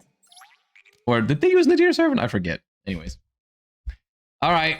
Gamers, it was a fun deck. Genuinely it was a fun deck. It was not top tier or anything like that, but we were okay. We were okay. Oh yeah, I negated Nadir Servant. I think then they're not locked. I think they're fine. Anyways, it was cool. I hope I was able to showcase at least what the idea behind the deck was. This card in general, and this is something that does not only apply to per hire, but any deck that has good dinosaur monsters or synergy with some of the dinosaur cards, this is a really good engine. There's like no locks behind them. They don't even need the normal summon. I mean, you can play a tour guide normal summon if you want to, but you don't have to. You just have 6 copies of this fusion spell that's really good. And I mean, you can make the engine bigger, but I'm gonna be honest with you, cards like this or cards like this, they haven't really added that much to the deck. I feel like they were okay sometimes. They were not terrible, but they weren't really necessary, I would say. Right? They were not necessary. Which also means, by the way, for anyone who's relevant, who that is relevant for, the core, the essential part of the engine is really, really low rarity. If you want to splash these into another dinosaur deck, this is a common card, this is a super rare card, and this is also a super rare card. So you need 0 ultra rares for it if you want to just splash it into another deck, which is interesting. I think it was cute. I think it was a cool deck. It's been a while since I've played with the for hire cards, but man, cards like Folgo are a lot of fun. Draw 3 when you pop one of their cards. Summon Rafal. Look at the top 3 cards of your deck. Pick one to add to your hand. Really, really fun stuff.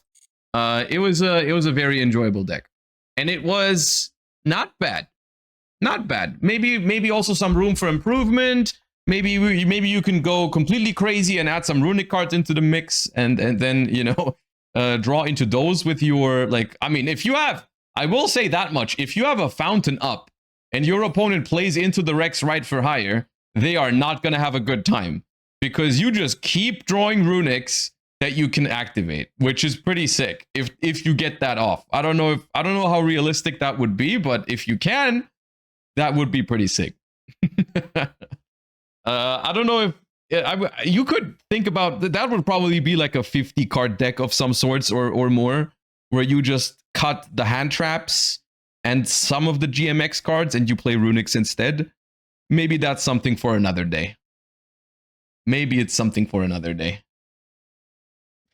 Interesting thing to mention, and some of you guys are going to say that, Josh, that's not interesting, but technically you can play around the drawbacks of this card when you play runics, because you can go Chainlink 1 Whirlwind for higher, Chainlink 2 a runic spell to summon Hugin, and that plays around the locks. Because if you control no monsters, it's just the activation condition on this card. So you can go Chainlink 1 this, Chainlink 2 runic. Isn't runic for higher bad with Fallen into Virtues in the game now? I mean, runic in Master Duel, runic is completely cooked. There's like every runic variation in Master Duel is more or less a meme, because 1 fountain, 1 destruction, 2 tip, 2 freezing. Like the hits on runics are disgusting. It's a meme more than anything. But it's technically, if fountain was at 2 and we had the good runics at 3, I'd say yeah, maybe it'd be worth a try. But with the ratios that the runics are at right now, it'd be a for fun meme deck to play around with. But yeah, oops. So yeah, that was GMX for hire. That was fun. We'll probably try Dark Lords next in the fusion event at the start of next week. That sounds like a fun thing to experiment with as well in the fusion event. But yeah, for now, it's not the end of the stream yet, but I did want to take a look at something today, and I want to make sure we have enough time for it. And that is, I want to take a look at the newest OCG Metagame Report. The reason why I find this one interesting is because this is beyond the Brave release in the OCG. This is the first metagame report we have after Beyond the Brave has released, which of course has brought out some interesting cards into the mix. And I want to see what exactly has changed with the release of these cards. Now, it also mentions the new V-Jump promo Evil Lord Zark. I don't think that card is particularly good. And the limited pack GX Raw Yellow, I have no idea what's in there, but I don't remember any important cards from it, but maybe I'm wrong. Maybe we'll be proven wrong. Beyond the Brave, though, has a couple of interesting things. First and foremost, this card that it feels like everyone's been talking about, I mean, including myself, I think this card is a very, very interesting card added into the game, which is the new sort of like power-crept Lava Golem that says if you control no monsters, you contribute summon this card face up by attributing monsters from your hand and or your opponent's field. So it's just a Lava Golem, but it goes onto your side of the field, and it is a negate for monster effects in hand, grave, or banishment. So really strong board breaker that some decks can play. So let's see if it has any effect on the OCG metagame. Other than that, I don't think any of the new archetypes in Beyond the Brave are completely insane, but there's some good generic stuff in there. Also, one thing I'm afraid of is seeing what the new Ars Magna cards can do, because they make Power Patron combo decks even stronger. And I don't think they should be even stronger, but let's see what's going on in the OCG. And the new breakdown is still Toon the best deck. All right, well, that was to be expected. That deck is incredibly broken and like unbalanced, and was incredibly strong before this set. It was unlikely that anything in this set was really going to change it. But Elf Notes is, if I remember correctly, getting a little bit closer. So I wonder if those are playing the Ars Magna cards. We'll take a look at an example deck list in a second, if they are incorporating the new cards, or if the deck was already strong enough without them. As a reminder, in the OCG, Elf Notes is even more disgusting than it is in the TCG, because they have Baron the Fleur. So every single combo starts with Baron as like summon number 3 or whatever, and then they do whatever else they want after. So that deck is really strong over there. I think that's also one of the main reasons why Elf Notes in the OCG is by far the best Medius deck. I think in the TCG, you can make an argument that decks like Doom Z or decks like Archmage actually have their individual pros and cons over Elf Note, because there's no Baron the Fleur. You can say like, okay, well, but Archmage can do this better than Elf Notes, and Doom Z can do this better than Elf Notes. In the OCG, there's no discussion. Elf Note is by far the best one because it has Baron the Fleur. There's essentially no weakness to it compared to the other ones. So yeah, Elf Note, second best deck in the OCG. Light and Darkness Ritual making a return is interesting, because that deck is supposed to have a very, very, very bad matchup against Toon. The deck is getting some new cards from Beyond the Brave, but honestly, I think one of the main reasons for this might just be that this is one of the decks that can make use of the new Gallant Thief, because Light and Darkness Ritual does not really need its normal summon. So maybe that's why this deck is creeping back into the metagame, because it's just like a solid deck that can really make good use of that card. Because Toons, for whatever it's worth it, Toons cannot use this card, I don't think, because Toon does need the normal summon. I think they they tried to normal summon multiple times, but still, I think you would want all of those normal summons to go towards your Toon engine. Toon is one of those decks that's vulnerable at interruption onto the normal summon, so yeah. Can Clown Crew use the new guy? Clown Crew can use the new guy, yes, but Clown Crew is also still very underpowered compared to the rest of the pie chart here, so yeah. Cool Tune also not going anywhere. Even on the latest ban list, they got some pretty sizable hits in the OCG, but Cool Tune is still there. Some Branded, some Malice, some Sky Striker, but mainly Toon, Elf Note, Light and Darkness Ritual, and Cool Tune are like the big four. All right, let's take some looks. Toons. Beyond the Brave brought along the world's greatest Gallant Thief and Spatial Trunade. Oh, that's interesting. Right, I forgot about that. Hold up. Spatial Trunade is this card, which is also a phenomenal card. Return up to 2 cards on the field to the hand. Then each player places cards from their hand on the bottom of the deck in any order equal to the number returned to their hand. You can only activate 1 Spatial Trunade per turn. Non-target board breaker, quote unquote, for 2 cards on the field. Honestly, I wish we had more cards like that, dude. I wish we had more just solid board breakers that encourage people to actually play into boards rather than try to negate openings or have cards like Evenly or Dark Ruler, which are very hit or miss. Like either they're completely insane or they feel like they don't do anything. This card is something that's going to do something basically every time, and it's just a really cool card, unless it gets negated. But I mean, that's a whole another issue then. Yes.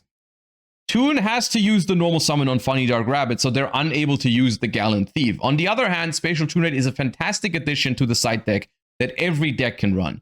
And Spatial Trunade is also good against Toon, I would think, because if you see Spatial Trunade in the opponent's hand with the Mind Scan, you have to negate this card, because otherwise they will just out your Mind Scan setup, right? So you have to declare this one with Mind Scan or negate it with Toon Terror. So it could be a matter of one of the approaches sometimes that players try to go against Cool Tune is you just try to have so many good cards in hand that they just cannot negate all of them, right? And Spatial Trunade being a must negate for Toon helps you overwhelm them, I guess, if you want to break their board, right? If you have a Spatial Trunade and a Duster and a Lightning Storm, for example, like they just cannot negate all of that to deal with that, right? But then they probably bring out like Spell Canceller or With the rise of board breakers, a Pointer of the Red Lotus, which is at 3 in the OCG, by the way. This is what I mean when I say OCG is literally traditional format. They have 3 A Pointer of the Red Lotus and Mind Crush in the side deck are useful for picking off the opponent's Gallant Thief. Spatial Trunade Anti-Spell Fragrance is also seeing play in the side deck to stop the opponent's Gordian Slicers and Spatial Trunades. So, yeah, this is another thing that, this is another issue that is even worse in the OCG than it is in the TCG, but one of the biggest things that is stopping people from actually successfully playing board breakers, board breakers cannot become the norm when we have stuff like searchable anti-spell with stuff like Pharaoh's Advent. I mean, this deck isn't do that, but in the TCG, some decks can do that. Spell Canceller and stuff like that. Like we literally cannot have board breakers be viable as long as those cards exist, because then decks, if people stop playing hand traps, decks will literally just FTK you. There are hand loops out there. There are ways to stop all the spell cards. We just can't have that. So, you know, a Pointer of the Red Lotus. A Pointer of the Red Lotus is a tool that they now use, and honestly, it's shocking to me that this card is at 3 in the OCG. And yeah, I mean that is genuinely crazy. That is crazy. But other than that, Toon has not really changed from the new pack at all. They're playing some Ryziel cards because why not? There's no locks on the Toons, I don't think. You can just use your normal summon on, or you can just start with X and be fine. Just get some free stuff, and you can even bridge into the Toons with the Alimbertion, but this is not new. We've already looked at that on the last one. Elf Notes. Beyond the Brave gave Elf Note new support cards in the form of Ars Magna. Theorealized Medius could add 1 Ars Magna card from deck to hand. It can also special Deactorus from the extra deck, adding another negation effect to the Elf Note endboard, which is exactly what they were missing.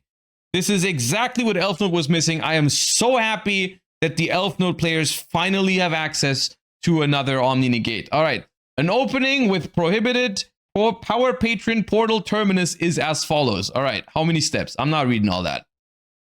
39 plus interruptions. All right, the end board consists of 8 disruptions. Frame Lord Omega, random hand rip. Elf Note Tinia, random hand rip. Ars Magna of Infinity, banish a monster. Baron, negate a card or effect. Deactorus, negate a card or effect. Elf Note Rhapsodia of Madness, negate a card your opponent controls. Lucina, bounce a level 6 or lower. Meaty Curious, banish all cards the opponent controls. Yeah. Yeah, I mean, from one card, by the way, that's just a spell card they activate for fun. This is double hand loop, triple negate, banish all cards your opponent controls, bounce a card, and banish a card. Which honestly, you could have left off the banish or the bounce or the banish all cards because they don't have cards. Honestly, the Medicurious, the Lucina, and the Ars Magna of Infinity are just here for jokes because they don't have cards. What are you trying to bounce? What are you trying to banish? They got no cards. Literally double hand rip, three omnis. this is like, this is an endboard that could easily be from like 2021 or 2022, when the whole meme of every Yu-Gi-Oh endboard is like 5 Omnis. This is like not better than what people were doing around that time, when everyone was doom posting about combo decks, when like everyone was like Appaloosa, Baron, Savage, Omega. Like, this is literally one of the worst things for modern Yu-Gi-Oh if decks keep doing this.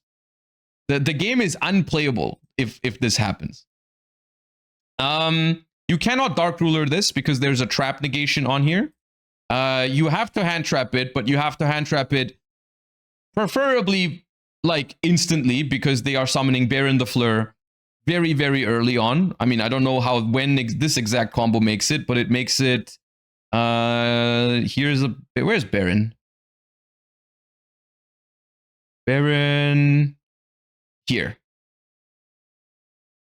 You make Baron not even a third into the combo is when you make Baron. So the deck is the deck is insulated from hand traps very, very early.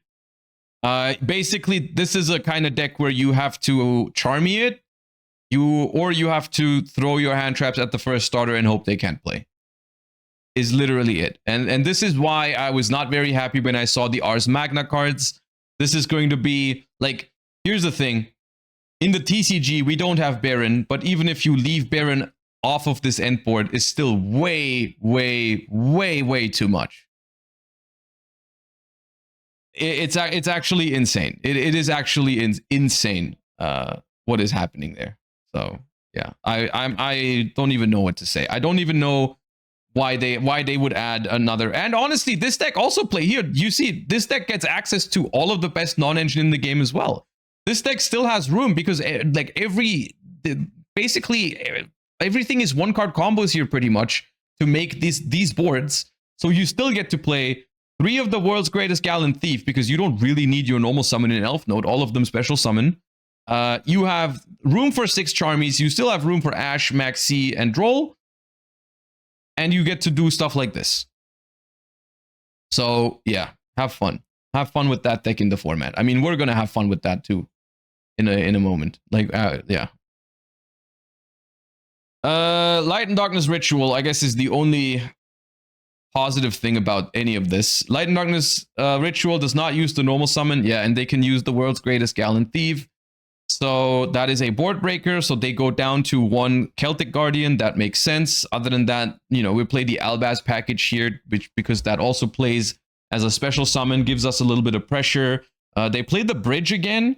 And most notably, they play the spell bridge, not the normal summon bridge, which makes sense if you include the Gallant Thief in your deck. Yeah. I mean, this is a relatively cookie cutter deck. Interesting to see that they're playing no Charmies. But they're siding they're siding 7 Charmies. Yeah. I mean, I guess... No, you know, if I was playing a board breaker like this in my deck, I would be trying to play Charmies. Why are they siding a Meowls?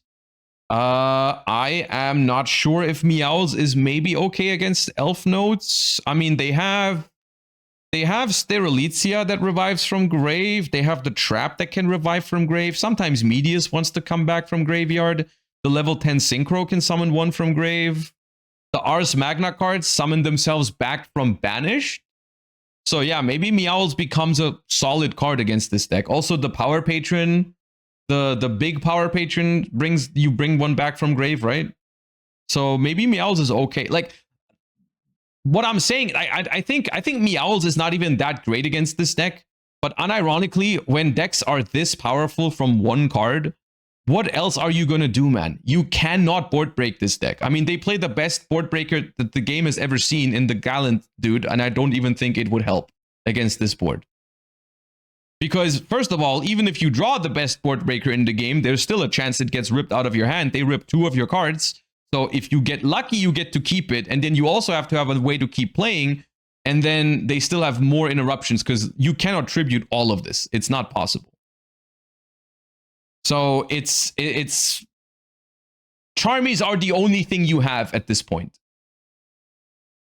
which I'm not happy about either. As a defender of the Charmies, I'm still not happy about the fact that we need them to even play the game. I would prefer to play a game in which you didn't need those cards. Trust me. I wish we weren't dependent on them, but if they keep making stuff like that, then there is no way around it. Because how you're not gonna consistently stop this deck.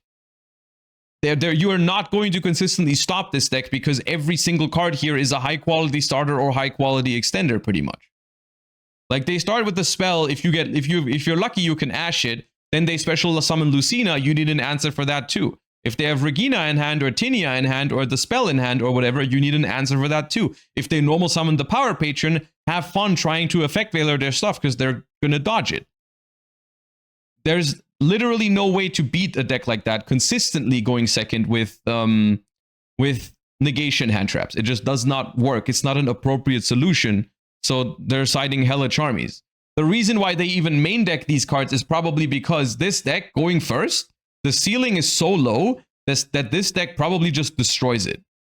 Like I've played a lot of Light and Darkness Ritual, and the Elf Note / all the Power Patron decks are really difficult matchups even if you go first, because you simply do not have interruption. You don't have enough interruption for them.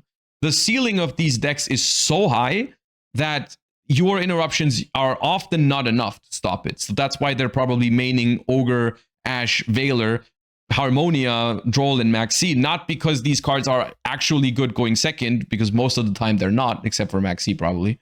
But you need them going first because your deck is just, it doesn't hold.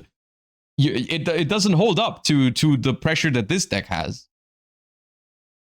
So yeah, it's despair, man. It's despair. It really is despair. It's probably going to be another 9 Charmy format for me, and just pray to God they resolve. Similar to Mind Crush, Prohibition is another option to use against board breakers for Tune and Cool Tune decks where you can look at your opponent's hand. Prohibition can declare exactly what the opponent has.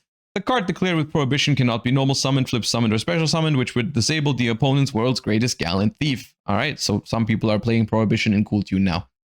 Alright, well, yeah. Cool Tune is the Cool Tune players in the Cool Tune deck. I actually do understand not playing any Charmies, because in the Cool Tune deck is the only deck that can probably realistically draw 3 or 4 hand traps, which at that point you have a chance of stopping your opponent. If you're lucky. Honestly, with 3 hand traps, you still have to get lucky, it feels like. But with 4, I guess you can. So the deck is now on 6, 9, 12, 15, 20. Yeah, 20 hand traps. Just half of your deck. So usually you're going to draw 2 or 3. But, I mean, if you get lucky, you can draw 4. So, yeah. Conclusion. Beyond the Brave has moderate impact on the metagame, introducing 2 powerful cards in the Greatest Gallant Thief and Spatial Trunade that promoted a shift towards board breakers and deck building. The current popular strategy is to use Maxi and Charmies to force the opponent into a smaller board that can be broken easier with the Gallant Thief or Spatial Trunade. Beyond the Brave also gave Elf Note a massive boost with the new Ars Magna cards, and that's basically it.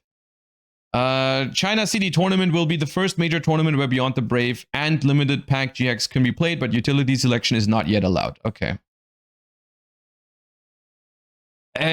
Yeah. I mean, the thing that stands out to me is this deck in particular. I think it's just disgusting, and honestly, with the only difference between the TCG and the OCG in this sense is that Baron is banned for us, which doesn't make that big of a difference ultimately. I mean, it's important that it's gone, but it doesn't make that much of a difference. And because they just keep these decks are brutal. These decks are so good. And it's not really like, I see that they're making efforts. I see that they're making an effort of making new core sets less broken, like less game breaking. Like there isn't any completely busted new broken combo deck in Beyond the Brave. Beyond the Brave overall is a cool set. But what happens if you make a cool set and everything else is broken like this? Well, people are just going to throw like 3 new cards into this deck and call it a day. You cannot unpower creep the game if you've already power crept it in a game without rotation. It doesn't work. You have to hit these decks properly if you want the power level to go down. Otherwise, the new decks are just not going to see play. Like no one No new archetype from the new core set even appears in the pie chart. The only thing that's happening is people are adding new cards, like some new cards into the existing decks. Like the impact of this set can be boiled down to like 6 cards from 100 or 80. In the OCG, it's 80, I think.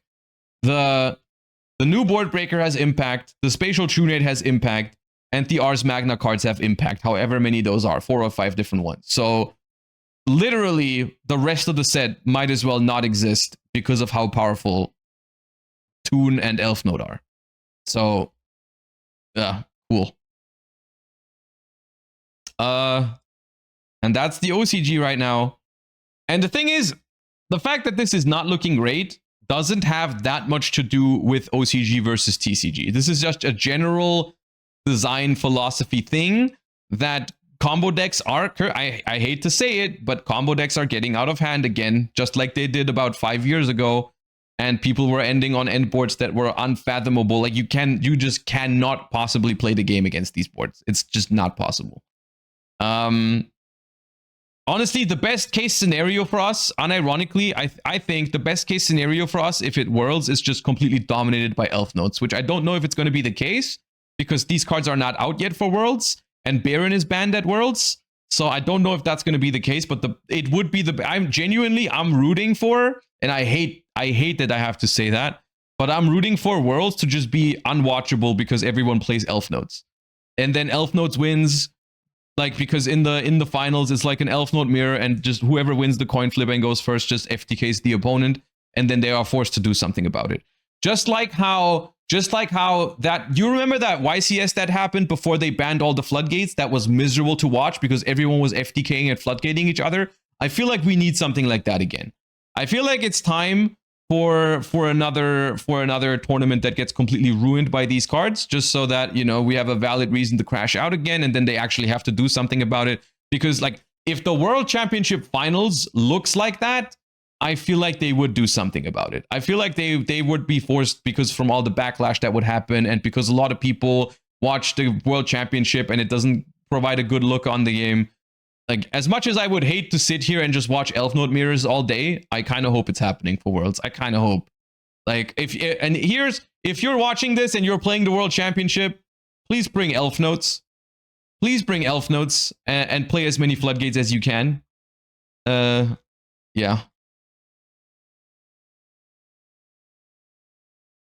That's the only thing that'll help.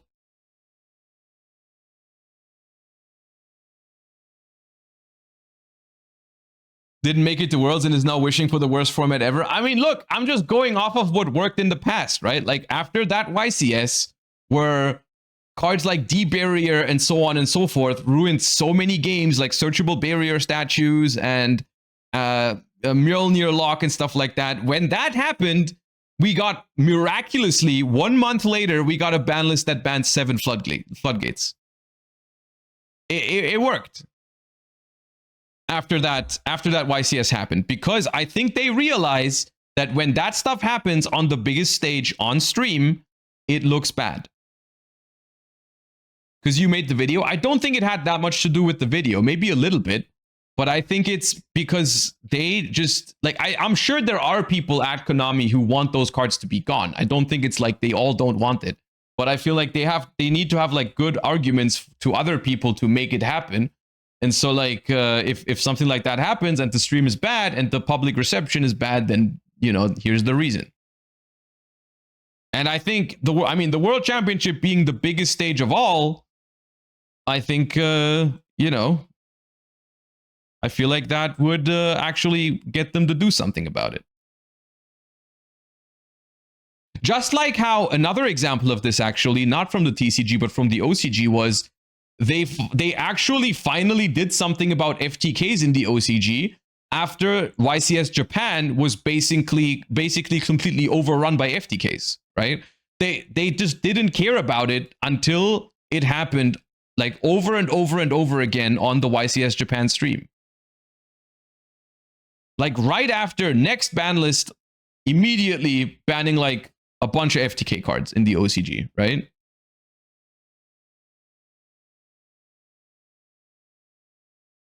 I think Branded will be too strong for it to happen, sadly. I agree with you. I think the World Championship, like the reason why I don't think it'll happen at Worlds, or at least not in that extent, is because the World Championship has way better non-engine hits. Like the chance to negate a Charmy is just way smaller at Worlds because you only have 2 Ash, no called by from the OCG ban list, based by the way.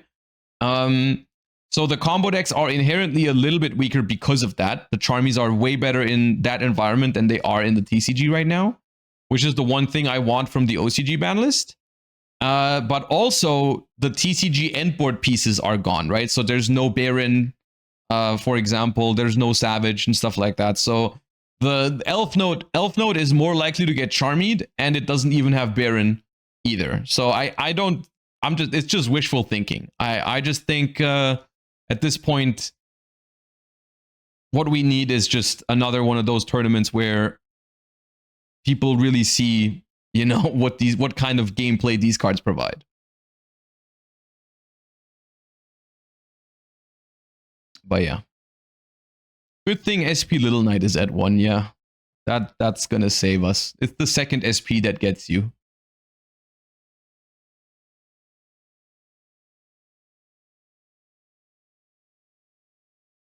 They'll simply open Ash called by every game. Well, they can't open called by anymore in OCG or Worlds because there is no called by anymore. Where are the new decks like Blitzclick? Yeah, the new decks like Blitzclick are losing to this board, so they're not good. That's what Genesis format is for, guys. That's what Genesis format is for. We don't need to balance the advanced constructed format, because if it's too powerful for you, you can just play Genesis format, right?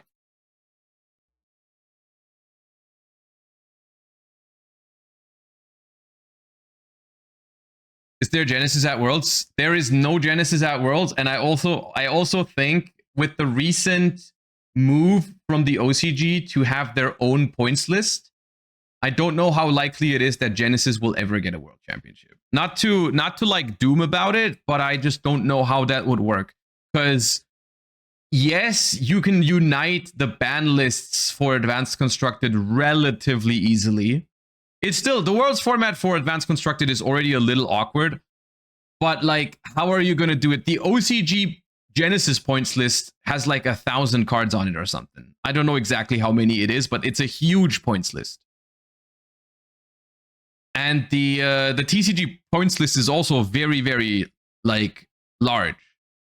So if anything, I feel like you would have to just make a unique points list for the World Championship, which would be a lot of effort, but that would be the way to do it. I don't know, but this is something that I think is going to be a couple years down the line, if even, because like it's just going to depend on how successful Genesis format is, which I'm not going to lie to you. If this is the format when these cards come to the TCG for YCS, what is it? YCS Bologna. If the top 2 decks are Toon, this version of Toon and this version of Elf Note, I am going to be playing Genesis. I mean that.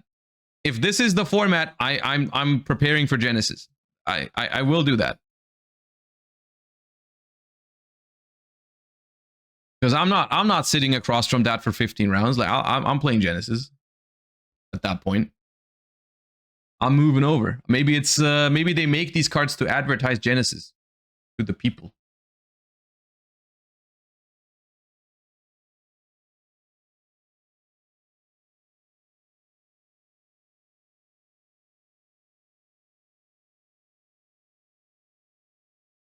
Are you going to go to Genesis Regionals this year? I might, depending on where they are and what the format is like at the time. If I have time, yeah, I will.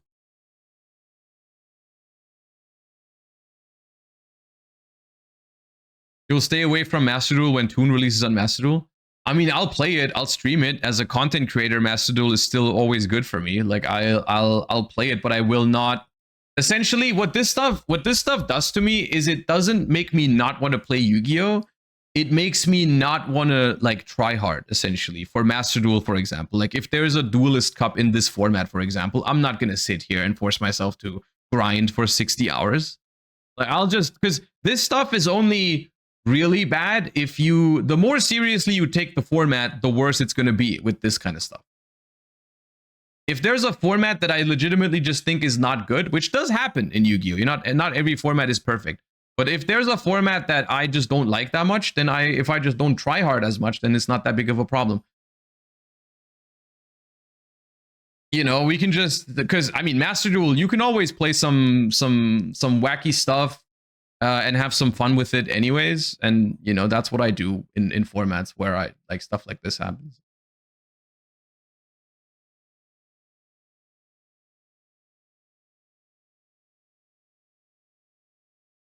It's crazy that Toon would have been a good deck even if it was Omni locked. The no extra deck build is still not bad. I mean, yeah, the Toon combo is just very oppressive without even needing the extra deck, yeah.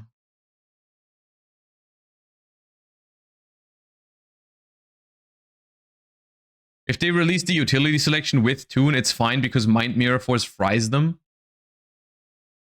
I don't think that's true.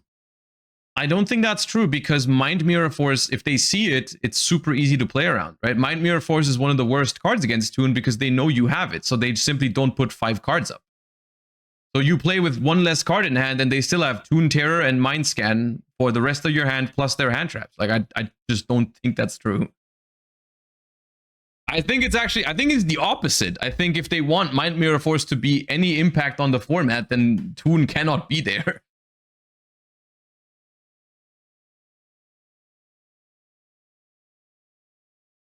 Just top deck it? Yeah, exactly. Yeah, you need to top deck it so they don't see it coming. They make a huge board and then you draw it. Yeah.